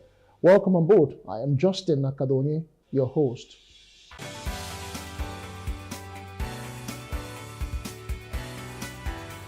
During the 2024 annual lecture of the Chartered Institute of Bankers of Nigeria, Professor Graham Penn advised the Nigerian government to reform the economic environment. Specifically, he recommended changes to enhance business ease and increase access to credit, two crucial factors for improving liquidity in the Nigerian economy. In his lecture, which focused on boosting credit availability, the professor emphasized the importance of clear regulations governing balance sheets and the regulatory impact of loan transfers for both lenders and borrowers.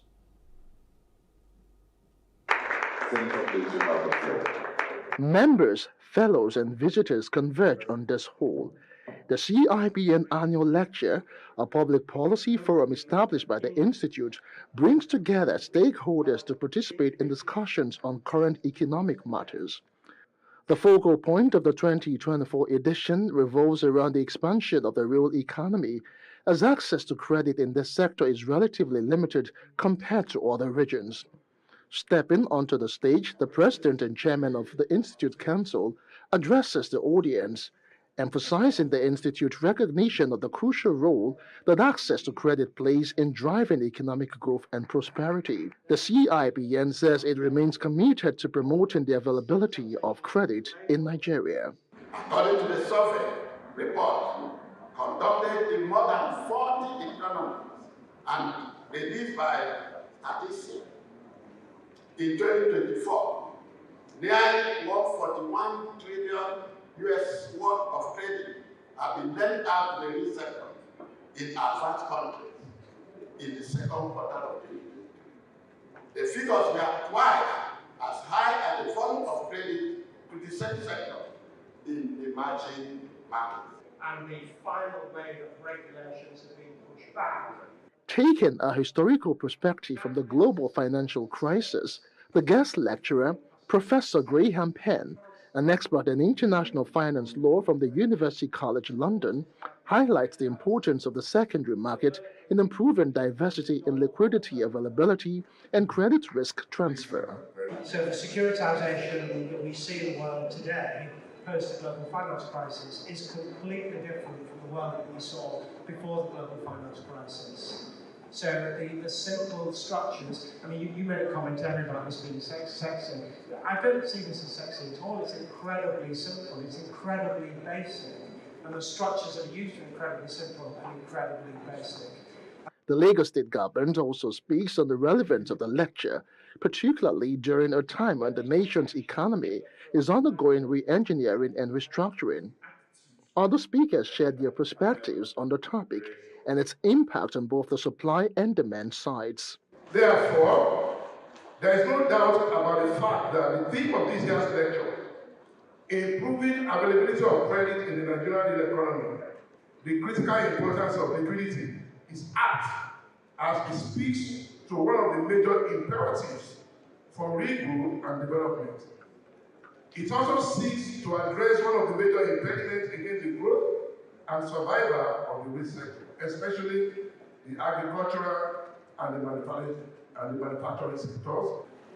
The need for improved liquidity has led to a call from stakeholders for recapitalization of banks and their classification into three categories: Tier 1, Tier 2, and Tier 3, to ensure institutional stability liquidity, and strong global rating. To improve liquidity, there is need to improve asset and liability management. Professor Penn further identifies additional challenges that need to be addressed to enhance credit availability, including confidentiality issues under Nigerian law and practice, as well as clear regulations governing securitization to facilitate the conversion of loans into tradable securities, among other measures. Justin Akadonye. Welcome back from that quick break. The chairman of the Money Lenders Association, the umbrella body of registered digital money lenders in Nigeria, Gbemi Adelekun, justified the high interest rates charged by loan apps. He explained that the rate reflects the cost of funds and technology used by these digital lenders.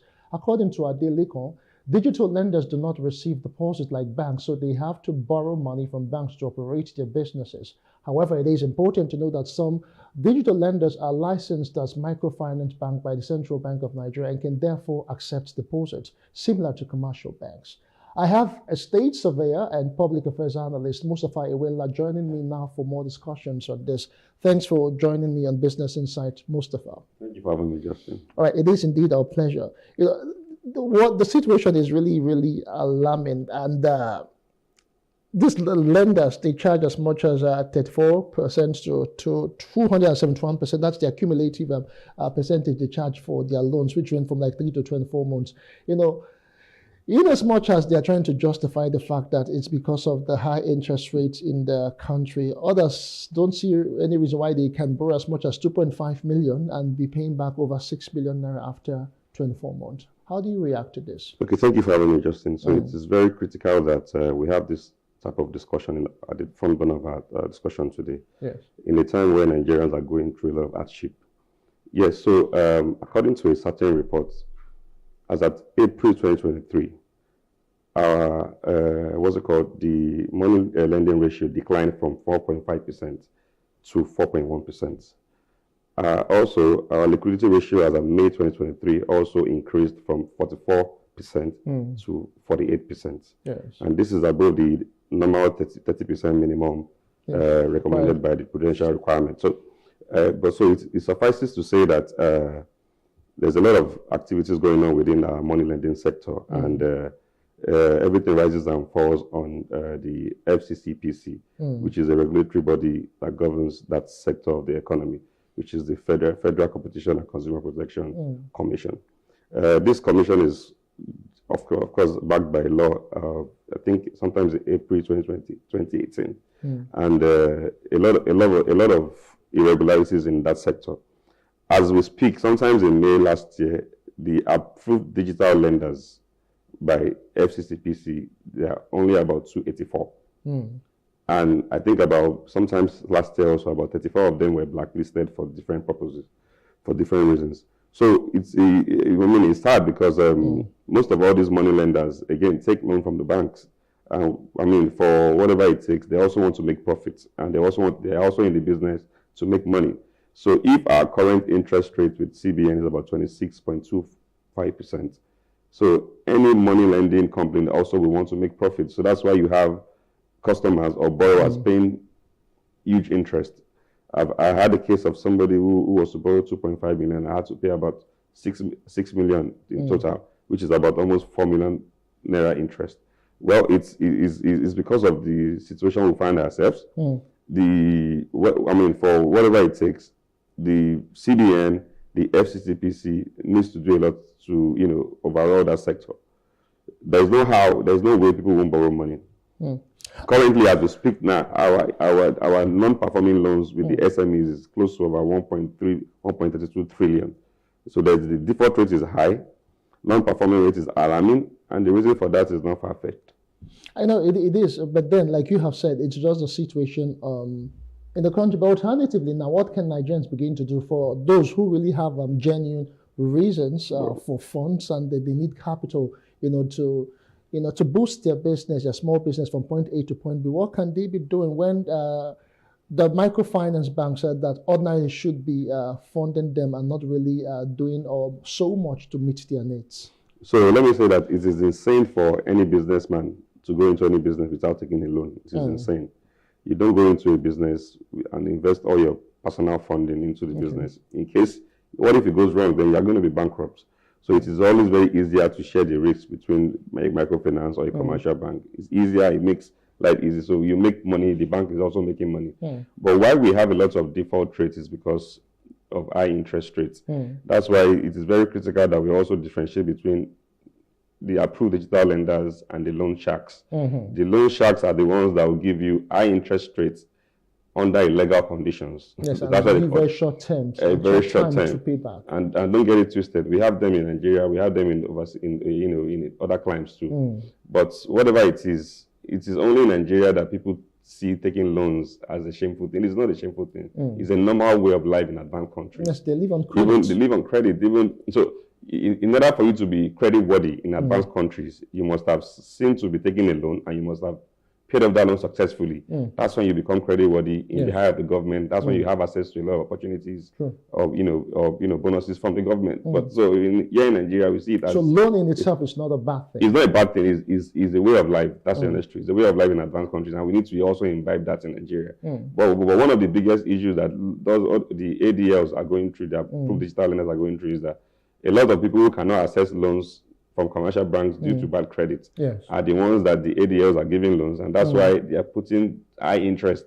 So since these people cannot get from the commercial banks or for deposit money banks now, so shouldn't that be like a red flag for these ADLs not to even give them, since knowing that they don't have character and integrity, as it were? Okay, so your inability not to be able to pay off loans or to pay off your current loans with commercial banks or certain banks is a lot of business for some certain money lenders to this. So those ones, they focus on people who have bad credit. By default, that they would extend their bad credit worthiness on credit worthiness, as it were. They will extend it, but now, so that's where the FCCPC also comes in.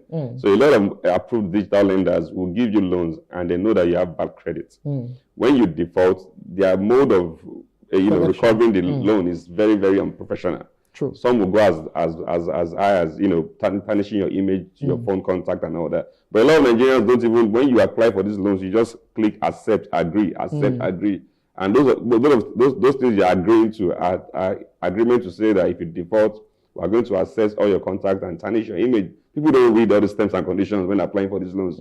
That's why when it looks like they're trying to recover that, but again, that's not the professional way to recover loans. I think normally if you're owing any bank, whether ADLs, the microfinance, the normal way is they take you to court. They get a court judgment, and there's a process called garnishee. They garnish your account. They put your account. There's BVN. They flag your BVN. Any money that goes into your account through all the banks that you use, they take off whatever you're owing them, and everybody goes in peace. Unlike the very shabby way of going after you in places and tarnishing your image on social media. That's a very shabby way of loan recovery. So again, taking a loan is not a bad thing. Our non-performing rate right now is really high. That's the truth. I mean, there are a lot of non-performing loans everywhere. Commercial banks, microfinance bank, even all the big names, all the big fish. But I mean, it's a situation of the country that we find ourselves. Our inflation rate is huge. Our interest rate is high. A lot is going on right now economically. So again, I think those are the Apex Bank needs to also do a lot to cushion this effect for Nigerians. Everybody wants to establish a business and make profits. True. Some businesses are currently at the verge of winding up as we speak because of the high interest rates of servicing loans. Those in the real estate sector are also complaining they can't even pay back loans. Go to a lot of projects abandoned, a lot of businesses abandoned. Some businesses are even thinking of leaving Nigeria to other countries because of the cost of servicing or running a company in Nigeria. So a lot again rises and falls on our government. Taking loans is not so a big deal, but the interest rate also I think needs to be reduced. If the commercial banks reduce their interest rate drastically, then microfinance bank also will reduce theirs too, because the commercial banks, I think everything also falls on the CBN. If the CBN now, just 2 months ago, the interest rate was increased to 26%, and so we don't know what's going to come in the next coming months. It might also be increased again. So these things trickle down. So, and I mean, again, it's the fault of the government, but we hope that something is done soon. Okay, so now for businesses now who have challenges in performing with their loans and all that, now, what would you really advise them? They have taken these loans, and as it is right now, just because of policies and economic policies by the government, their businesses have been impacted, and their working capital has reduced, and they are not really making so much out of their venture. So what do they need to do right now, in as much as they still have these loans to pay, and they don't really have the wherewithal? What would you advise them to do? So what I think is doable is, for any business who has taken a loan and is struggling to pay back, it's simple. Sometimes there's what we call loan restructure. You can always call your account officer. You can always, strike out a deal whereby you can restructure your loan, and you pay at a more longer tenor, and of course with another interest rate that will be easier for you to. So because if you have a loan that is running and you don't keep up with that loan, it's going to be difficult for you to access other loans from other commercial banks in the nearest future for other businesses. Yes. And as a businessman, that is not what you want to be going through. Our role model, the biggest businessman in Africa that we all look up to, Dangote, took a loan from his brother to start the company, and look at what Dangote has grown to be today. So it's about the paying back culture. A lot of us take loans with the mindset of not paying back. These loans are not national cakes, are not national. They are business money for businesses. So when you take loans, I have taken loans at some point in my life when I started my business, but I took up the habit of paying back, because I know that if you don't pay back, you might have get an invoice for a contract and you don't have the funds. How do you have to go to banks, and banks can help you get this loan sorted out, and you're able to execute properly. So, but if you don't, so some businesses actually don't have the capacity to pay back genuinely. Some have the capacity to pay back, but they don't just want just don't want to pay back for reasons best known to them. I think that's a bad way to run a business, because no matter what happens, you pay back one way or the other, because the person who has given you the money will come after you. So speaking of legal means and everything now, so for people now who genuinely need credit, maybe for personal reasons or maybe for some challenges that they have, what would you really advise them? How do they go about differentiating between the authorized money lenders and of course digital lenders, that is, and of course those loan sharks? So the honest truth is, all these things are information that are in the public domain. Okay. The approved digital lenders as of May last year was, as we speak, is 284. Okay. The FCCPC back said about 34, and unfortunately, some of those 34 people are still trading. So how do they even get access to, as in, permission to trade? So that's what I'm saying, that there's a lot of overhauling that needs to be done in that sector. The FCCPC needs to be more proactive. Once you have blacklisted someone, they do not have any legal right to still operate. Some even open loan apps that they're not licensed, and people patronize them, and they give sometimes them. I hear they harvest your data that they even use for other illegal stuff. Yeah, so a lot is going on in that sector, particularly from all this. That's why they call them loans. Some are legal, some are not legal. So that those that are not legal are called loan sharks. So that they operate under their own conditions, and nobody's regulating them. So again, it's very impossible for anybody not to, because we live in a country where nothing is certain. Your cost of living in a month is not certain. This month you can spend 100,000. Next month, the cost of living is going to 500,000. Nothing is certain. So every other time you need to assess these loans for you to keep up. But again, the habit of paying back is also very vital. People must pay back for these companies to remain in business. Okay. So, but for the loan, for the shabby ones who go after you, who post your pictures about the social media, I think that's very unprofessional, and the government needs to clamp down on them.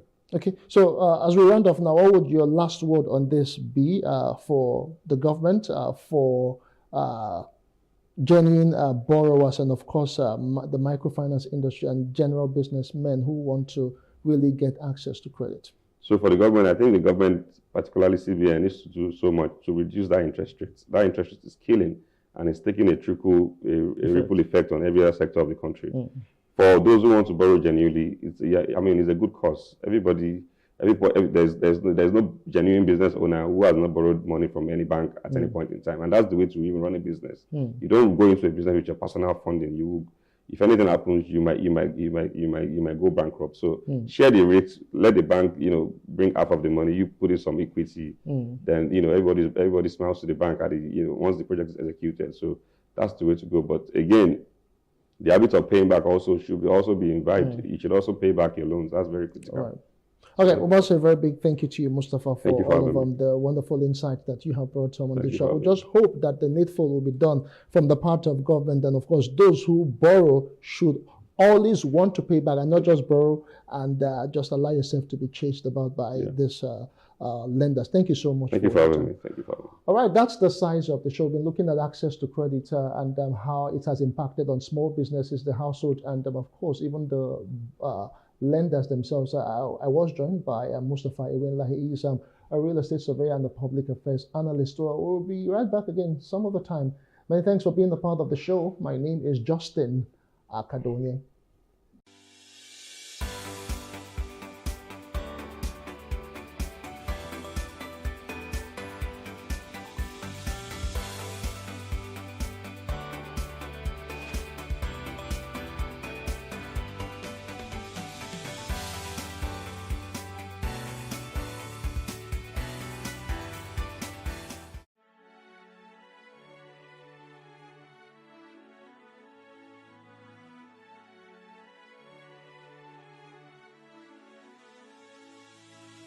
It is engagement we need to have. Those who suffer miscarriages are never taken into account. Members of the National Assembly are also influence peddlers.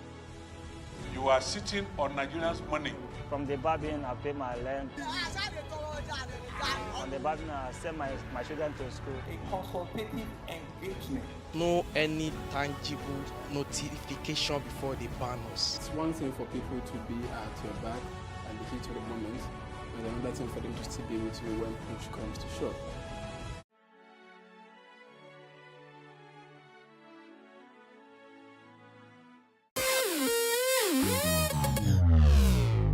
Oftentimes when we see celebrities either on social media, television, or in person, we assume they have it all together, but we forget that they are also human. Well, here are some of the low points of some of your favorite celebrities. Before I started doing music, I always knew it was something I wanted to do, but I think that it's important for people to know that being unsure of yourself, your skill, your ability, your strength is something that all artists go through. And I struggled for a time with live performances because I'm a little bit shy, and I really struggled even when I was in any kind of education. When I had to get on stage, whether I was in music school or I had to give a speech in public, it would just completely cripple me. And so I went through quite a few years of what I would call like hardcore street training, and that would involve busking. So busking is when you just pick a street corner, when I lived in London, and just start singing to people. And it's difficult, it's harder than it looks because people are walking past you. Think about it, your whole life, your friends and family you have a beautiful voice. Every time you open your mouth, someone's like, yay! But when you're busking on a street corner, people are walking by, they don't really care, they don't really pay attention. But that really helped me to build my confidence and to face music. Even though you're performing for people, it's important to know they're also performing for yourself. So I got to a point where I was like, you know what, as long as I sing my absolute best and give it my all, if people are watching or not, I'm still aware of the value of what I'm bringing. So that's what I would say. You must really grow your inner strength and your inner belief in yourself and what you're able to give. Don't give up, just keep going. And in time, someone will notice. Before I finally got this fame, I used to go for countless auditions. I've been beaten by the rain, I've had my money stolen, I've walked long distances just to go for auditions, and at the end of the day it paid off. Some of those auditions I went for, I never got called back, but look at me now, I'm grateful to God. It's been an amazing journey. It was a good time. So yeah, that is my celebrity story. Before Brother Shaggy gained recognition, I've gone through a lot. I wasn't born with a silver spoon. When my father died, I had to leave Ogun State to Lagos to start a new life with my mom. Then I started working as an actor to make money while I was in school. I was in Unilag. I started playing drums, I started dancing, I started singing just to make money to finish school. Then when I got out of school, I was looking for, what to do because I know I'm talented. People say I'm talented, but I just want to, make a difference. I started making skits. So I had different characters before Brother Shaggy. I had Akoni Badon, I had Professor Dele, I had Inspector Perry, but I just wanted to do something different, something people haven't done before. So I started this Agbero character. When I started it, my first skit was all about Jesus. I was asked in my first skit that if Jesus should come to Mushin, what will I do? So that was how the skits, got recognized everywhere. And I thank God for today that I've been able to change my story, change my family's story. At the beginning stages of my career, living in Atlanta, just being someone that just loved the art of music, wanted to write songs for people. I remember going to different rooms and meeting different producers and not actually given a chance to go into actual studio rooms. I would hang out in like the couch living areas outside, right? Hoping that somebody notices me, hoping that I can get someone's attention to play them something I've recorded in the past, to get a chance to get in the room. This happened like many years, but one thing for me was I never stopped. I remember an incident, a guy named Kevin Shine in Atlanta, just saw me sitting on the couch. He was like, yo, bro, what do you do? I'm a singer, songwriter. He's like, let me hear what you do, right? I played him what I had at the moment. This was after many months of going back and forth to the same studio. This was a place where all the big stars come. Playing him one of the songs I had, it was pretty decent, it was okay. But he heard something in me that made him introduce me to somebody else, right? I met another amazing producer that did a lot of big records for Case. This guy, his name is Kenneth Smooth. He produced Touch Me, Tease Me by Case, old record.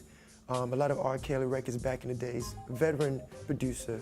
From that I met somebody else, I met someone else, right? I think this life is a journey. You can't doubt yourself at the beginning stages. Nobody sees your vision, right, except you. This was probably 2008, and I had the opportunity to work with one of the biggest artists at that time. I'm not going to mention names for obvious reasons. So we made a song on his album, and I thought, this was going to be a great look for me. And I mean, I officially started producing 2007, so this was a year after, and he was the second biggest artist I was working with at that time, so it was big deal for me. And we made a song. The song was a vibe. I was looking forward, to the album and everything. And album came out, songs on the album. Then I was excited, got the CD, went home, played the song, and the song was reproduced by a different producer. I was so heartbroken because I've been telling all my friends that, I produced this song on the album, I produced this song on the project, and people were already congratulating me. Then I heard it was a different beat by another popular producer, that was obviously way popular than I was at that time. So, I mean, I was obviously heartbroken, and a friend of mine asked this artist why he did that. And in his words, he said, "Shemi to Kojaye," which means my work has passed that level that I was probably too not relevant enough, to work with at that point. Anyway, today I'm SARS, and it's not here today. So keep moving, believe in yourself, you'll get there.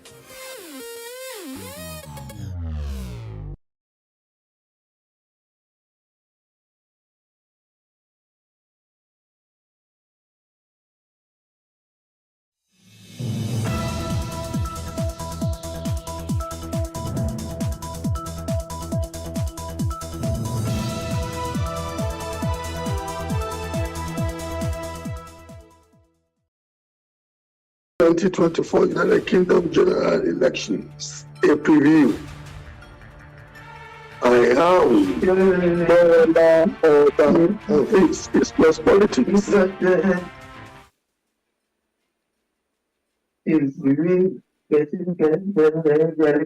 At least 30 individuals with Nigerian ancestral ties, both men and women, will be contesting in the United Kingdom's general elections to fill some of the presently vacant 650 seats of the House of Commons. The elections are set for Thursday, July 4. The leader of the party that secures the most elected members of the chamber will be appointed by His Majesty King Charles III as the Prime Minister. It is widely anticipated that the Conservative Party, led by Prime Minister Rishi Sunak, will face defeat to the main opposition, the Labour Party, after holding power for 14 years under 5 checkered leaders. Joining us is the founder and parliamentary candidate of the Yoruba Party, Dr. Shola Oni. Also joining us is a UK-based political analyst, Otumba Hashim Olabode Oseni, and Festus Tokumbo, another UK-based development analyst. Gentlemen, welcome to Plus Politics. Thank you very much. Thank you. Thank you for having me. Otumba, let's start with you. What is your general take of how the electioneering campaigns is going on, and some of the predictions that we've been hearing from across the media platforms? Your take, your intro. Thank you very much. Let me start by saying I'm very happy to have been part of this journey. I also want to appreciate the chairman, the founder of this political party, who has this kind of big vision. And all I've been doing is to support him. And I also believe that those of us who have been here for years, who knows that the reason for this kind of a political party means more than wanting to be a member of parliament. It's a party that is founded under the belief that Nigerians, as many as we are here, that we have no political strength. We don't have any base. We don't have anything to show for. I've been here for many years. The party was formed in formed in February this year, and from just like that, 6 weeks after the commission of the party, general election was called, and we decided to go for it. We were unable to field more than one candidate, and the candidate is the Dr. Shola Oni, who is here. So far we have been he's going to contest in one of the constituencies in Southwark, that's Peckham, and also it's one of the biggest constituency in Southwark. So we have done all our what is possible. We campaign and canvass for votes. We try to show the people of the area there's a new sheriff coming to town, and all what we've been asking people to do is to vote for us because he's an outstanding candidate. So up to yesterday, in fact up to today, we have been leafletting, we have been canvassing, we have been using all possible means to get the people of the constituency to know who we are. Okay, Otumba, at least it's good that quite upfront you are letting people know that you are here as a partisan of the Yoruba Party. The question I asked you was more general in nature, but you choosing to remove the gloves, and that's that in itself is a mark of honor. At least you are not pretending as some do. They pretend to be a political analyst and be speaking particularly in favor of their partisan disposition. Do we have Festus on? Yes. Festus on? Yes, thank you for that. Festus, if you're a partisan of any of the political parties, in the UK, but I know you are UK based. And I know you featured a couple of times on the show as a development analyst, economic analyst. First, tell us what is your take of the electioneering campaigns and the direction that the ballot will go on Thursday? Thank you very much for having me on your show. As my colleague Kafali said, the election is coming up on 4th of July. You know, one thing about the UK election, like the Western election, is based on issues. It's based on issues and not like what is being done in Nigeria, that is, election is based on ethnicity or religious factors. It's based on issues. And as you said, as you have rightly said, there are 750 MP that will be elected on the 4th of July from various parties. And I'm in Buckingham Council, and I'll be working with, we have two MP. We have two MP from Buckingham Council, which are Labour, and I'll be working with them to campaign to go to the field, talk to the electorate, and why they should vote for Labour, and like that. So, and the response has been quite, hello? We can hear you. The response has been quite. I guess the background noises are coming from the studio. Okay, fine. So, I mean, various government polling, because there are a lot of problems that the UK is facing, both domestic and international problems.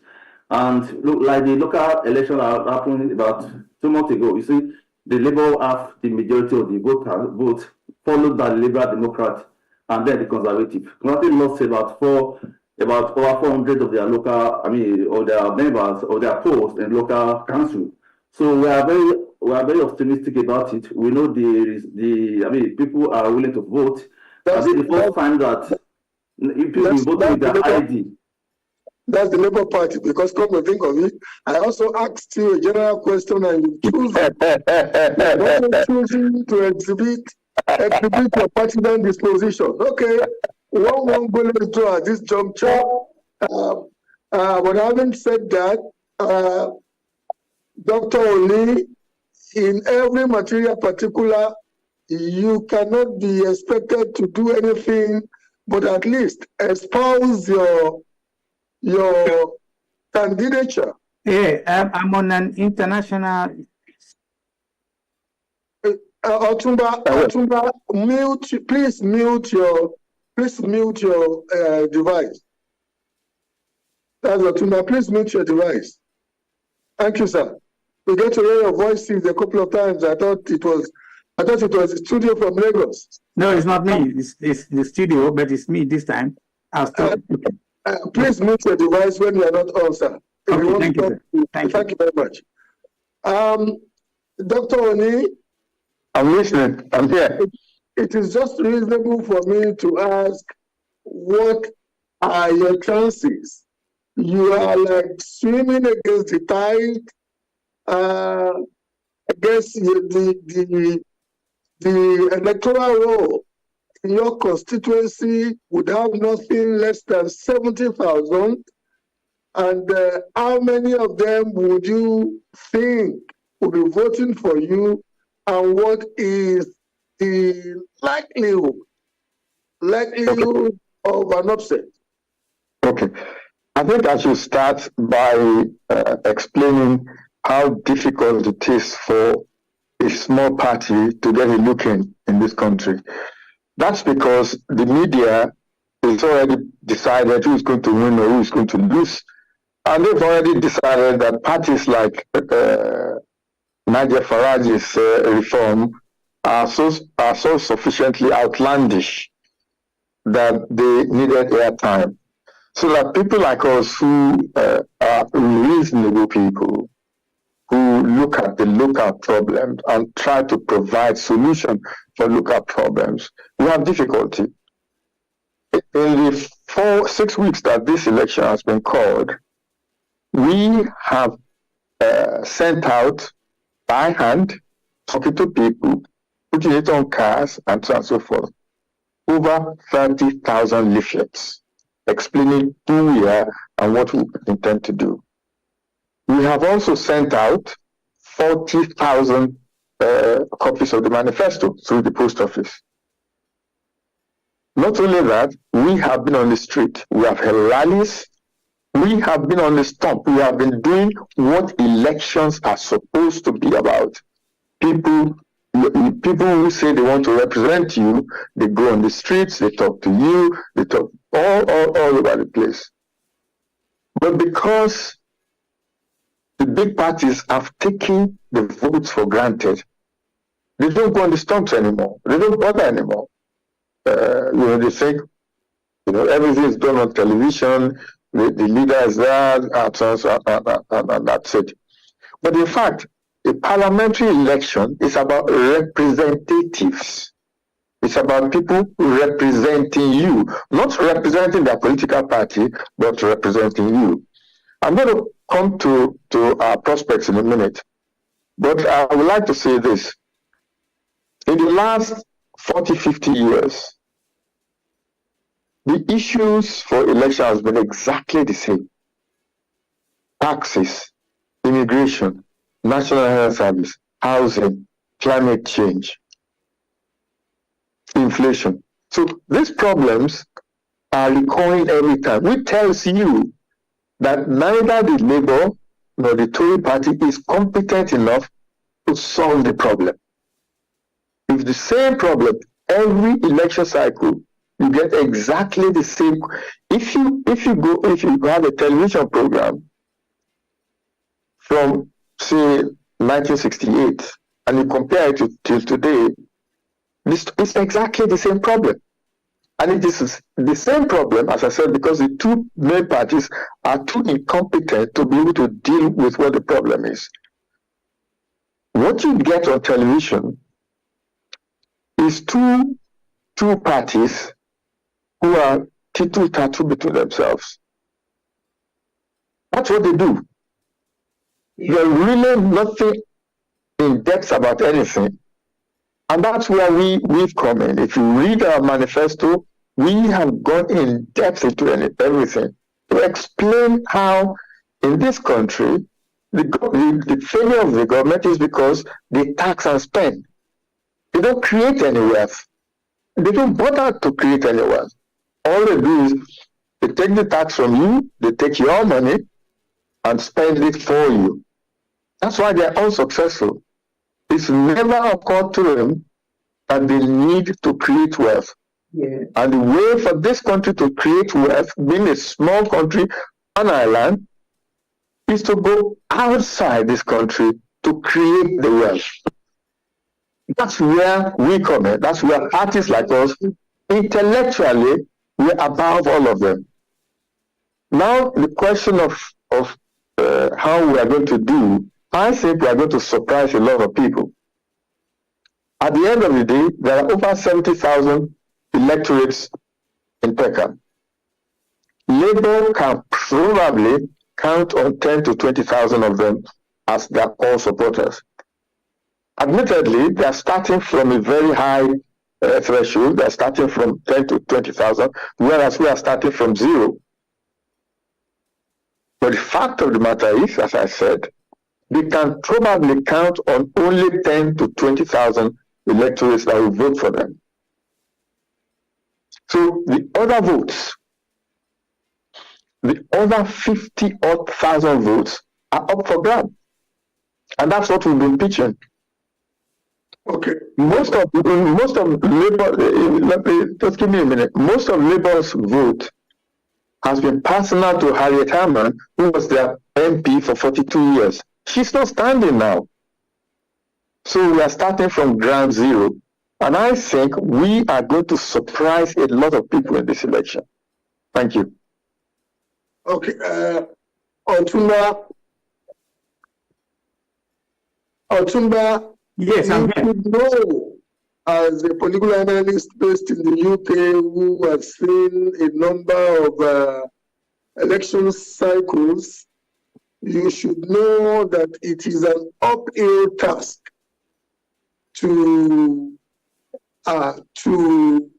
defeat the two major parties when it comes to mustering the resources, reaching the constituents, because like Dr. Oni has stated, they seem to have some seeming advantage or advantages. The media naturally flits after the main parties, except, as rightly stated, melodramatic characters who give them a degree of sensationalism, like the Nigel Farage of this world.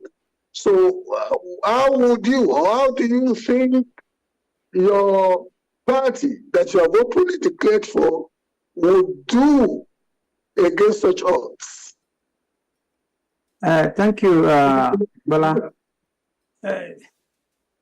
The main tool, the main instrument, the main way to win any election in Europe, having been around for about 54 years, is when you have a selling point, a selling point like a good manifesto, offer to the people what you can offer them, what you want to do to win them, to convince them to change their regular vote has been cast for a particular party the last odd years. Take example of Peckham. Labour Party has been there the last 42 years. And like the candidate for Peckham, Dr. Olushola Oni, said, all what we can do is to spring a surprise. And to get a surprise is to campaign 4 times or 5 times more than the regular parties there. And we have done that. I have no doubt in my mind that we can do what we call in many political and elections upset. We call it upset. We can upset, we can change. Just like as we speak, it's not unlikely that many big wigs in Tories are going to lose their seat. And you'll be surprised that the newcomer in some of their constituencies will be chosen. So it is also likely that the way we have positioned ourselves, what we have put into in a campaign, all the our manifestos, the canvassing and so on and so forth, will afford us the opportunity to generate a kind of offset that we can defeat the incumbent party in Peckham. So it is not going to be easy, no doubt about that. That is a long shot, but at least we can take care of that. And again, like I said, the main tool we are using is how much campaign we put into it. First off, it is almost like a coronation for your party. And I'm thinking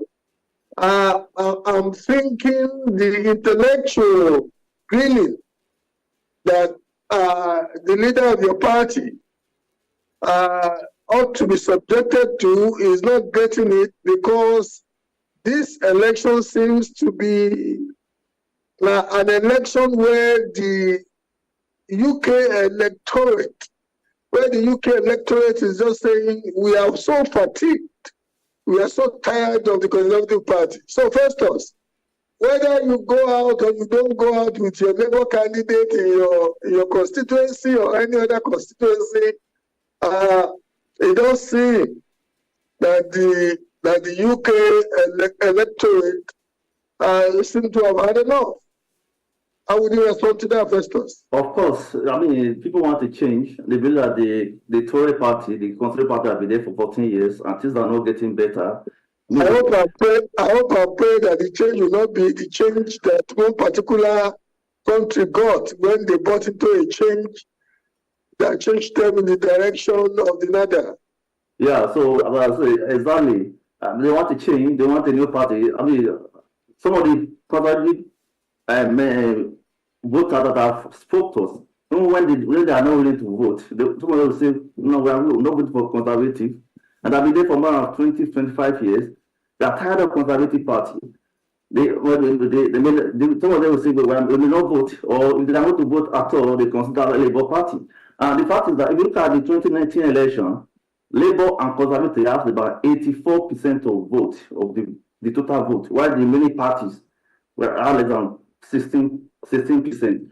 So it is obvious, and I mean, as my colleague Afali said, probably in Peckham, they have, where there are a lot of foreigners, a lot of Nigerians, or other nationals. They can be all stay there. They want the council there. But when you talk about the general election, I mean, the point is going to Labour Party, and they're going to be offset as all. Offset, the other party can make, can get good vote and make a surprise. It will be Labour Democrat, as was the case during the council election, because they came second, the Conservative came third.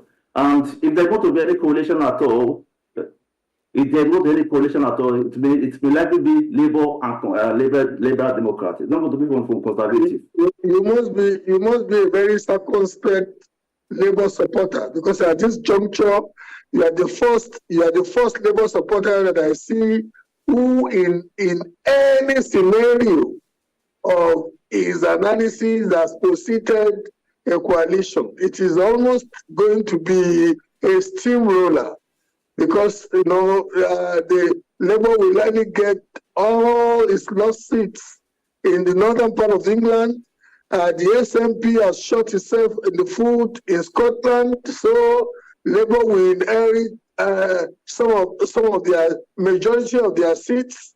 So I'm sitting there now thinking, you are a very, very conservative analyst. I'm not saying you are a conservative member,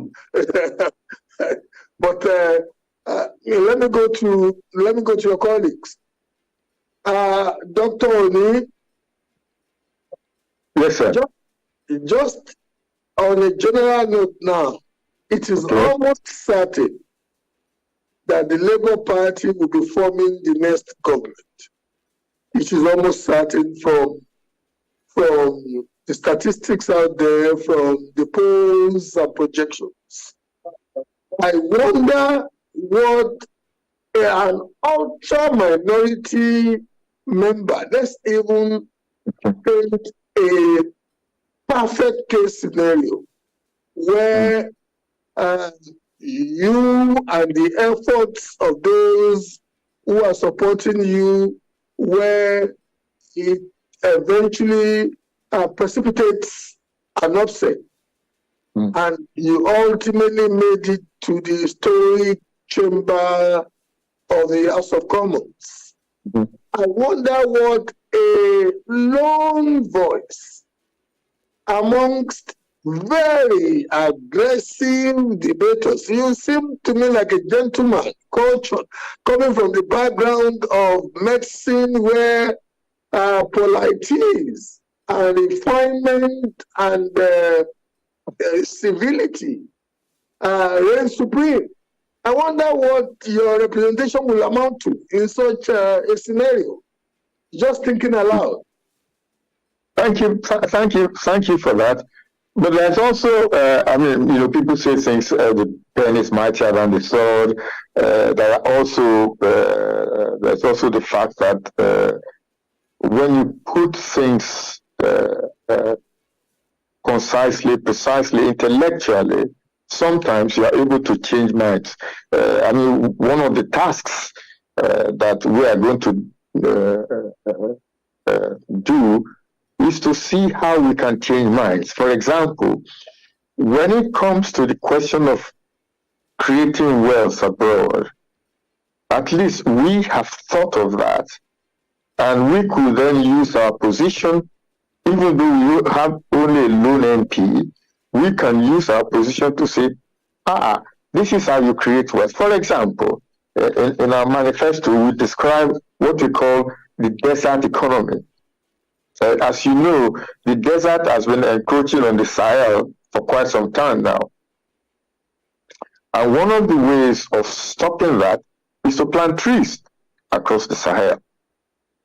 Not only will that help reduce the ingrowth of the desert, it will also deal with climate change, because trees eat carbon, and carbon is the cause of climate change. Now, Now imagine the scenario where this country spends some money to create this desert economy, which involves planting trees in the Sahel. That is going to create jobs in this country. There'll be planners, there'll be environmentalists, there'll be geologists, there'll be water engineers, there'll be agriculturalists, all sorts of professions will be involved. That is one way of creating wealth externally, which not only helps this country, will help the Sahel, will also help climate change. Instead of people sitting around and talking about zero sum and all this kind of nonsense. That's where we come in, that we are able to intellectually articulate what we think is the way forward. And that will allow people in government to think. To say, this is another perspective. Can we go down this lane? So I am not fazed at all that we might end up with just one MP, and what can he do? And I usually give an example of when I was at the General Medical Council as the lone black man there. Before I joined the council, there were 2 registers, one for overseas trained doctors, one for British home trained doctors. And the point that I was making in those days was this: when the patient comes to you, the patient doesn't ask where you qualified. The patient is only interested in the competent doctor, somebody to look after you. That's it. The patient does not care where you come from. In other words, the idea of 2 registers was not to protect the patient. It was for other reasons apart from protecting the patient. And that argument won the day. So we then ended up with just 1 register. So that whether you trained here or you trained abroad, you're all 1 register. So I'm listening. How would you respond to a cynic or a skeptic listening to you now and is saying this man is wittingly or unwittingly espousing colonization all over again? Go out. No, that's my response. Let me finish that. Okay. He's speaking to reforestation of the Sahel when ordinarily the Sahel is literally spanning the territories of sovereign nations. When ordinarily those sovereign nations would have the sovereign right to decide how they even want to feel. As wonderful and as good as the idea may be, you are speaking as though it must be only UK botanists, UK geologists, UK professionals who will go and do it. And for you, that is wealth creation. How would an average country in the Sahel feel that, they are bringing money, they are bringing personnel? What about our own project? What about our own professionals who can do it? I'm just thinking about. Can I respond to that? Yes, please. Okay, your professionals can do it. They are not doing it. This idea that you've got people on the ground to do, they are not doing it. It's really an empty boast. We've got people to do it, but they're not doing anything. You don't have the money to do it. But you would then do a diktat from 10 Downing Street. With due respect.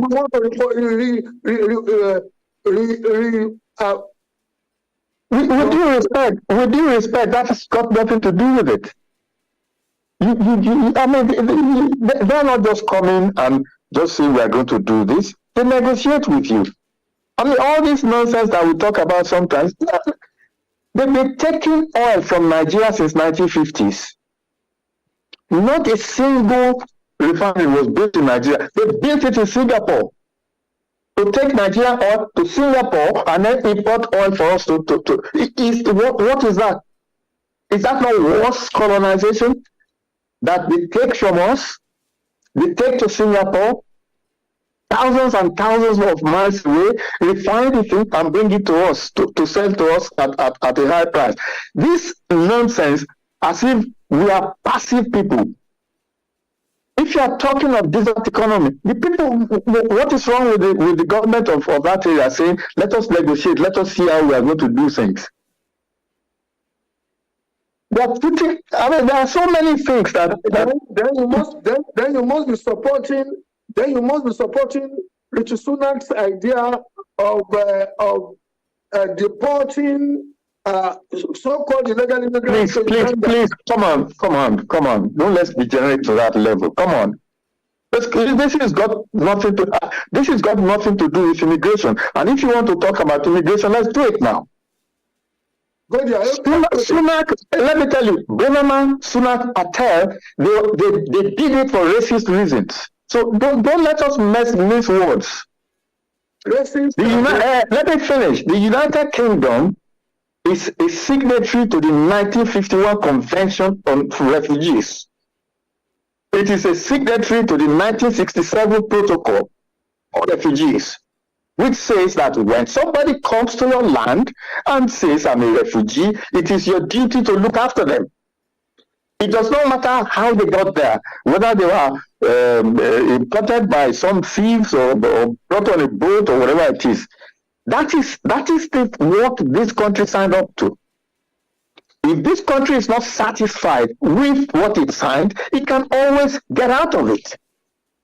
But you can't have a situation. This is what happens to us Africans all the time. That you just accept this kind of nonsense because you don't go back to look at what the facts are. Britain has no right to deport anybody to Rwanda. None whatsoever. Because Britain signed a protocol, signed a convention. If they don't want it, they can cancel it. But as long as you pretend that you will look after refugees, and in any case, if you go down in Peckham today, there are buildings that are empty, vast numbers of buildings that have been left empty, where you could house refugees once you are dealing with their problem, rather than putting them on boats. That's why I said the policy was racist right from the beginning. There are places in Peckham today where you can house refugees. They don't have to to be put on a boat. They don't have to be taken to Uganda, to Rwanda. Yes, I'm listening aloud now.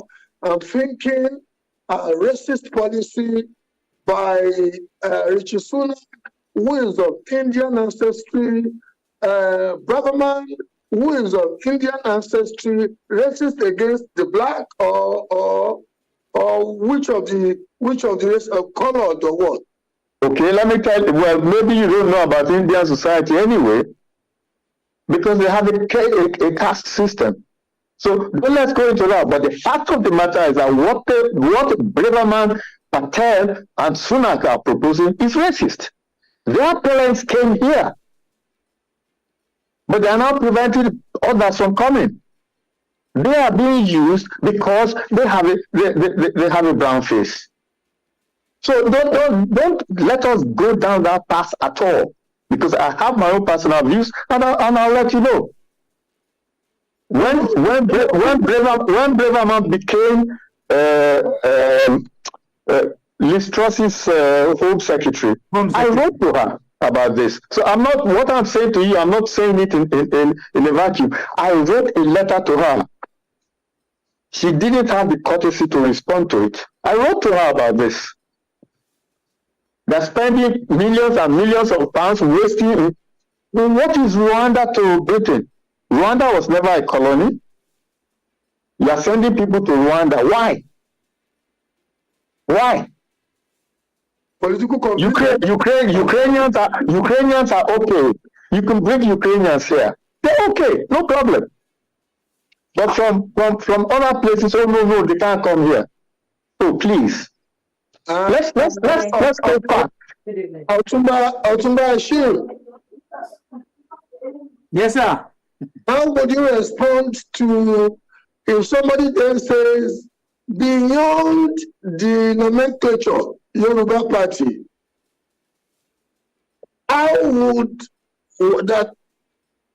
how could somebody of your political knowledge be espousing a candidate of Yoruba Party beyond that nomenclature and the fact that your ancestry and your sentiments are in every material particular that connected to the primordiality of Yorubanness? How would you respond? We come across this, your question. I mean, this is your question. I hope you are not distributed to the people of Peckham, because most of them have been asking a similar question. And what we told them is this: we could have called it Bola Party in the UK. We could have called it Nyanga. We could have called it anything. At the end of the day, the visionary, the person who has spent most of his time doing medicine in this country, law and some other things, so that it is not the name for now. For those of you, especially you, when you heard about it, you said to me, oh, you wish you could have been still living here. You will have probably wrong, because you've done it before. You have been there and you know exactly how it works. So the thing is, I don't see any problem in the name of the party, because like I said, if we call it Anglo, Wasobia, anything, Festus, anybody, people will still say to you, why did you not add their own preference? So for me, it was what the political party offers, I think, is the most important. And like Dr. Oni said, for the people of Peckham, what they're about to get is an outstanding candidate who will be looking at their interests, who will be fighting for their rights. He talk about housing. Housing in Peckham is horrible. Let's even talk about security. Here we have a large constituency like Peckham that has thousands of, registered voters, 76,000 or so, and they don't even have a single police station. The only one there has been closed down. You will need to go 5 miles away to get to get to a police station. These are issues that we have discussed, and I have no doubt in my mind that if we get the position there, these are the things our candidate will restore. We talk about it in the House of Commons, and when issues like that are tabled, that should be discussed. And the thing is, again, for me, we are not afraid. Yes, we come across, and the only people that have been challenging the name are your own Yoruba people, which is fine.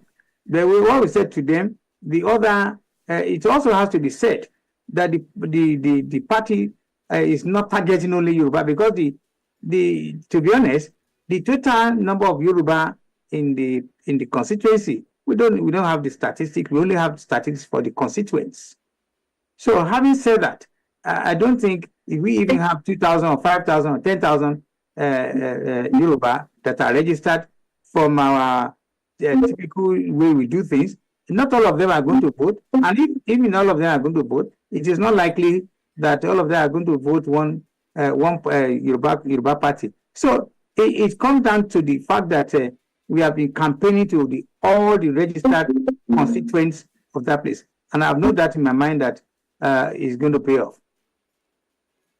Okay, I think at this juncture, I need to make some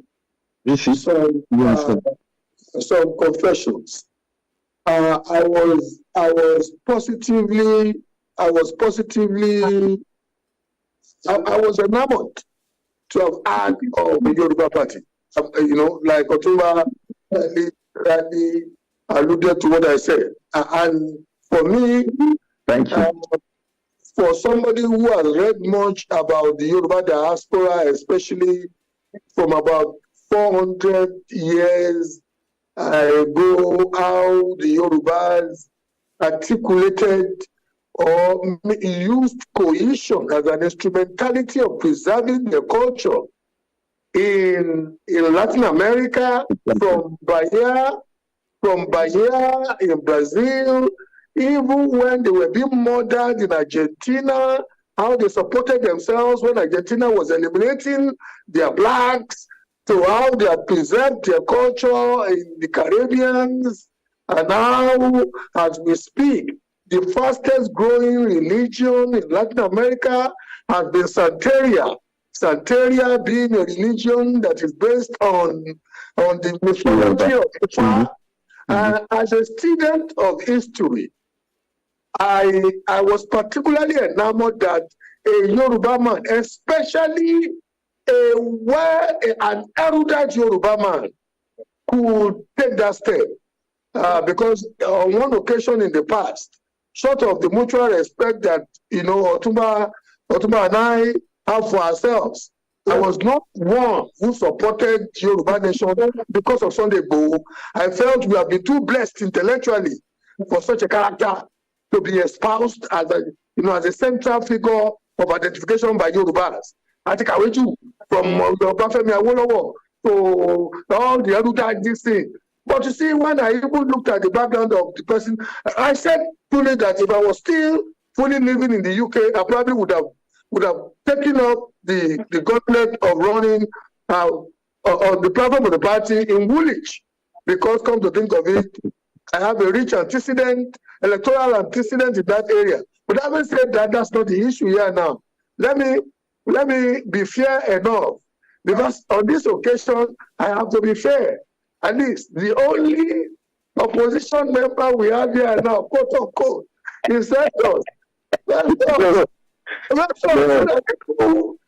people will not choke you. No, I can tell you, I'm a mind reader. I can tell you as we speak. He will get home and call his friends and family in Peckham to vote for, definitely. But well, tell me if I'm wrong, Festus. No, at all. I've never actually known when I talked earlier. I said, it is possible that the Yoruba party could create an offset in Peckham, as a political party. So because of your own Yoruba sentimentalities too. He's also affected. He has been affected. No, not really, because election in the UK is about the issues, and as a political party, it's actually your political manifestos to the voters. Is that what matters?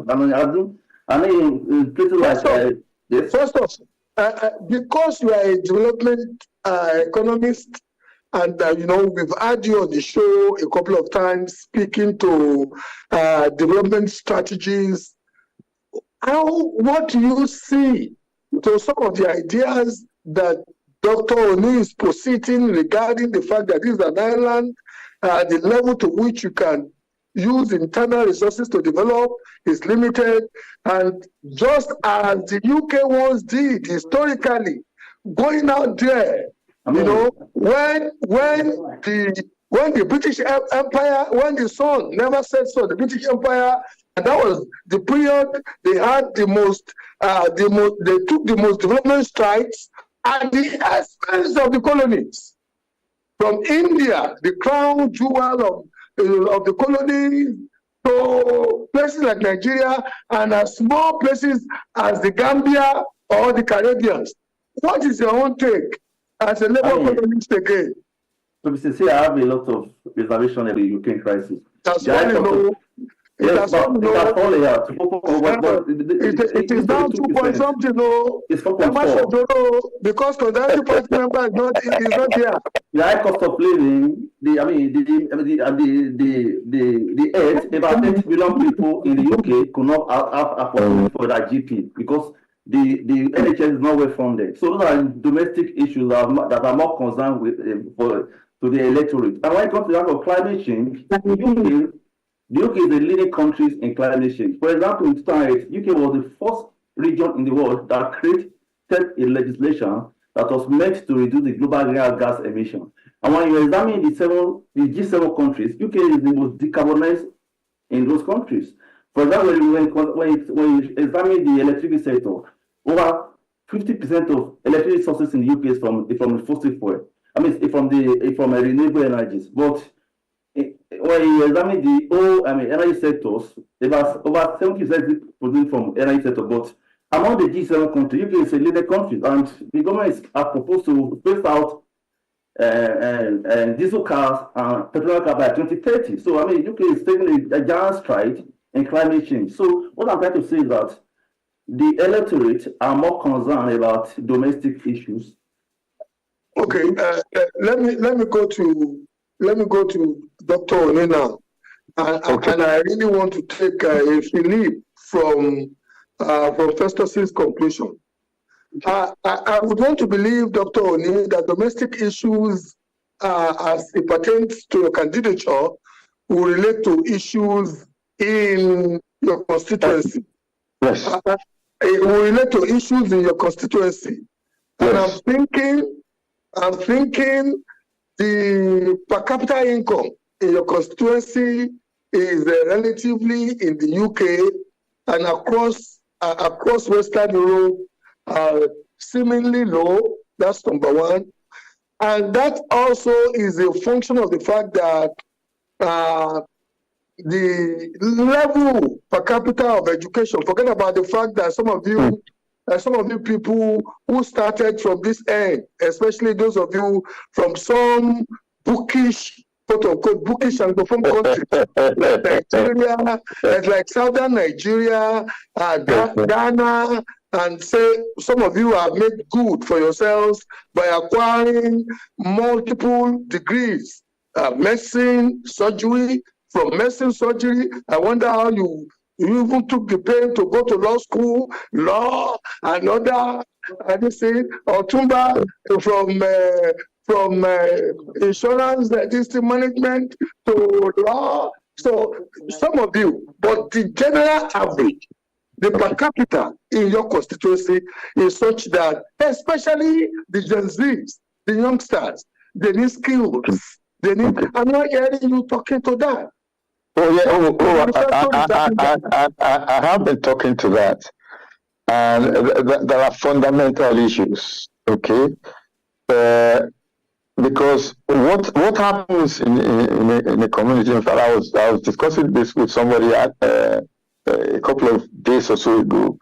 That when you see the statistics of how well government is doing, it is not the reality of what people on the ground are feeling.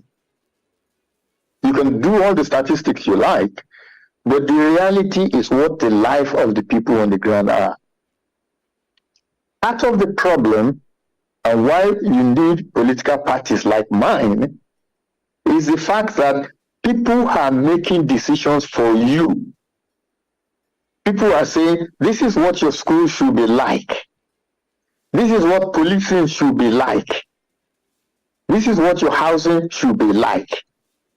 They are not asking you what you want your policing to be like, or what you want your housing to be like, or what you want your schools to be like. The decision is being made for you. There's nobody holding a town hall and asking the people of Peckham, what do you want? But as I've been going around talking to people, and see the difference between what they want and what they are being provided. The difference between what they want and all the things that the politicians are talking about. I think it was somebody who, I can't remember which politician who said that inflation is created by government, not by people. Inflation is created by government, not by people. So all the economic disaster and so on, it's not caused by the people, it's caused by government itself. And what happens when somebody else decides for you what aspects of your life you'll be, is that you end up the way we have ended up with increased crime. Your children are not doing well at school. And in fact, when black children go to school, all the teachers are interested in, can he play football? Can he run? Can he jump? Not can he think. Those things will change when we have a political party that shines some light on our community, that says, we too can do this. We too can do this. Once others know that we too can do this, they will listen to us. They will not come and build houses on our land, and houses that we cannot afford to rent or to buy.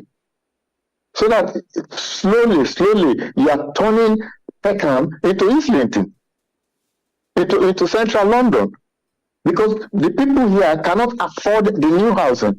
You call it affordable housing. Affordable by who? Hello, candidate Oni, because we must grill candidate Oni well enough to show that whether you are abiding. I hope you are not a Trump. I'm hearing, are you against the gentrification that is happening? As I'm talking to you now, I'm literally speaking from your constituency. And given what I've known of Peckham, say in the last 30, 35 years, or even up to about 20 years, I've seen enormous amount of gentrification, enormous amount of uplift in the aesthetics of the environment. Are you against that, or what are you speaking about? If you remember how I started, I said it is what the people on the ground feel is the reality.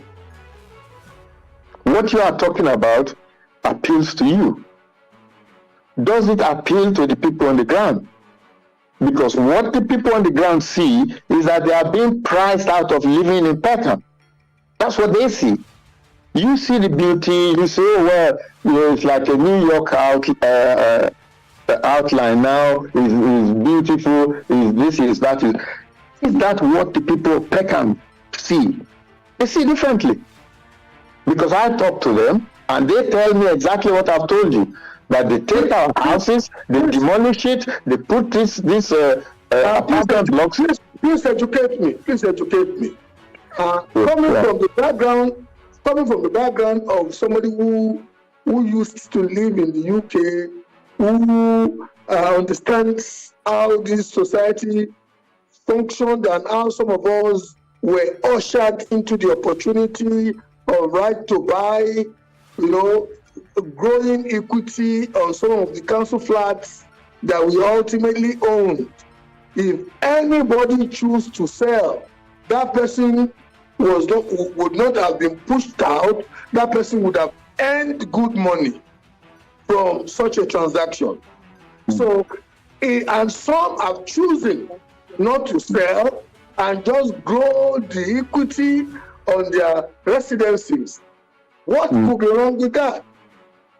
I didn't say anything was wrong with that. Let me remind you of what I said. You are looking at a minority where everything looks rosy. I am telling you about the people that I've met on the streets and I'm talking to. Their reality. I can see. I have an idea of the sort of place I would like to live in, and so on and so forth. But that's not the point. The point is what the people on the ground say they want. That's the reality. And it's the same thing with the National Health Service as well. What do they say they want? That's what I'm telling you. That they are building houses that they cannot afford to buy, they cannot afford to rent. That's it. So you build something, you say this is affordable housing, but they can't afford it. Which is a general phenomenon across the Greater London area. It doesn't matter where it is. I can only tell you what the people of Peckham are saying. And it is important for politicians. I mean, I know I'm not, I'm just a neophyte when it comes to politics. But it is important to listen to what people on the ground are saying. That's my job as a doctor, as an orthopedic surgeon. I listen to what my patient is saying before I offer treatment. I don't just see the guy and say, this is the treatment. Our time is quite well spent. Oh, dear. In 10 seconds, Otumba, your closing remarks.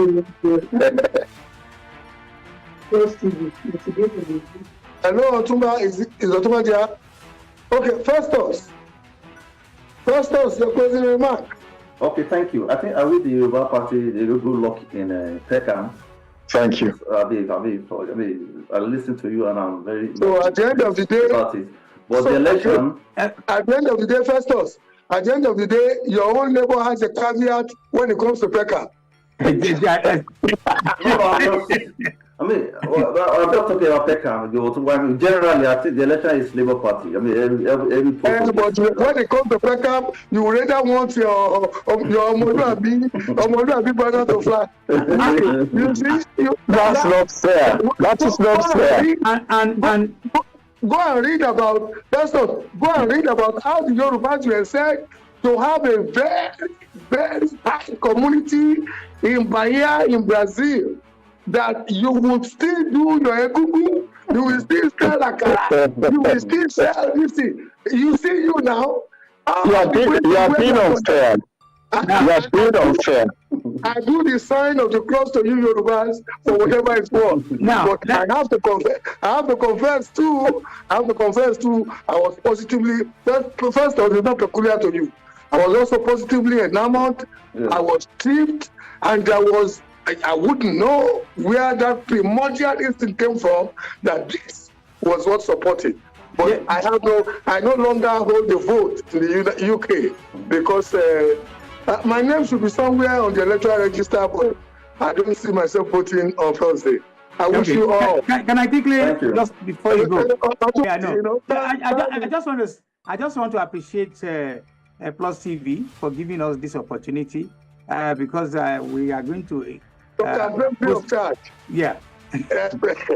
Well, hey, at least you and many other Nigerians, whether here or not, are going to have, for the first time in many years, a voice. Yesterday, I was watching it on television. I saw Sunak going all over the place, going to the Sikh temple, going to different Indian temple, and so on and so forth, seeking for votes. And the same thing the Labour leader was doing. They gone to the Jews, they everywhere. As a candidate gone to the Ifa temple in Ifa. Oh yes. I've been to churches, I've been to mosques.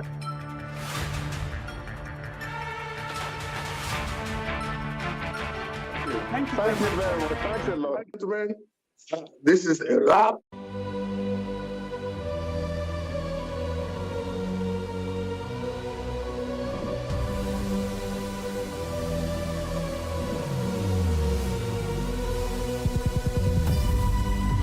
What we do not understand, we will stigmatize.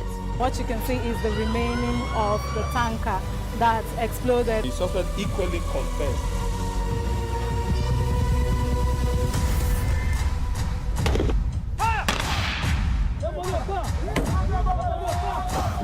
Now 500 naira they collect them. If you no talk, then go beat you. Now 2,500 they pay.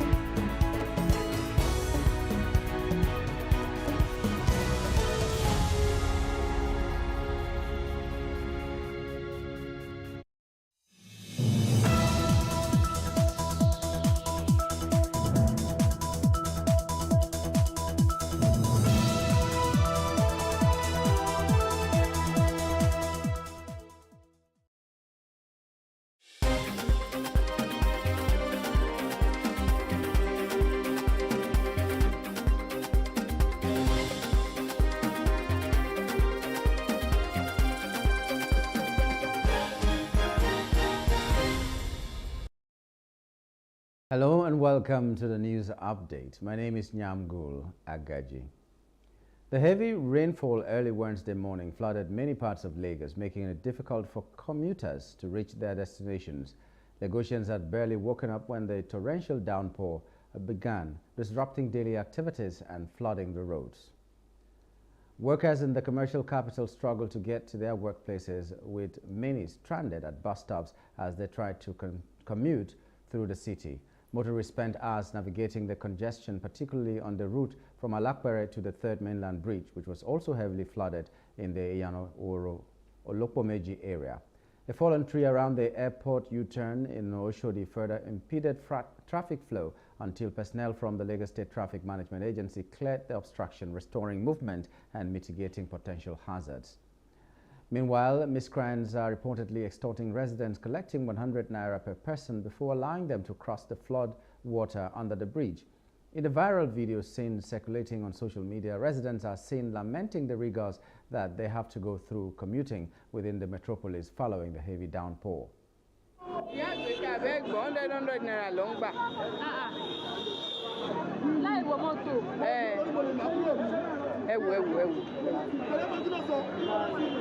are collecting 100 naira on each person to take this passage. This is straight fare under bridge.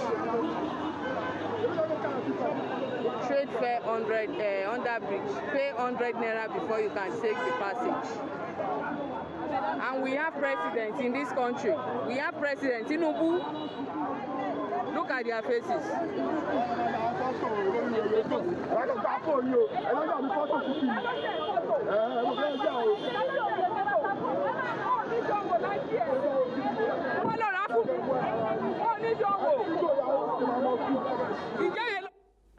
Severe flooding has inundated residential areas and major roads in the Bejuleki region of Lagos State following heavy rainfall over the past few days. The prolonged downpour on Wednesday led to the widespread flooding in residential neighborhoods across Ibejuleki and other key locations, including Ekpe, Eredo, Bogije, Labora, Abidjan, Shongotedo, Awoyaya. Many residents attributed the flooding to blocked waterways caused by the indiscriminate dumping of waste in the affected localities. At Laboral area, resident said his home was submerged due to the lack of a functioning drainage system in his new neighborhood, resulting in water damage to his belongings. Another local decried the chronic flooding on the Bejuleki Expressway, which he blamed on clogged drains in the area. Awoyaya said called on the Bejuleki local government to clear the drains and urged residents to stop discarding waste in the drainage system to help control the flooding. Others also lamented the devastating impact of the heavy rains and flooding in her community. Arowosaye further appealed to the Lagos State government to expedite repairs on roads in the Shongotedo area of Ibejuleki. The House of Representatives has condemned the multiple suicide bombings that occurred in Gwoza, Borno State, and urged security agencies to intensify their efforts in intelligence gathering and community engagement. The condemnation followed the adoption of an urgent motion moved by the member representing Damboa Gwoza Chibok Federal Constituency, Honorable Ahmed Jaha, at plenary on Tuesday. Presenting the motion, the lawmaker informed of the recent bomb blast that occurred on Saturday, targeted at a wedding, a funeral, and a hospital in coordinated attacks in Gwoza, Borno State.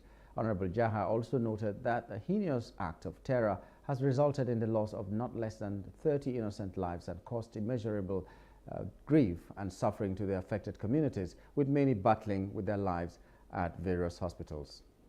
The 30 young men who lost their lives ranges between the ages of 35 downward, including teenagers and infants. The suicide bombers, after identifying their faces, it was discovered that they were recruited, they were drugged, they were brainwashed, and they were imported to come to Gwoza from somewhere to cause this issue. They came in uniform, what is normally called in the northern part of Nigeria, Anko. We can call on the president to sack all security political appointees. All political is 10 months. All of them have been in office for 10 months. Even if you are given a job, you have a probation of 10 months. If you're not living up to expectation, you don't get your confinement after 1 year.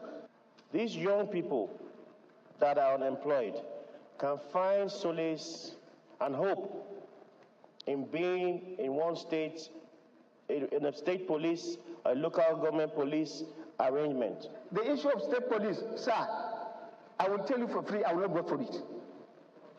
You know what the governors are doing, how they are cajoling, how they are manipulating the states. They are complaining they cannot pay 60,000 naira now for minimum wage. You want to go and add another branch of problem to them, and at the end of the day, you will arm them, and then they will have more sophisticated armed robbers in the country. The Southeast Governors Forum has stated its commitment to visit President Bola Tinubu to seek the release of the detained leader of the indigenous people of Biafra, Nnamdi Kanu. The forum, which comprised Governors Hope Uzodinma of Imo State, Alex Oti of Abia State, Chukwuma Soludo, Anambra, Francis Nwifuru, Ebonyi, and Peter Mba of Enugu, met on Tuesday during a meeting held in Enugu State. Chairman of the forum, Uzodinma, who announced the resolution, also noted that the delegation of former President Olusegun Obasanjo, former Commonwealth Secretary General Emeka Anyaoku, and the Obi of Onitsha, Nnemeka Achebe, paid a solidarity visit to the forum. Uzodinma stated that about the Security and Economic Summit held in Owerri, the Imo State capital, on September 28, 2023, the forum had agreed to implement the aspects of the report pertaining to security and economic integration, and affirmed its desire to put actionable plans on the key issues agreed. Deliberated on the reviewed report of the Southeast Security and Economic Summit held in Owerri on the 28th September 2023, and agreed to implement the aspects of the report pertaining to security and economic integration of the region, and affirmed its desire to put actionable plans on the key issues agreed. The forum resolved to visit Mr. President to discuss the pressing issues, all pressing issues concerning the Southeast region. The forum also deliberated and resolved to interface with the federal government to secure the release of Mazi Nnamdi Kanu, and the meeting adjourned whenever. The Enugu State chapter of the Labour Party has denounced what it termed the politically motivated detention of its candidate for Enugu South Urban State constituency, Bright Ngene, saying he was tried on trumped-up charges. Ngene was sentenced to 7 years in prison by the Enugu South Magisterial District on June 28, 2024. The party condemned the judgment in a statement issued and signed by the state chairman, Casimir Agbo, and the publicity secretary, Onora Odo, in Enugu on Tuesday.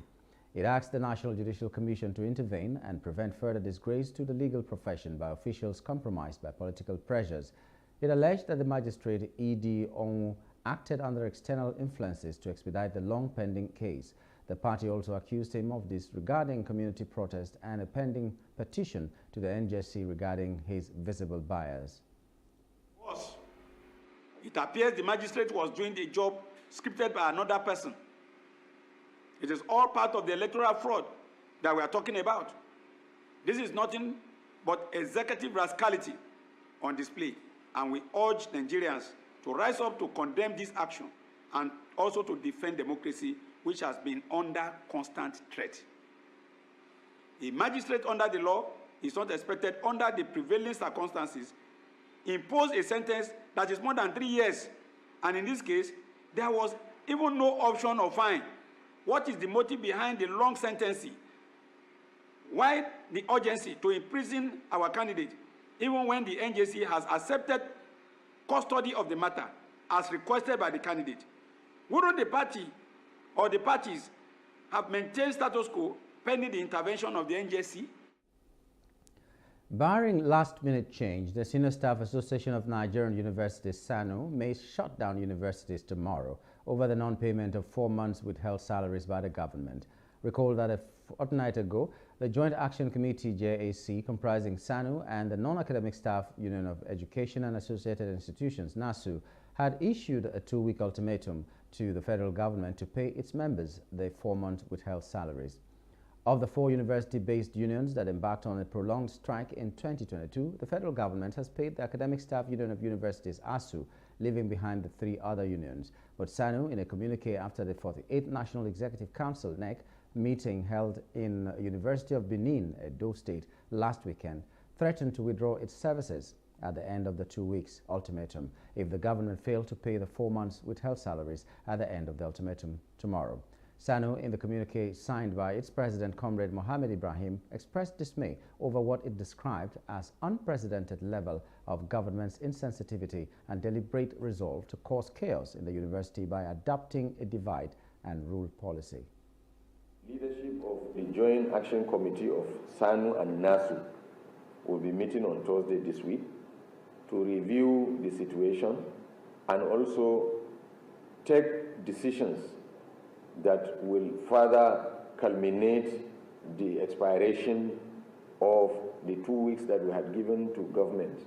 Recall that we wrote a letter to the Minister of Education and also the Minister of Labor, intimating them of our desire to resume our suspended strike, which we suspended because of the promises made by the federal government of Nigeria to pay the 4 months withheld salaries. This we have not seen, and there is nothing convincing before us so far to show that efforts are being made. Even the House of Representatives Committee that came in to discuss with us and passing a resolution on the floor of the House of Representatives directing the President and the Minister of Finance to see to it that these payments are made. Nothing has been done so far. So obviously, what we have realized is that there is insincerity on the part of government, and there is a serious neglect of the feelings and the welfare of workers in our Nigerian universities. And this clearly translates into poor conditions of service, and also it affects the performance or job performance of our workers.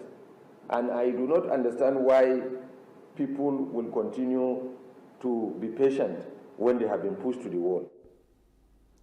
We'll move now to other parts of Africa. 14 people died when a 3-story building collapsed in the southern Egyptian city of Asyut, according to city governor Essam Saad on Tuesday. The bodies were recovered from under the rubble during search and rescue operations following the building collapse on Monday. Saad said 6 people were rescued and have been transferred to the hospital. According to him, poor maintenance of old buildings and violations of construction regulations are often blamed for deadly collapses of residential buildings in Egypt. Rescue teams are still searching for survivors over the past 24 hours, according to the report.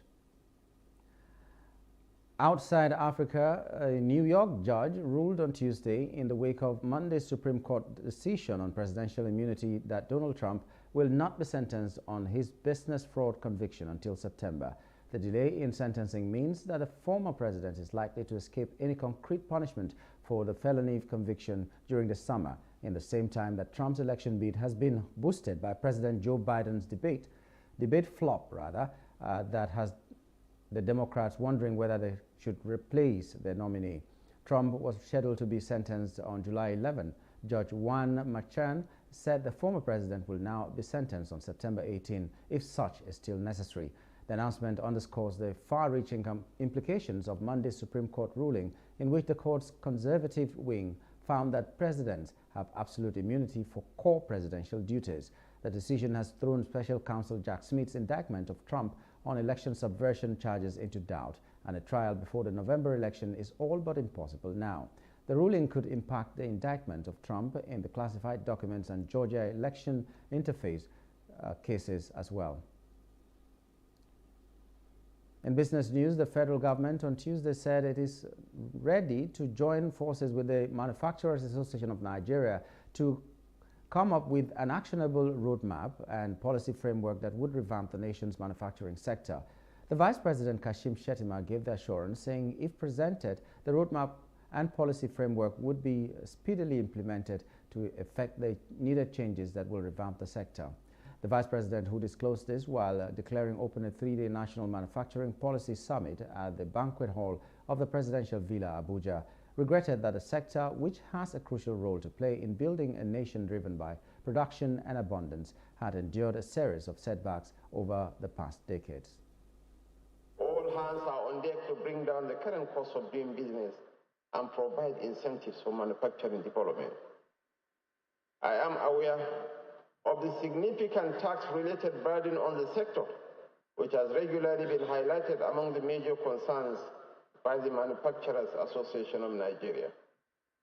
The issue is being addressed to enhance manufacturing development. The Presidential Committee on Fiscal Policy and Tax Reform is specifically addressing this matter, and we have entered the implementation stage of the reform. And that's the news update. For more stories, please follow us on Facebook, X, and Instagram, and do subscribe to our YouTube channel at Plus TV Africa and Plus TV Africa Lifestyle. You can also view us from Limex on limex.tv and Glow TV apps anywhere in the world. My name is Nyamgul Agaji. Thank you for being.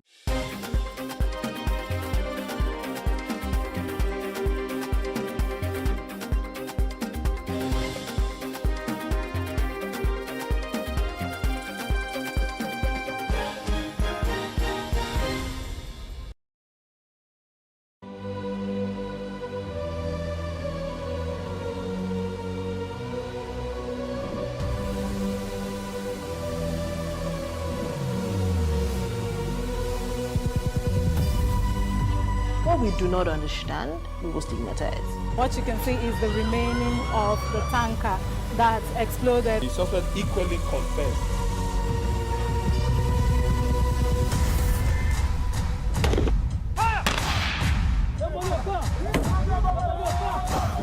A 500 naira they collect them. If you no talk, then go beat you. Now 2,500 when they pay.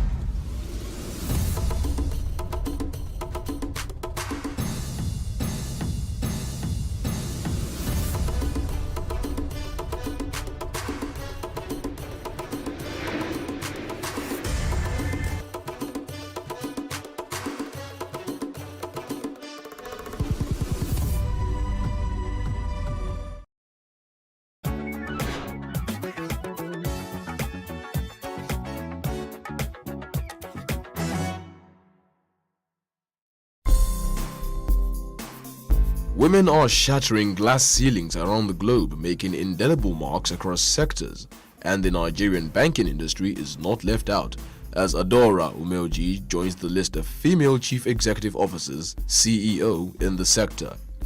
In this feature, we bring you the profile managing director of Zenith Bank from October 2016. She obtained a bachelor's degree in sociology from the University of Jos, a bachelor's degree in accounting, and a first-class honors in law from Bayes University, Abuja. Umeoji is also a graduate of the University of Salford, United Kingdom, where she bagged a Master of Laws degree.